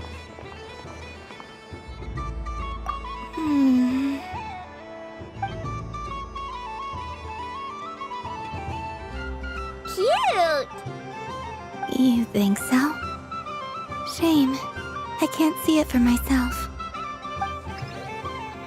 What did Luanatar say? She said it looks so cute that she wants me to lose a few more rounds.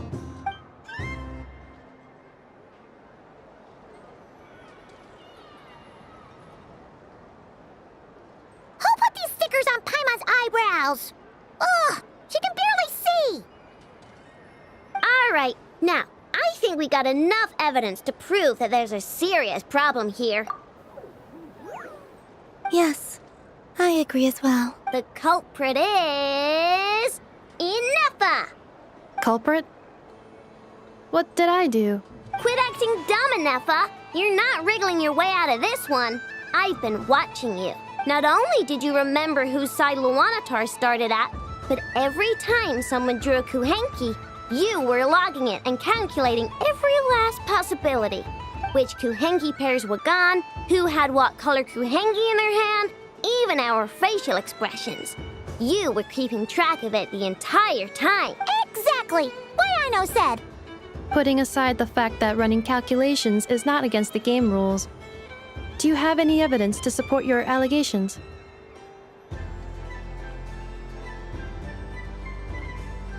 But that's not against the rules either.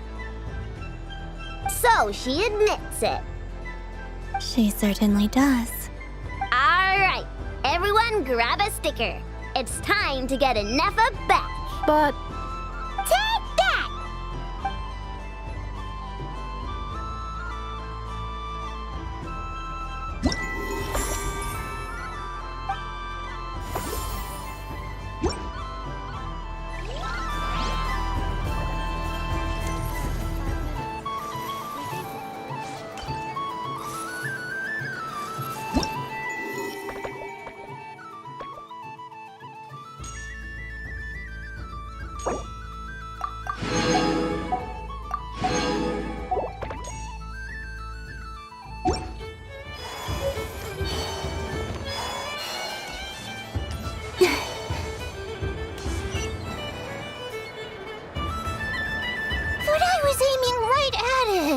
Aw, what a pity. I saw it with my own eyes. You were so close. So very close. That's not true! It dodged out of the way right as I was about to snag it! I'm sorry? You heard me! This paper frog can move! I swear! Dear, oh dear, what are you saying? How could a paper frog move? Unless you believe there really is magic in this world. Even if I, the mere humble merchant that I am, knew such magic, surely I would not use it on a paper frog. I'd sooner give Mora legs, so it could walk right into my purse.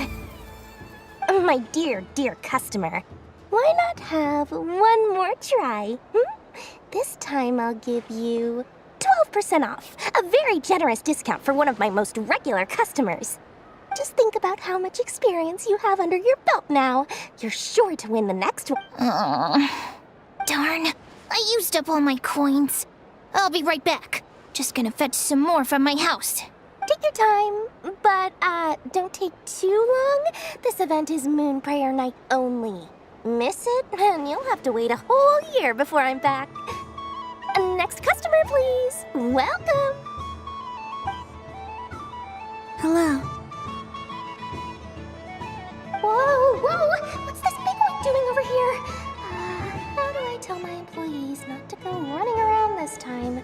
Shooting them a glance won't work. I haven't known them long enough. Dory? Why, hello there, Miss Columbina. Would you like to play my ring toss game? The rules are very simple, and it's easy to get the hang of. How much for a round? Oh, first time's free. Not a single Mora. After that, well, we can cross that bridge if and when we come to it.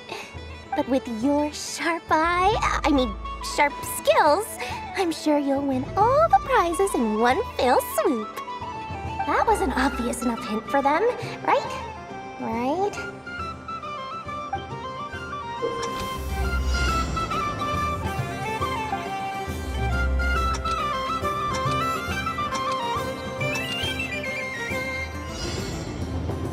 Here comes the ring!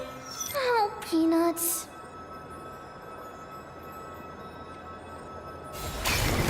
Change tracks. Roselle, should we move or not? Just a tiny bit. All right, then I'll... Oh, sugar plums, not the clock hands. How do I move the legs again?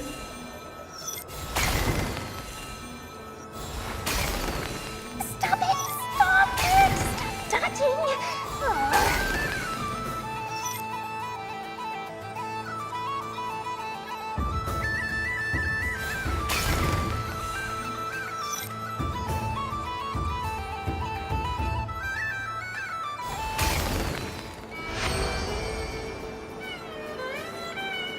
Let's see now.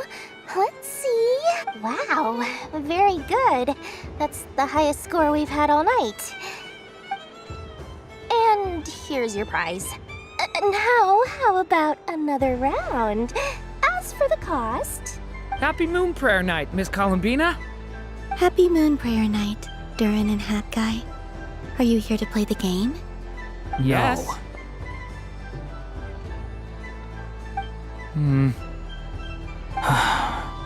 You said we were just coming here to say hello. I did, but then I recognized a few more people as I got closer. Do my eyes deceive me? Is that... It's our little dragon! He's all grown up! Someone's popular. Well now, since you came all this way, why don't you try out this lovely game we have going? First try is free! He'll have a go. I'll pass. It's only one free try per customer. You can't give your try to him. I'm aware. How has Elder Almond been lately? He's in great shape. He goes for a run in the forest every morning to stay fit and healthy. He tried to go boat racing with Firecracker a while back, but he couldn't even make it onto the Lotus Leaf. Firecracker was in fits of laughter. How about you, little dragon? Can you still fly? Yes, I can. But you've become less chatty. Has growing up been tough on you? We call that maturity. You know, the thing people sing about. The knight wields a sword of stone to defend those hearts that are made of gold. Stone is very heavy. That's what keeps them from talking too much. That's awesome! I want to be a knight when I grow up too. Ring, here I come! Oh, the hat-wearing man. I never thought I'd see you again. You seem more determined than when I saw you last on the train. If you say so. Oh, I do say so. The people you once helped see it clearly. It's because you are once again on the right track. May the engine in our hearts propel us to the station of our dreams. I can move! I can move now, Roselle! What are you doing, running into the rings like that? You got them all so quickly. I have never seen anything like this in all my travels. Is this guy actually an old friend of theirs? But how? They're origami animals and clockwork people from a fairy tale. Getting to know them would be quite an arduous task, unless they share a hometown? I have to get to the bottom of this. Next time I see the great mage Alice, I shall demand answers. Thank you, Dory. I had a lot of fun. Now for your prize. Where did I put it? Give me a moment to dig it out. Oh, sweet grand prize. How I wish I didn't have to let you go. Good thing I've already turned a profit from the customers earlier in the night. Otherwise, I'd have wasted all my hard work. Okay, I'm back. What?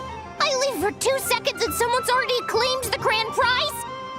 Oh, well, these things happen, you know? Perhaps you'd be interested in one of the other prizes instead. We've got all kinds of wonderful goodies here. Is this the thing you wanted? Here, you can have it. Huh? But... Don't worry about it. It will be happier with you. Oh, thanks so much, Miss. Moon Goddess. Oh, goodness gracious, Columbina. Give me strength. How am I supposed to make any more money from this child at this rate? Daddy, look! That's the game I was telling you about! Forget it. She is the Moon Goddess after all. I'll think of some other way to swing this. Maybe I can try to hook this new kid. Huh? Oh, someone already won the grand prize. You can take mine if you want. What? Why? Why are all these bleeding hearts coming here to ruin my business? Happy Moon Prayer Night, everyone. Happy Moon Prayer Night.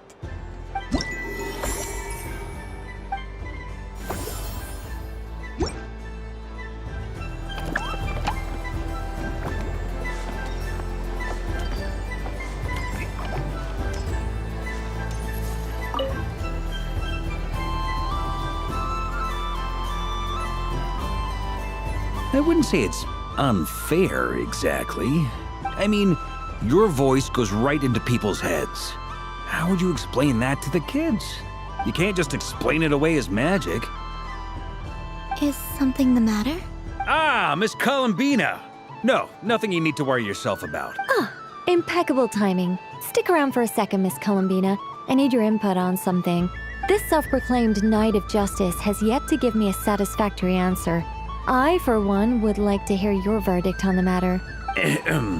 Hey, now, I left the flagship just to help you out, Miss Nicole.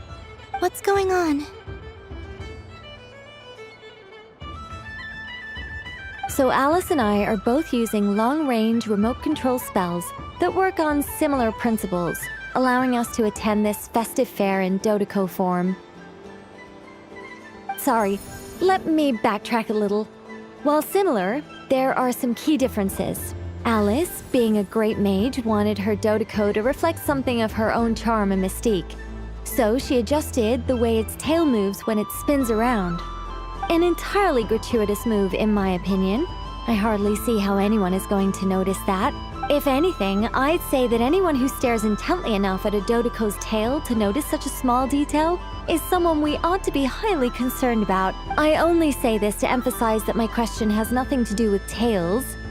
Now that we're clear on that, why is Alice's Dodoko permitted to interact directly with the children celebrating Moon Prayer Night, while mine is not?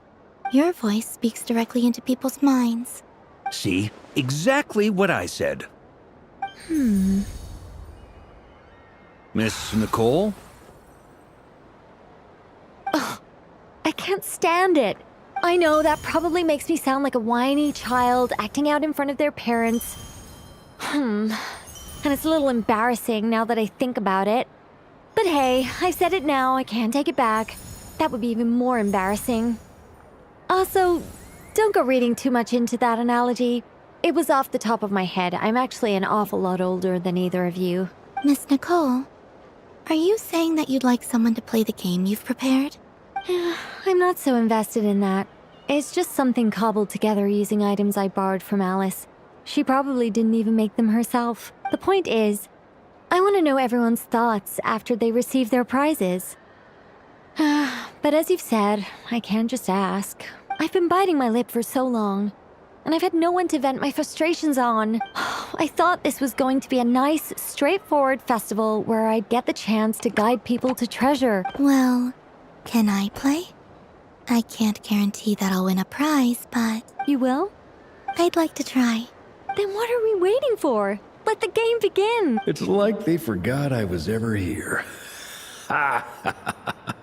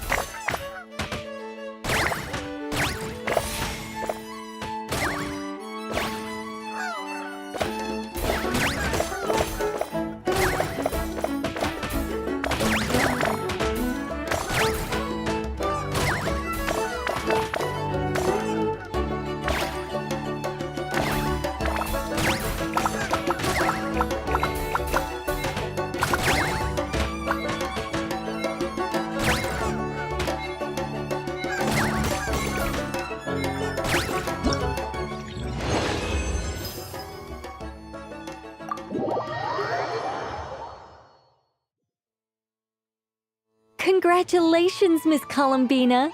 With your great wisdom, you have overcome every obstacle in your path and conquered the great challenge posed to you by fate. Fate? Well, something to that effect. If you'd prefer something more poetic, it could be the icy winds or the dawn. Anything you like, real. You could even go with the challenge posed to you by Dodoko, if that's what you're into. Anyway, you can take or leave my suggestions. Move. All my hopes are now resting on this. Can I open it now? Stop teasing me. Please, I'm begging you. No more talk. Just open it. Wow. What a lovely sculpture. Classic and cute at the same time.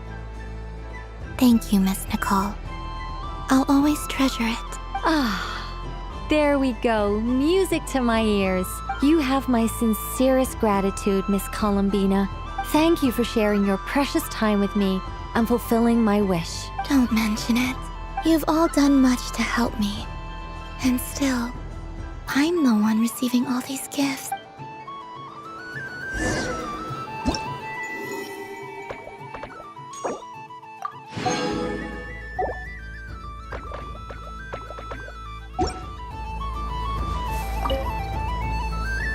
A soft and furry creature that bounces and jumps. Welcome home, Moon Goddess. This one talks, too. Allow me to introduce myself. I am a Dodeko from a distant archipelago, the most mischievous of all my Dodo brothers and Dodo sisters. When the going got tough, I powered through, and when I met obstacles, I boomed them away. That sounds like a lot of fun. Doesn't it just? Oh, but then the trouble started. Recently, I found a lovely beach, the same beautiful jelly color as my hometown, and so I dove in to have a look, only to find it overgrown with seagrass and nasty little spiky fish everywhere. Looking, I made it back to shore by the skin of my teeth, but my tail was sorely hurt. Couldn't you just boom them away? Oh, I wanted to, believe me. But I've heard that you, Moon Goddess, can understand animal speech. The last thing I wanted was to cause a gigantic fuss and get taken to court by a school of spiky fish. I'd be driven out of these waters for good, and my winter holiday would be ruined. And so, dear Moon Goddess, I was wondering if you might lend me your allegiance. Are you roping me into a crime? Oh, let's call it a once-in-a-lifetime carefree adventure. Does that sound better?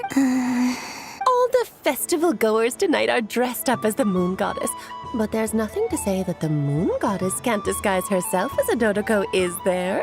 Besides, this is your home. You should be free to be whoever you wish. I'm afraid I'm not well acquainted with Dodekos, Madam Mage. Oh, that's quite all right. We Dodekos are innocent, happy creatures with a free-spirited nature. Many, like myself, are mischievous troublemakers. Others are lazy souls who like nothing better than to lie down on a nice rock and take a nap. In our eyes, every creature who yearns for happiness and freedom is a Dodeko. But perhaps in yours, we Dodeko are a fluffier and more mischievous breed of Kuhenki. Yes, that is a much easier image to follow. Oh, wonderful! Then let's play! Grab onto my tail and follow me into the sea! Time to settle some scores with the bad guys!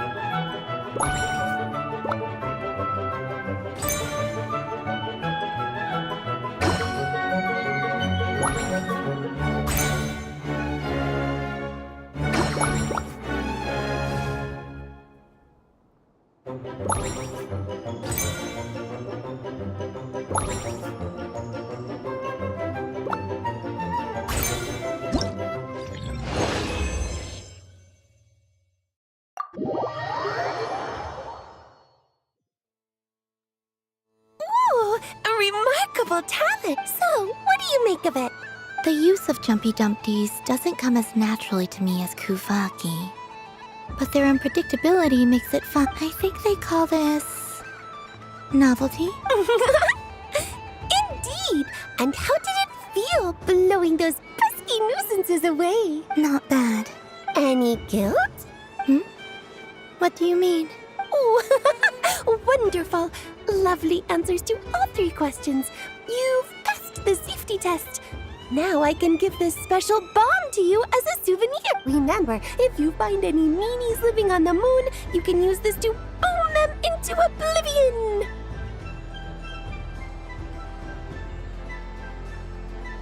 I will.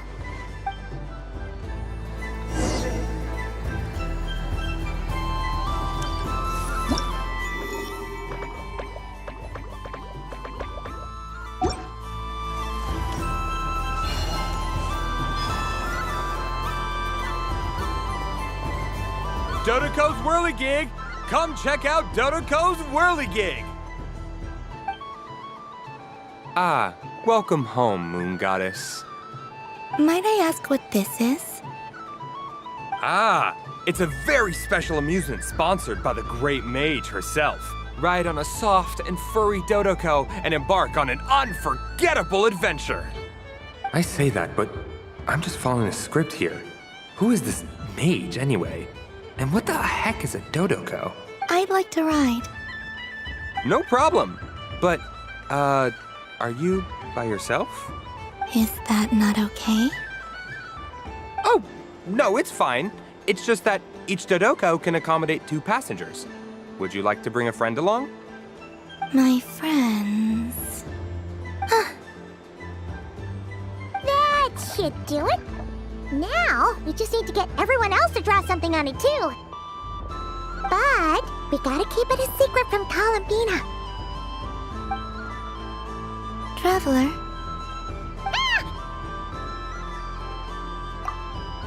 I want to go on that ride. Will you join me?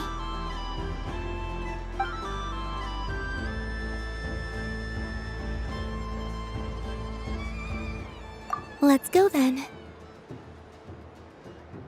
Don't worry. Paimon will do the rounds. You go have fun. All right. I think we have to wait in line over there. Please take your seats. For safety reasons, you mustn't try to leave the ride before it comes to a complete stop. All right, you're all set. I wish you both a wonderful journey.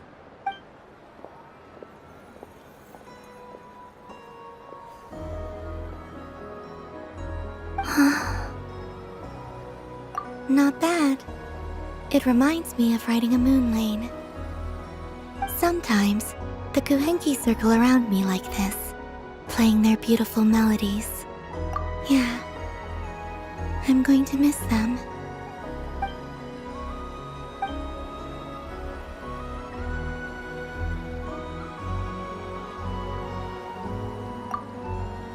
It does. I've felt scared in the past, too. But this is a little different, you know something? I got to see a lot of fascinating things during my disappearance. I saw how the Frost Moon Scions act around their families. So different than how they used to act in my presence. And I also saw how they interact with their friends. It made me curious at first. Why do people act so sincere when they're worshipping gods, but save their truest, warmest feelings for each other? Slowly, I came to realize that it's because they trust one another. They know, deep down, that they'll be accepted for who they are. All of it. The good and the bad. I know. I knew it the moment you started calling out my name. What I fear now is the end. I fear losing all this the very night I have gained it.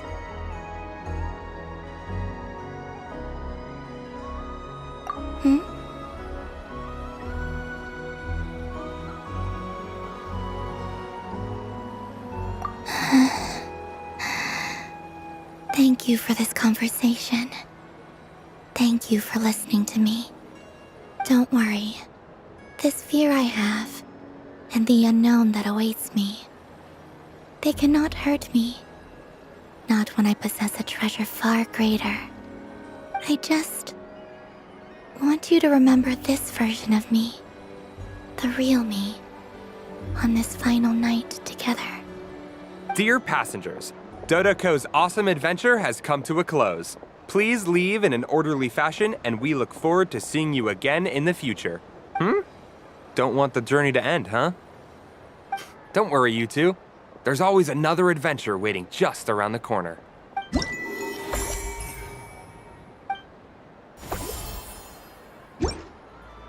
So this is the Frost Moon Scions area. It feels very familiar. But everyone looks much happier than usual.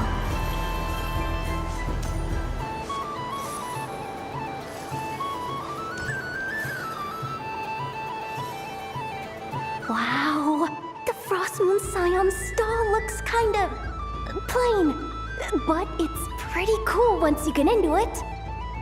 I don't go to Hisi Island much, but it's got that, like, old world cultural feel. And if culture means we get more festivals, I'm all for it! Hello, Yahoda. Columbine? Hello, Moon Goddess. That was too close. I almost gave the game away in front of the staff. Oh, wait. What's the deal with her shoes? They don't make a sound when she walks. I could do with a pair of those. Do you like balloons too? Balloons? Oh, you mean those? What's so fun about balloons? I'm not a kid anymore. They're probably more up Aino's alley.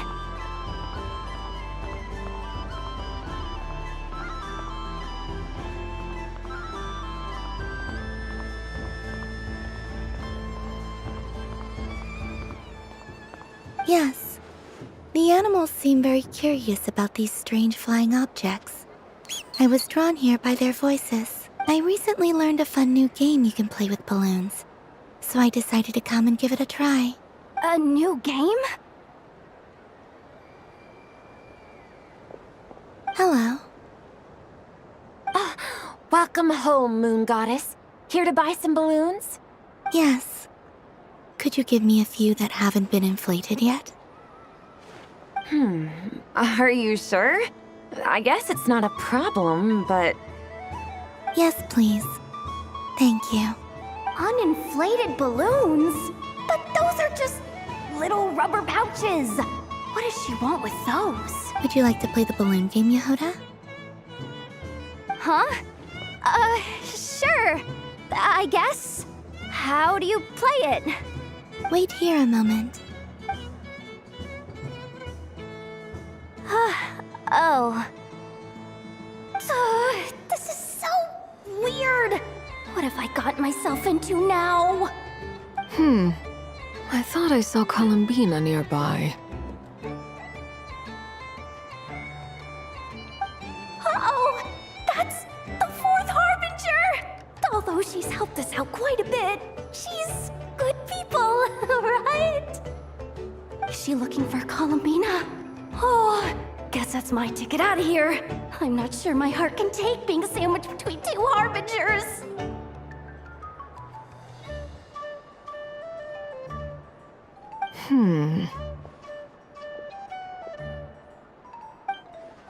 Which stall is she checking out? Oh, it's that other Frost Moon Scions one. Try on the headgear, see what it's like having antlers or animal ears for a day. I wouldn't be caught dead wearing that stuff. So embarrassing. I have enough gear to carry as it is. Wait, what? She put it on?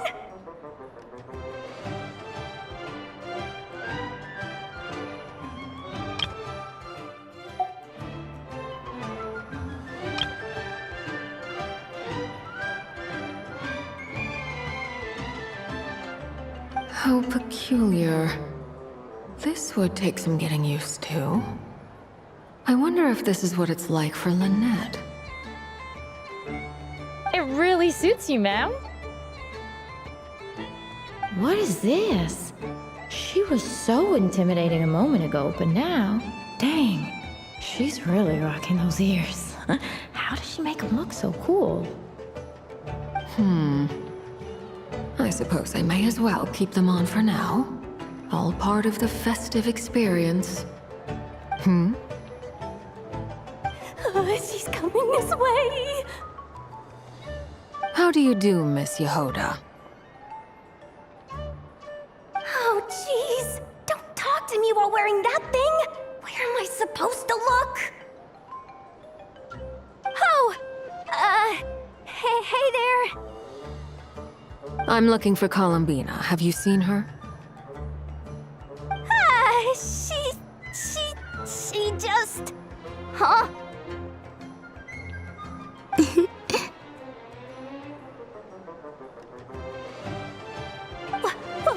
Wait, is that what she meant by balloon game?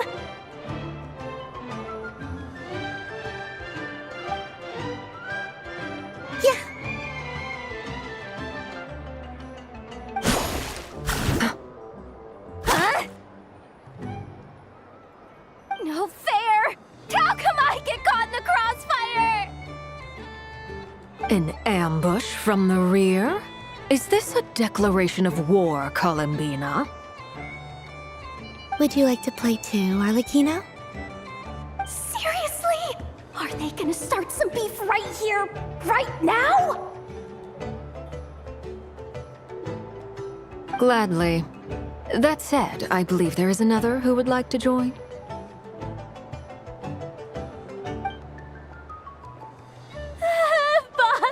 Boss Nev!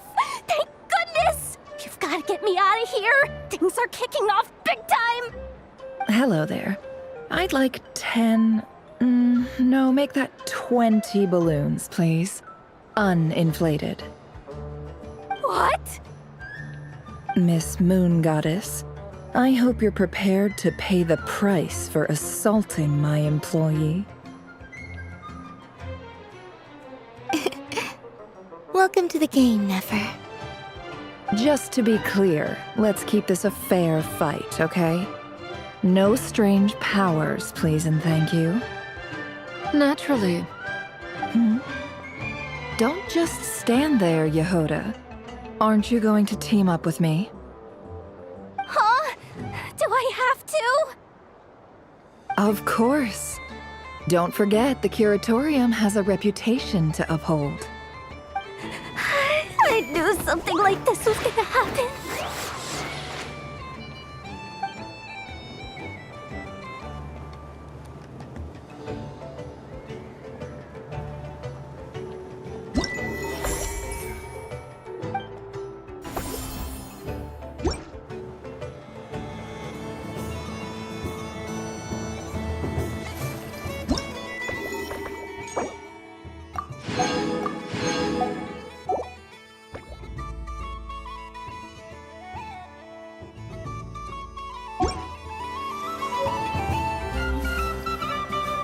Sunny days! I prefer sunny days. Ah, well, you are as warm as the sun itself, Moon Goddess. Very well. I believe your spirit animal has to be this most adorable chic badger. Wow! Thank you, Mr. Talking Magic Lamp. Have a very happy festival, Moon Goddess. Flint? That's you, isn't it? Shh. It's our little secret, my dear traveler in Paimon.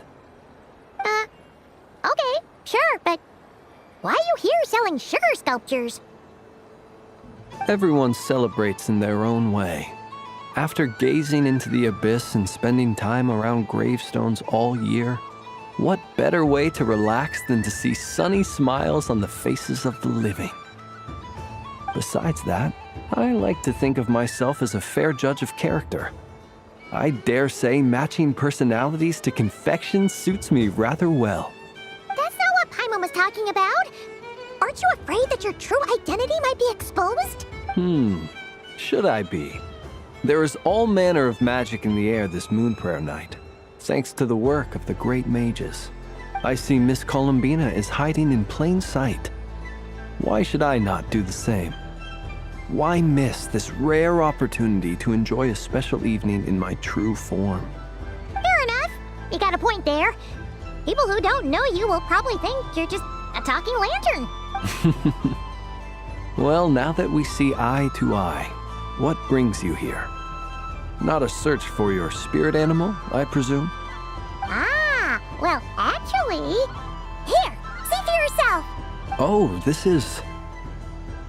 How wonderful. A beautiful idea. Yeah, we just met Barka, and he said that having everyone draw their own section was kind of boring. So, he did your bit for you. Ah, Varka. Ever the maverick. I see his artistic skills are truly one of a kind. In that case, I shall paint something on Mr. Albedo's behalf in a short while. What? Why not now? Ahem. Welcome home, Moon Goddess. Phew, that was close. Hello, Flins. Well, she recognized you right away. What keen eyes you have, Miss Columbina. Especially considering they are shut. I did not see you. Rather, I sensed you. I can sense the fluctuations in Kuvaki all around me. One would expect no less of the Moon Goddess. Might I interest you in some candy? Yes, please. Excellent. I shall make some for you right away. Hmm? Something the matter, Miss Columbina? What about my spirit animal? All the other children carrying sugar sculptures are talking about it. Wait, is she taking the test seriously? Ah, my apologies. How could I neglect that? You are quite right, Miss Columbina. Every one of us has a magical creature living in their heart. Would you permit me to help you find yours? Yes, please. Do you prefer the day or the night? Night. Which of the 4 seasons is your favorite? Winter. Think of a perfect day. What is the weather like? Sunny, rainy, or perhaps cloudy? Rainy in the morning, sunny at night. What kind of answer is that? Forests, lakes, and open seas. Which do you prefer of these?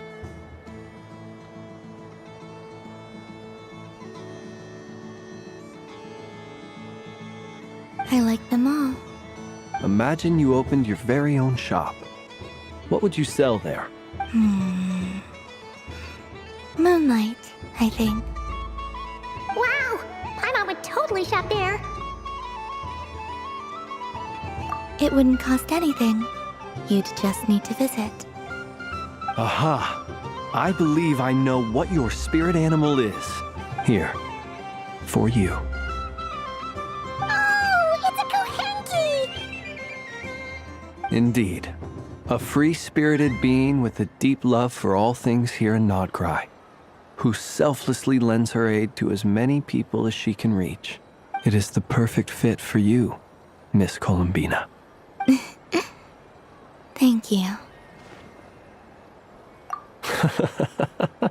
It would be my honor. But you shall have to forgive me. We have known each other for quite some time. I doubt there is any answer I could give that would come as a surprise to you. So instead, would you accept this sugar sculpture as a token of our friendship? It's a lantern. Hey, why don't you two go enjoy your candy over there? Paimon wants to try out this spirit animal thing too. Right, Flint's? Come on, play ball. I got this drawing done. But I want to hear Paimon's answers. Ah, but it'll probably take ages. Paimon's a complex soul. And we don't want your candy to melt while you wait, huh?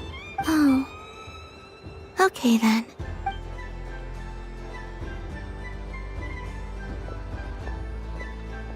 Phew. Nice excuse, Lady Paimon. That was some quick thinking. Yeah, no thanks to you. Although, help next time.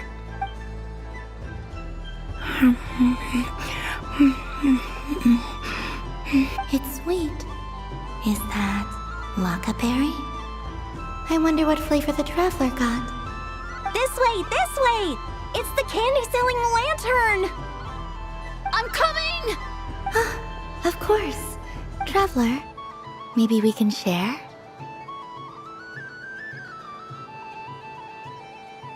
Yes. I found out recently that people share their food sometimes, so I'd like to try it. Or is that a no?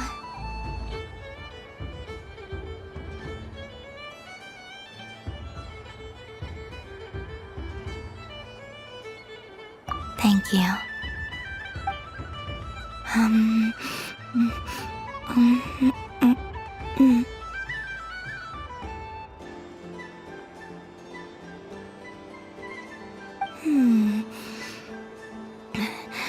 Yours is a little more sour than mine. Here, you try it. Amazing. My sugar sculpture has shrunk, yet my heart is filled with feelings of sweetness. I will remember this feeling. Sure.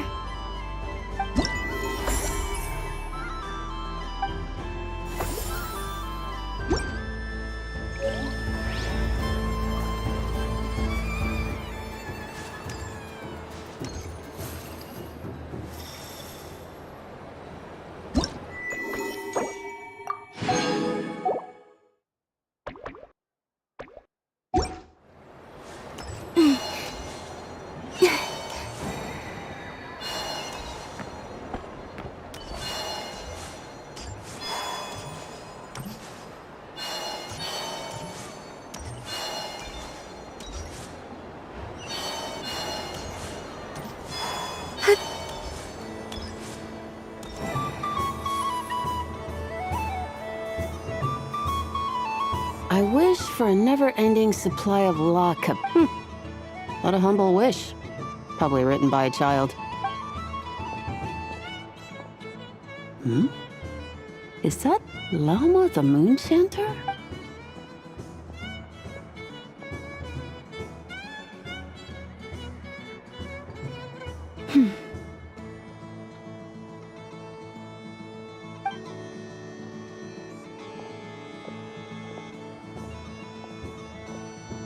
I wish that the long plume ibises would stop biting me.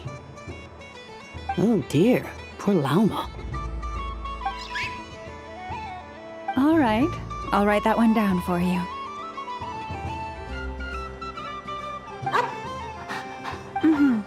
I got it. While everyone else is celebrating Moon Prayer Night, you're as busy as ever. I don't mind. It's rewarding work. A good kind of busy. My antlers are at their heaviest tonight, and the Kuvaki waves are especially strong. But as I help these dear friends hang their wishes up, I feel a great peace within myself that is hard to describe. You see, they are all such beautiful wishes, and they are ones that we can fulfill by our own strength. Do you blame me, Llama? I want to hear your honest answer. It is by the help of so many people that I can return to the moon. But I feel as though I've hardly done anything in return. You've done plenty, Columbina. I say this in earnest, both as someone who knows your history, and also as a friend who has seen what you've been through. What about as a moon chanter? I feel proud to honor our moon goddess's wish. And I'm sure any moon chanter in history would have felt the same way. Thank you for your kind words, Llama. But... since you asked for my honesty, I won't lie to you. My feelings are mixed right now. Besides pride, I also feel... I suppose it's a reluctance to let go. Once you return to the moon, we will be far apart. and separated by a false sky. I'm sure those of us left behind will gaze up at that sky, yearning for the moon once in a while. Just to... I will miss you, Lauma. I will miss you all. I hope to stay in touch. I will try and find some way to send messages down from the moon. Perhaps you could use Kuvaki. I've heard Yehoda say that signals can be sent using long and short waves, or strong and weak lights. That sounds a little complicated. What if we forget what the signals mean? We could prepare a codebook beforehand, but... You're right. It wouldn't really suit you. Still, whatever happens, I believe that you will find your own unique way of communicating with us. And now that I think about that, my heart feels lighter. Because you trust in me? Yes. I have faith in you, and in the power of truth. In my experience, the truth tends to be difficult. But that's what makes it stand out from what is false. So I'm confident that your thoughts and your love will shine through the curtain of lies. We will know it when we see it. Thank you. Now, could you help me hang up my wish? Is this? I wish that all who dwell in this moonlit world can find a place to belong. And I wish that I shall one day see my friends again. It's 2 wishes. I hope that's not too greedy of me. Not at all. And I think you speak for us all with the second one.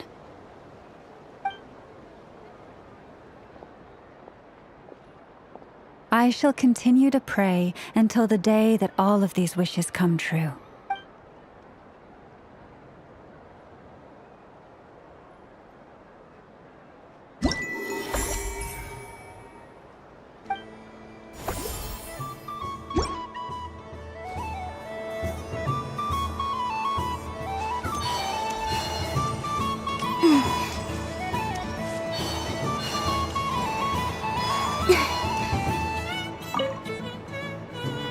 Welcome home, Moon Goddess.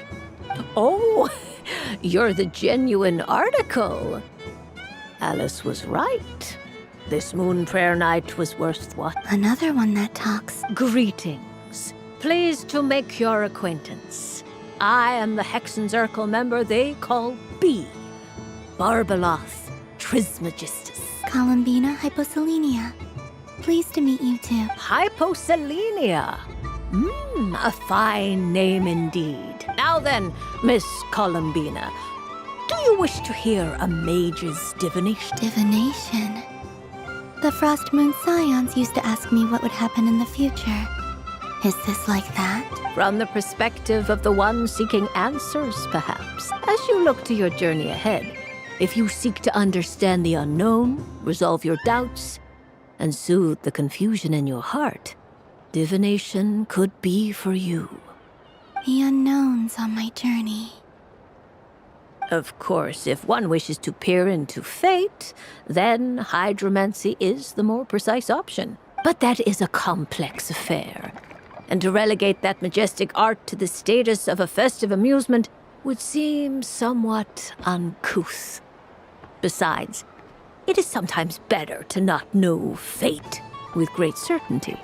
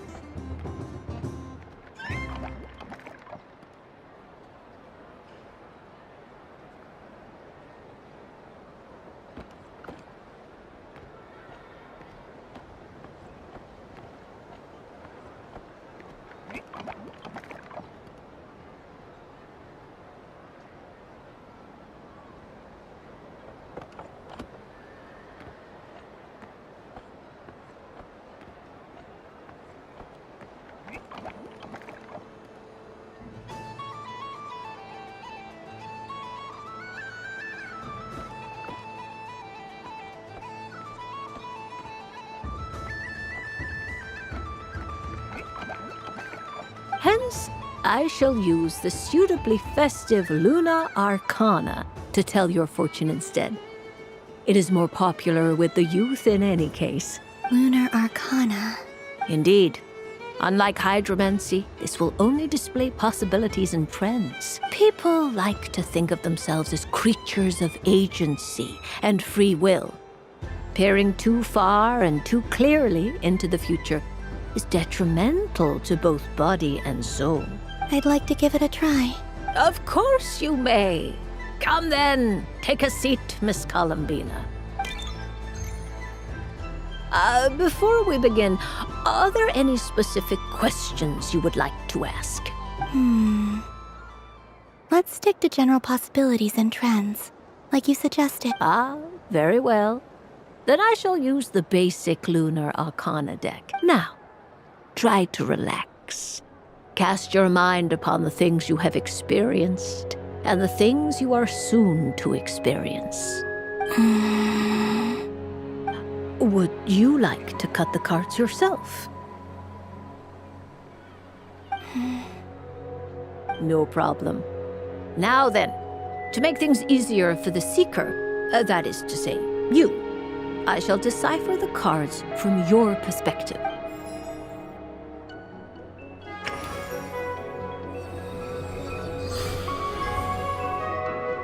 Please, draw the first Lunar Arcana.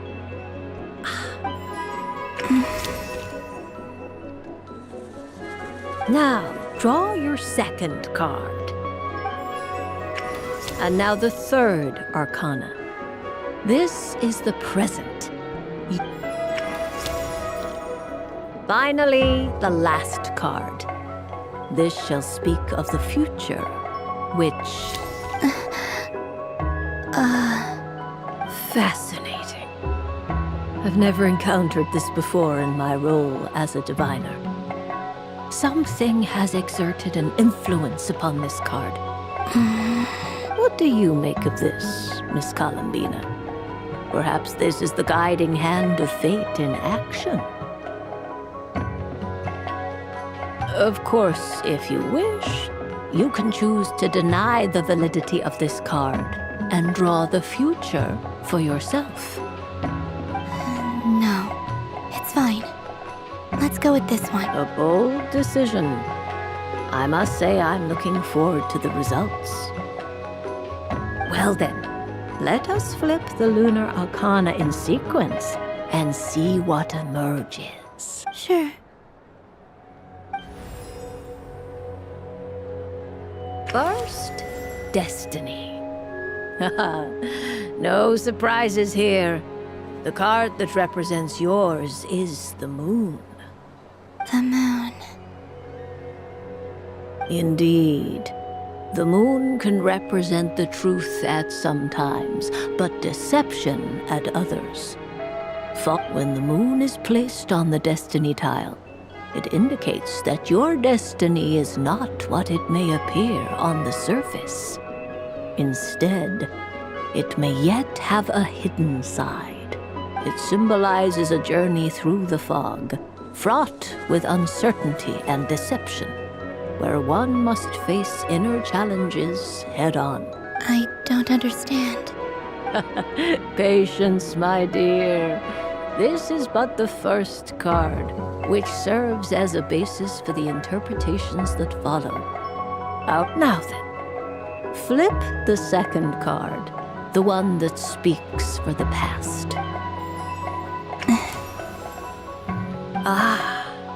The Hermit, but inverted. Inverted? Yes. The Hermit symbolizes solitude, introspection, and the pursuit of truth. When inverted, it represents isolation, truth out of reach, and a path that leads one astray. Combined with the moon as one's destiny, the Hermit inverted represents a choice you made to stand alone in the past. It was a choice made not out of fear or arrogance, but for reasons that others could not perceive. You fumbled through the darkness without a guide, but you did not find your way. Rather, you went astray. More than once, it would seem. Is this about how I became Kutar despite not wishing to become a god? And how I joined the Fatui because I yearned for a place to belong? I suspect only you know the answer to this question. All is not lost. The past is in the past, and so it shall remain. Oh my. The lovers. One of the most interesting Luna Arcana. What does this one mean? This means that you have had an unprecedented emotional experience. The joy of finding your soul becoming intertwined with that of another. A precious and wonderful thing indeed. It's true. I've made a lot of friends recently, and they are very good to me.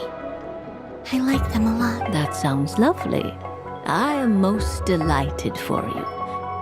The lovers can also represent important decisions, perhaps related to a parting of ways. Now, if I were to guess... Yes. I returned to the moon. I understand. Parting with friends is never easy, Columbine, but rest assured, this is not the end of your journey. There is always another story. The future. Well now. I'm ready. Very well. Oh. Miss Barbeloth? What? This card is death. That doesn't sound very... It depends on how we It is true that it can represent an agonizing death, a complete and... Do not forget that your destiny card is the moon. That lends your future many different potential meanings. If death spells the end, is it unavoidable? As I have said, divination can only display general trends. It is a rough... Allow me to summarize it for you. In the past, you may have lost your way, but now you have gained new connections, and you now face an important decision. While this change might, in turn, be the end of all things, or their begin. But remember, everything is subject to change because of the moon present. The truth. My innermost thoughts. Thank you, Miss Barbeloth. Don't mention it, but I can see that this is a rare quality. I understand. Go then.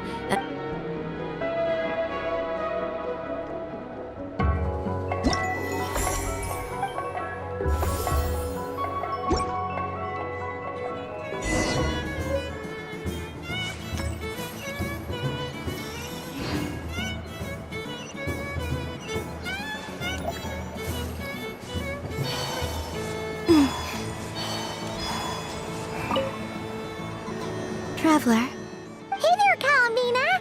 Are you done checking out the festive amusements already? Are you sure you don't want to look around some more? You might not get another opportunity like this for a while.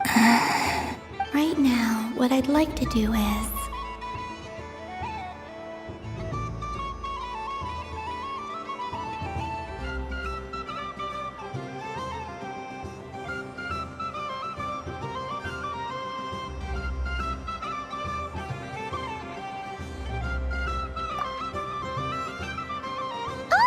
Candy for us? Thanks a bunch, Columbina. Don't mind if we do. Whoa, this one's intense. But it's so tasty. What about you, Traveler? How does yours taste? Oh, sounds good. Paimon's drooling now. Yes, I believe so. Okay, gotcha. Let's see. Sure. This one, and yep, this one looks right too. Okay, that's 3. Here we go. 1 per person. It's so sweet.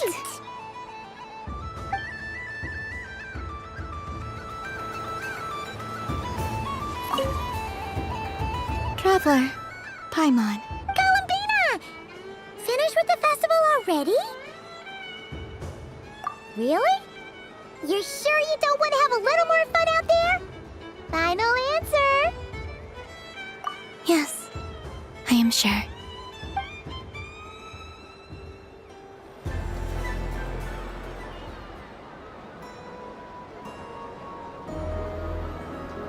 This was the most fun I've ever had on a moon prayer night. Everywhere I went, people were saying, "Welcome home." And there were friends at every turn. I only wish it could last longer than one night. Yes, you're right. The moon prayer blossoms. Ooh, look! Look! Moon prayer night has come.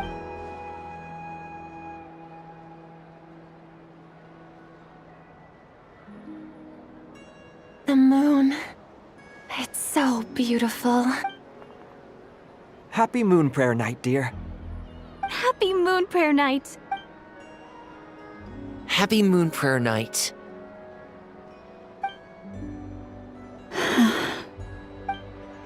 Aww. Huh.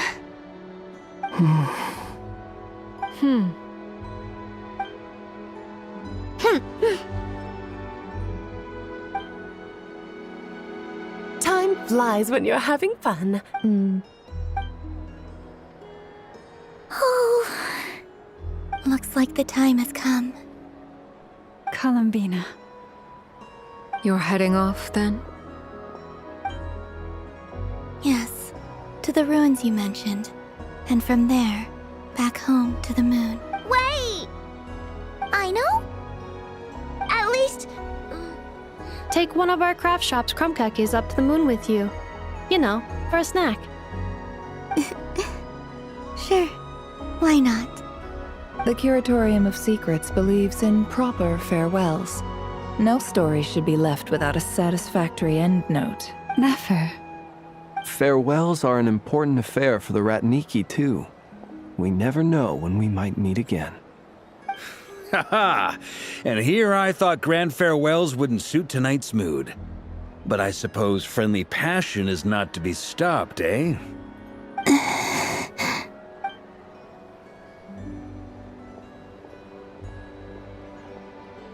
We made a little something for you, Columbina. Ta-da! What is it? A Moon Prayer Night greeting card with drawings by all of your friends.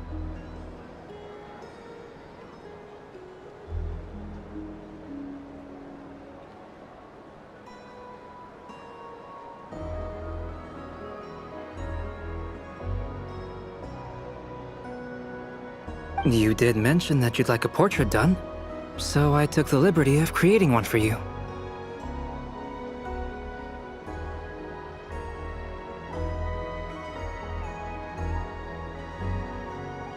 I, meanwhile, did the portrait of Mr. Albedo, and Mr. Varka did the same for me.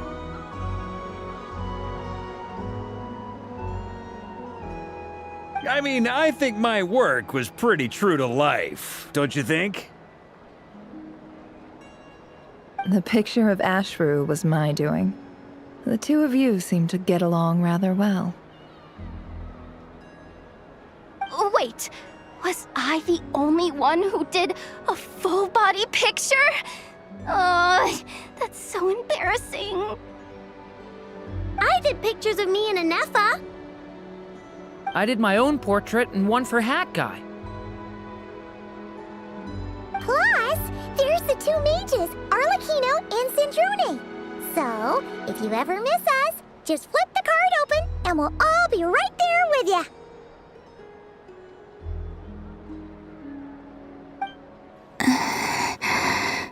I don't know what to say. Thank you so much, everyone. This whole moon prayer night was more than I could have ever asked for.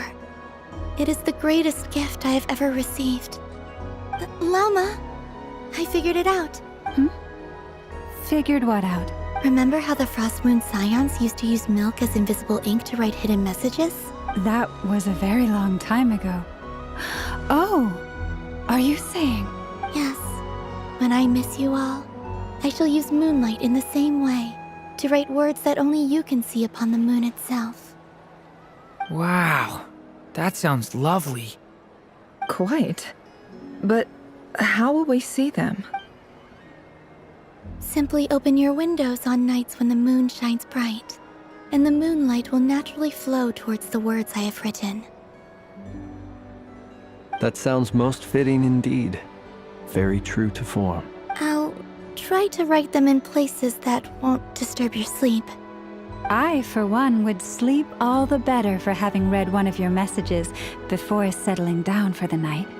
Exactly! So don't worry about disturbing anyone's sleep. Just promise you'll write to let us know you're okay, alright? All right. I promise.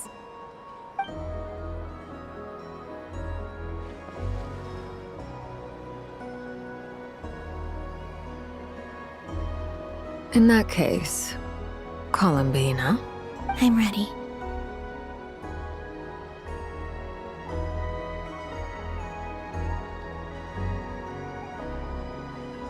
Very well.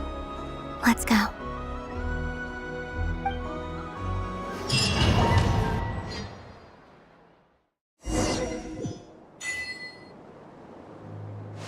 In just a few moments, I will be gone. I still don't know what to expect on the moon. Will I really be able to send messages to my friends? The Kuhenki, the animals of NODKRAI.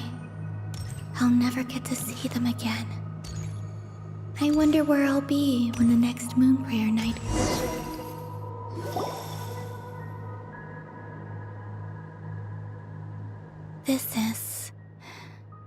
This is where the people of Hyperborea used to communicate with the moons.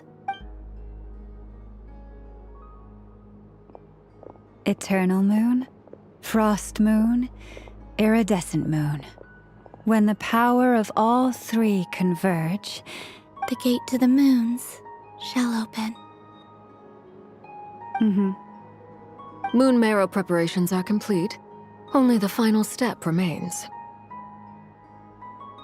I'm sure Nasha Town is livelier than ever at this moment. Yeah, it's a shame you couldn't be there for it, but it's now or never, right? It's fine. I'm more than happy with this. My last piece of luggage. My only piece of luggage.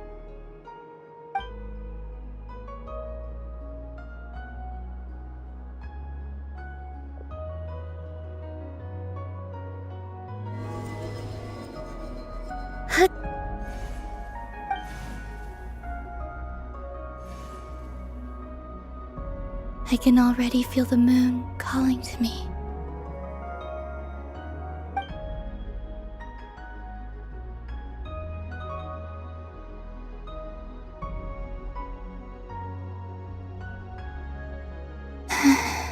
Your home lies on the far side of this light, Columbina. From now on, we will at last have a reason to pray to the true moon. Columbina. Yes? I'm listening. Be sure to come back and see us when you get the chance.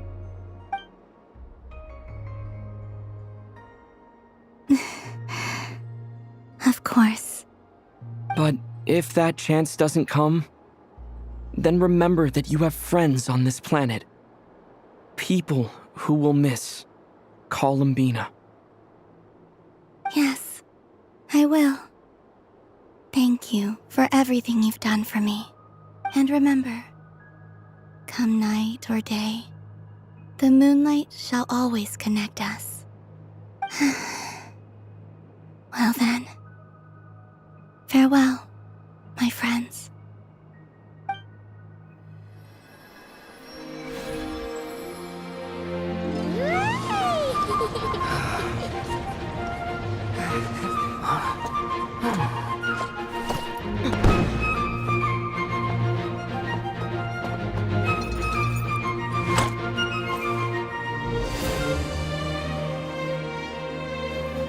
Thank you. This was my happiest night in Teyvat. Farewell, Columbina.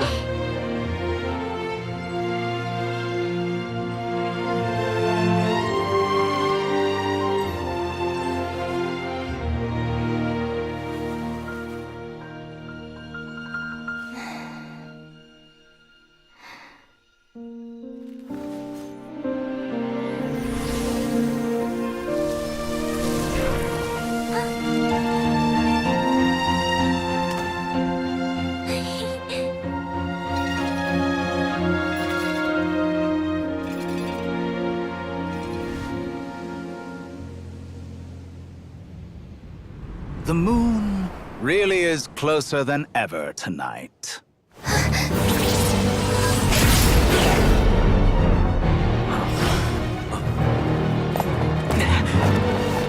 Columbina. All 3 moons in one place. Time for one final experiment. Reason, life, death, time, and space. They all believed I would fail.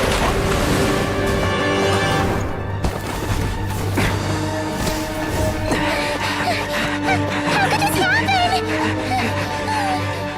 But Tevat's primordial power never did belong to the throne of heaven. And now, they are mine.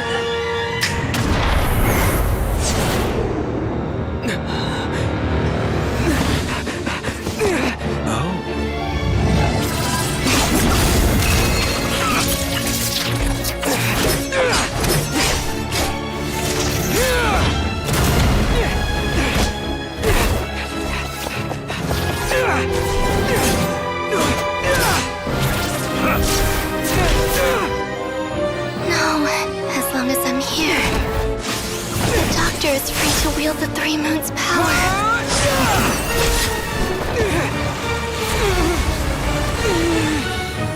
It's the only way.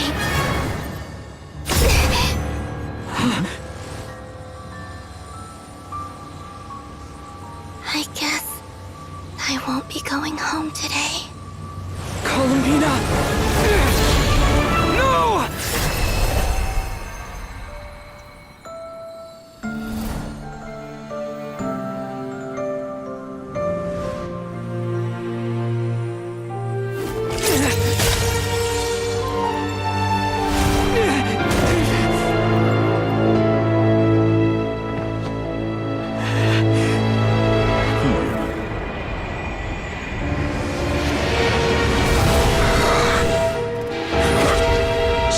World, do not try to control me!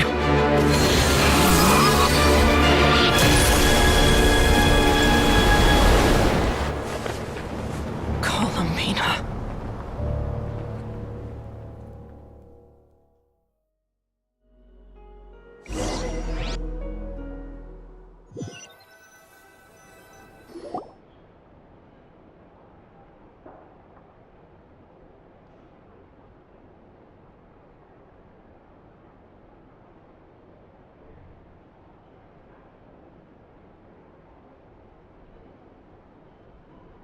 Are you all right? Do your wounds still hurt? I had someone prepare a little medicine that could prove effective. Take it if you need to. In that case, let me relate the contents of the call we made to Alice after the incident occurred.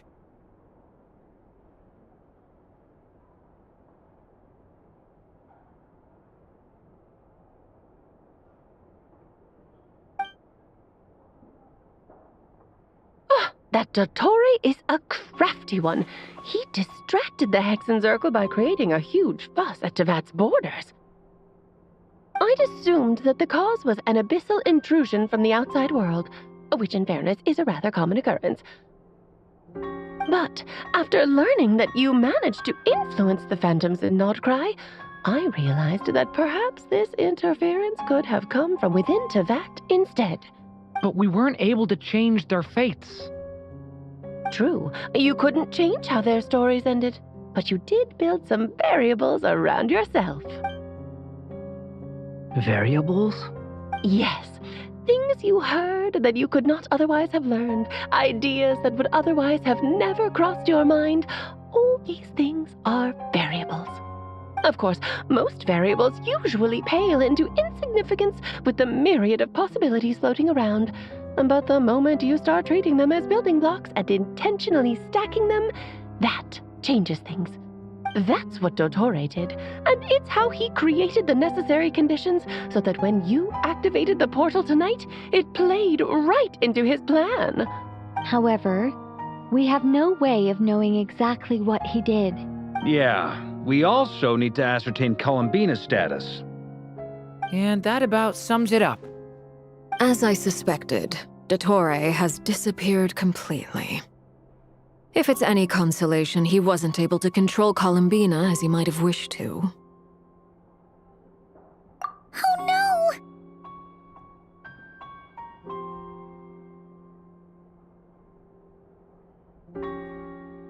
What? She did what? All we saw was Dottore appeared and used some kind of power. The next thing we knew, he and Columbina were gone and you were falling into the sea.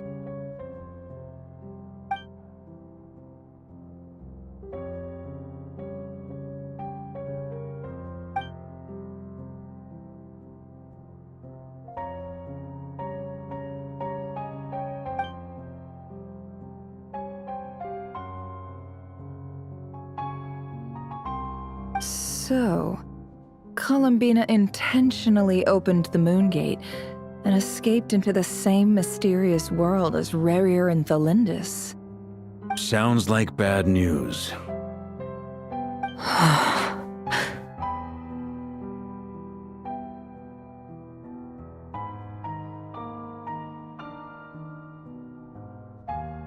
Seen in that way, the trilunar syzygy and Rerir's emergence, Dottore might have been pulling the strings in both cases. According to Miss Alice, he is attempting to transcend his destiny and finish an experiment that only a god might complete. An utter lunatic. Wait a sec, where's Hat Guy? Seems like he'd want to be here for this. He took off with the Dodo communication device after we spoke to Alice. He said he had a hunch that he wanted to investigate by himself. The look on his face was terrifying. I've never seen him like that before.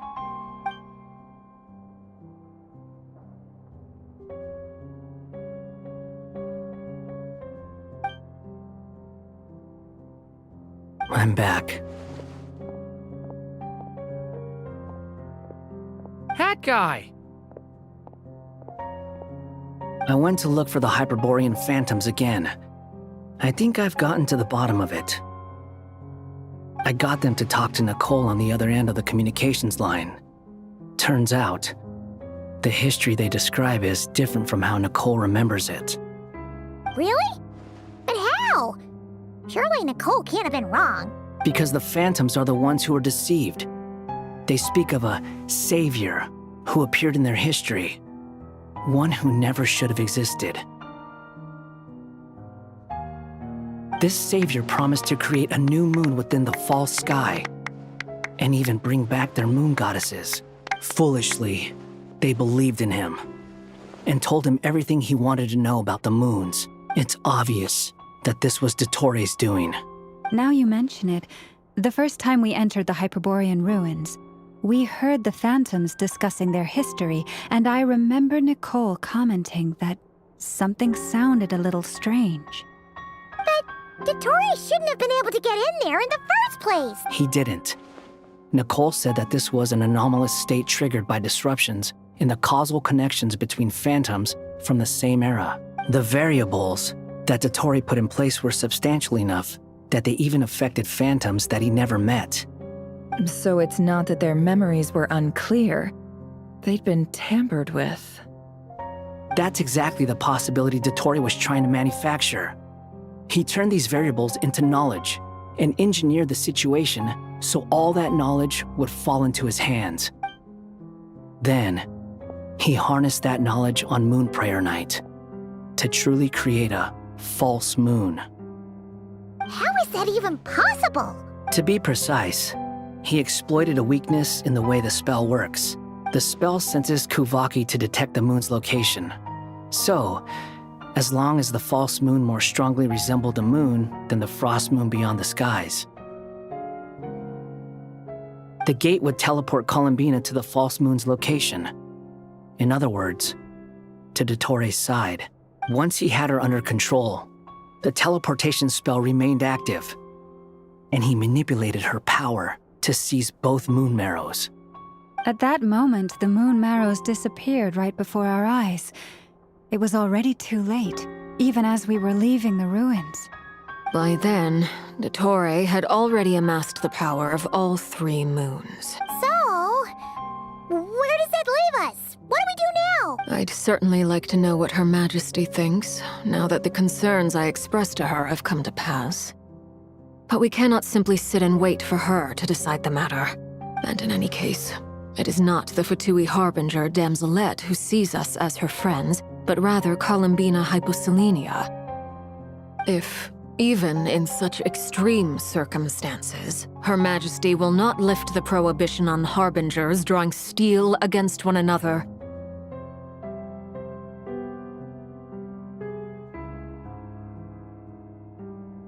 then I will do as my heart demands. I will fight as Peruware instead. Oh, Arlecchino! Time is short, so I'll make the first move.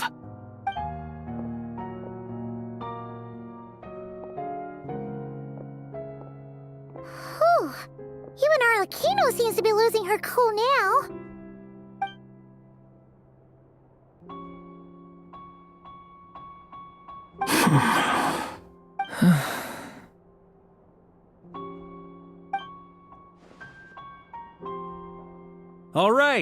All right. Lose those dejected looks for a moment and let me get a word in. It looks bad, I won't lie. Very bad, in fact. So Dotori's pulled some real dirty tricks to gain the upper hand. For now. And yeah, it's to the point where even the mages say that his variables have affected destiny. I'm not so sure, though. Many have told me that Tevat's destiny is fixed. And that does appear to be the case. Well, what makes Dotori so sure he'll be the exception? And since he was able to stack these variables up, who's to say we can't do the same? You of all people should not be discouraged, traveler from afar. This isn't over yet.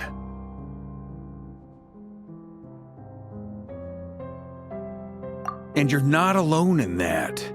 Everyone here does, whether they've spoken thus far or not. But none of us are the type to sit back and wait for the sun to shine again. That's exactly how a knight should roll. If they knock you down, you get back up and get back in it. Don't forget, Honorary Knight, you're a legitimate member of Mondstadt too. Mark is right. This is far from over. Dotori's already way overdue a butt-kicking given his past shenanigans. And after this, he's earned himself a double dose. That's what I'm talking about. How's everyone else feeling? I'll use Kuvaki to investigate Columbina's whereabouts. I am not ready to give up. Leave the intel gathering to me. Whatever happens within NODKRAI's borders, when the Curatorium of Secrets wants to be in the know, we always find a way. Ano and I will do all we can to support you. We will attempt to reverse engineer Dotori's actions and seek a breakthrough that way. Alice and Nicole are busy dealing with an emergency at Tevat's borders, so they can't return just yet. But they're both very angry about this. They've asked Albedo and me to act on the Hexen Circle's behalf and do everything in our power to fight back against Dotori. Are you ready then? We're going to have to conduct a lot of research, even in the early stages. I'll do my best. As for me, I'm pretty familiar with Dotori's way of doing things, so I can try to predict his next move. I'll help with your investigation. Nice! Looks like we have our basic division of labor. I'll get in touch with Flints and Itlua, get them to have a chat with their Starshiner. It couldn't hurt to bring the Lightkeepers on board as well.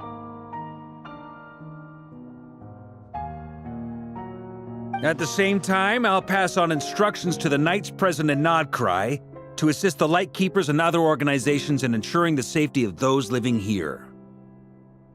Yeah! We'll show it!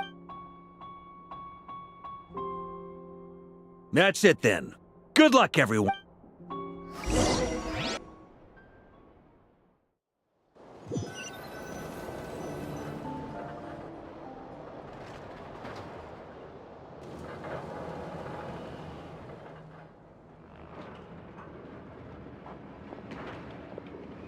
I never thought that Columbina would become my real. It went from being a Fatui code name to something my friends call me. And remember, come night or day, the moonlight shall always connect us.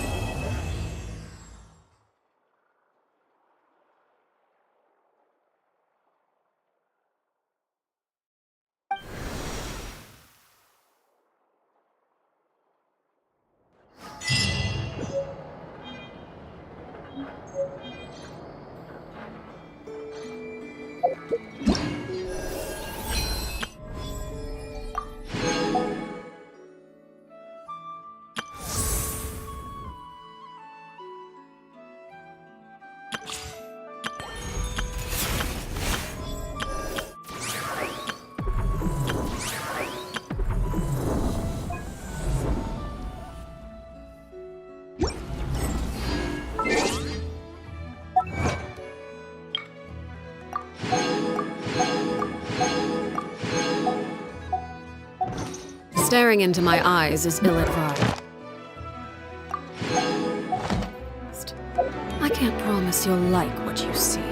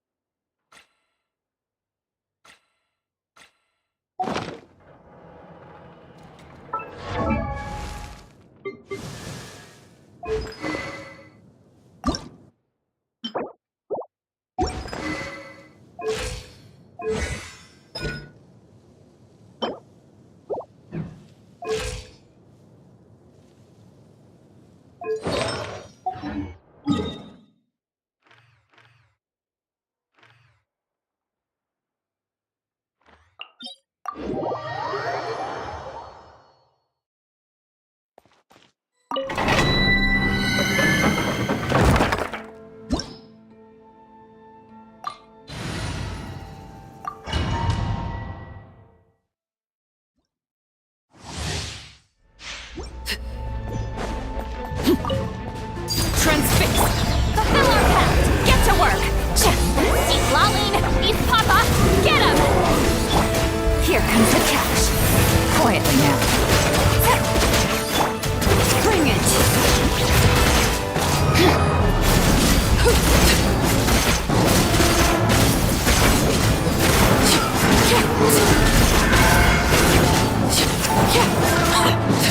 Overrule! Fulfill our pact! Not you two! Time to end! Game's up. Fun's over. Busted.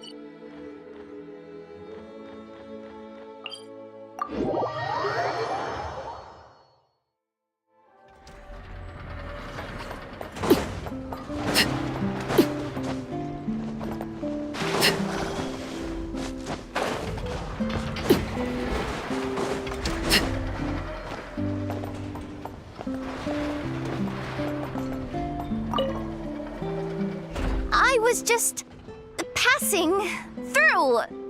Seriously? How many times do I have to say it to get it through your thick metal head? Drat. I felt bad when I spoke to her like that last time, and I really want to say sorry, but anyway, I'm dumping off some excess scrap I don't need. Got them during a commission. Yeah, and I even went out of my way to get these components. Ugh, what am I doing? Come on, Yehoda. It's not that hard. Just gotta apologize to Anefa. Thanks a bunch. Traveler, you're here too? Wow, how does he say this stuff so naturally? Come on, I gotta get it together. Anefa, about that time I, called you a dumb metal face. That was on me. I'm sorry. As far as I am concerned, my face is indeed made of metal, so I agree with that aspect of your assessment. However, I disagree with the rest. The logic module that Aino created is not dumb. Huh? So, do you accept my apology or not? You do not need to apologize to me, Yehoda. You should be apologizing to my logic module. It is not a dum-dum, and neither is the one who made it.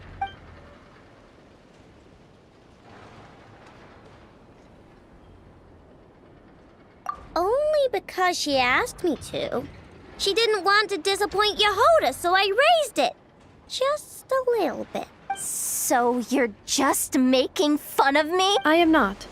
As a matter of fact, the aforementioned module truly is all Yehoda needs to apologize for. A portion of said module's external monitoring port is located in my eye.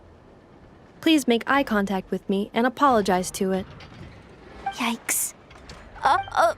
Okay. I'll just spit it out. I'm sorry. Logic module that I know made for Nefa. Very well. My logic module and I forgive you, Yehoda. Have this Lockaberry Crumcake as your reward. It's freshly made. I know, traveler. You two are welcome to have some as well. Finally. I finally managed to say it. Even though it turned out a little weird. I know. Still, is it just me, or is she a bit chattier than usual today? Funny? Is she supposed to be funny? Wait, why are you bringing this up? And Anefa, don't take the Crumcakes away. I haven't eaten mine. No. After all, you now need to apologize for something else. Huh? I know. Please adjust my humor level back to its default value. Yehoda, please take a seat. Don't point that vacuum cleaner at me! I know! What the heck's going on? You will not leave until you are amused by my humor.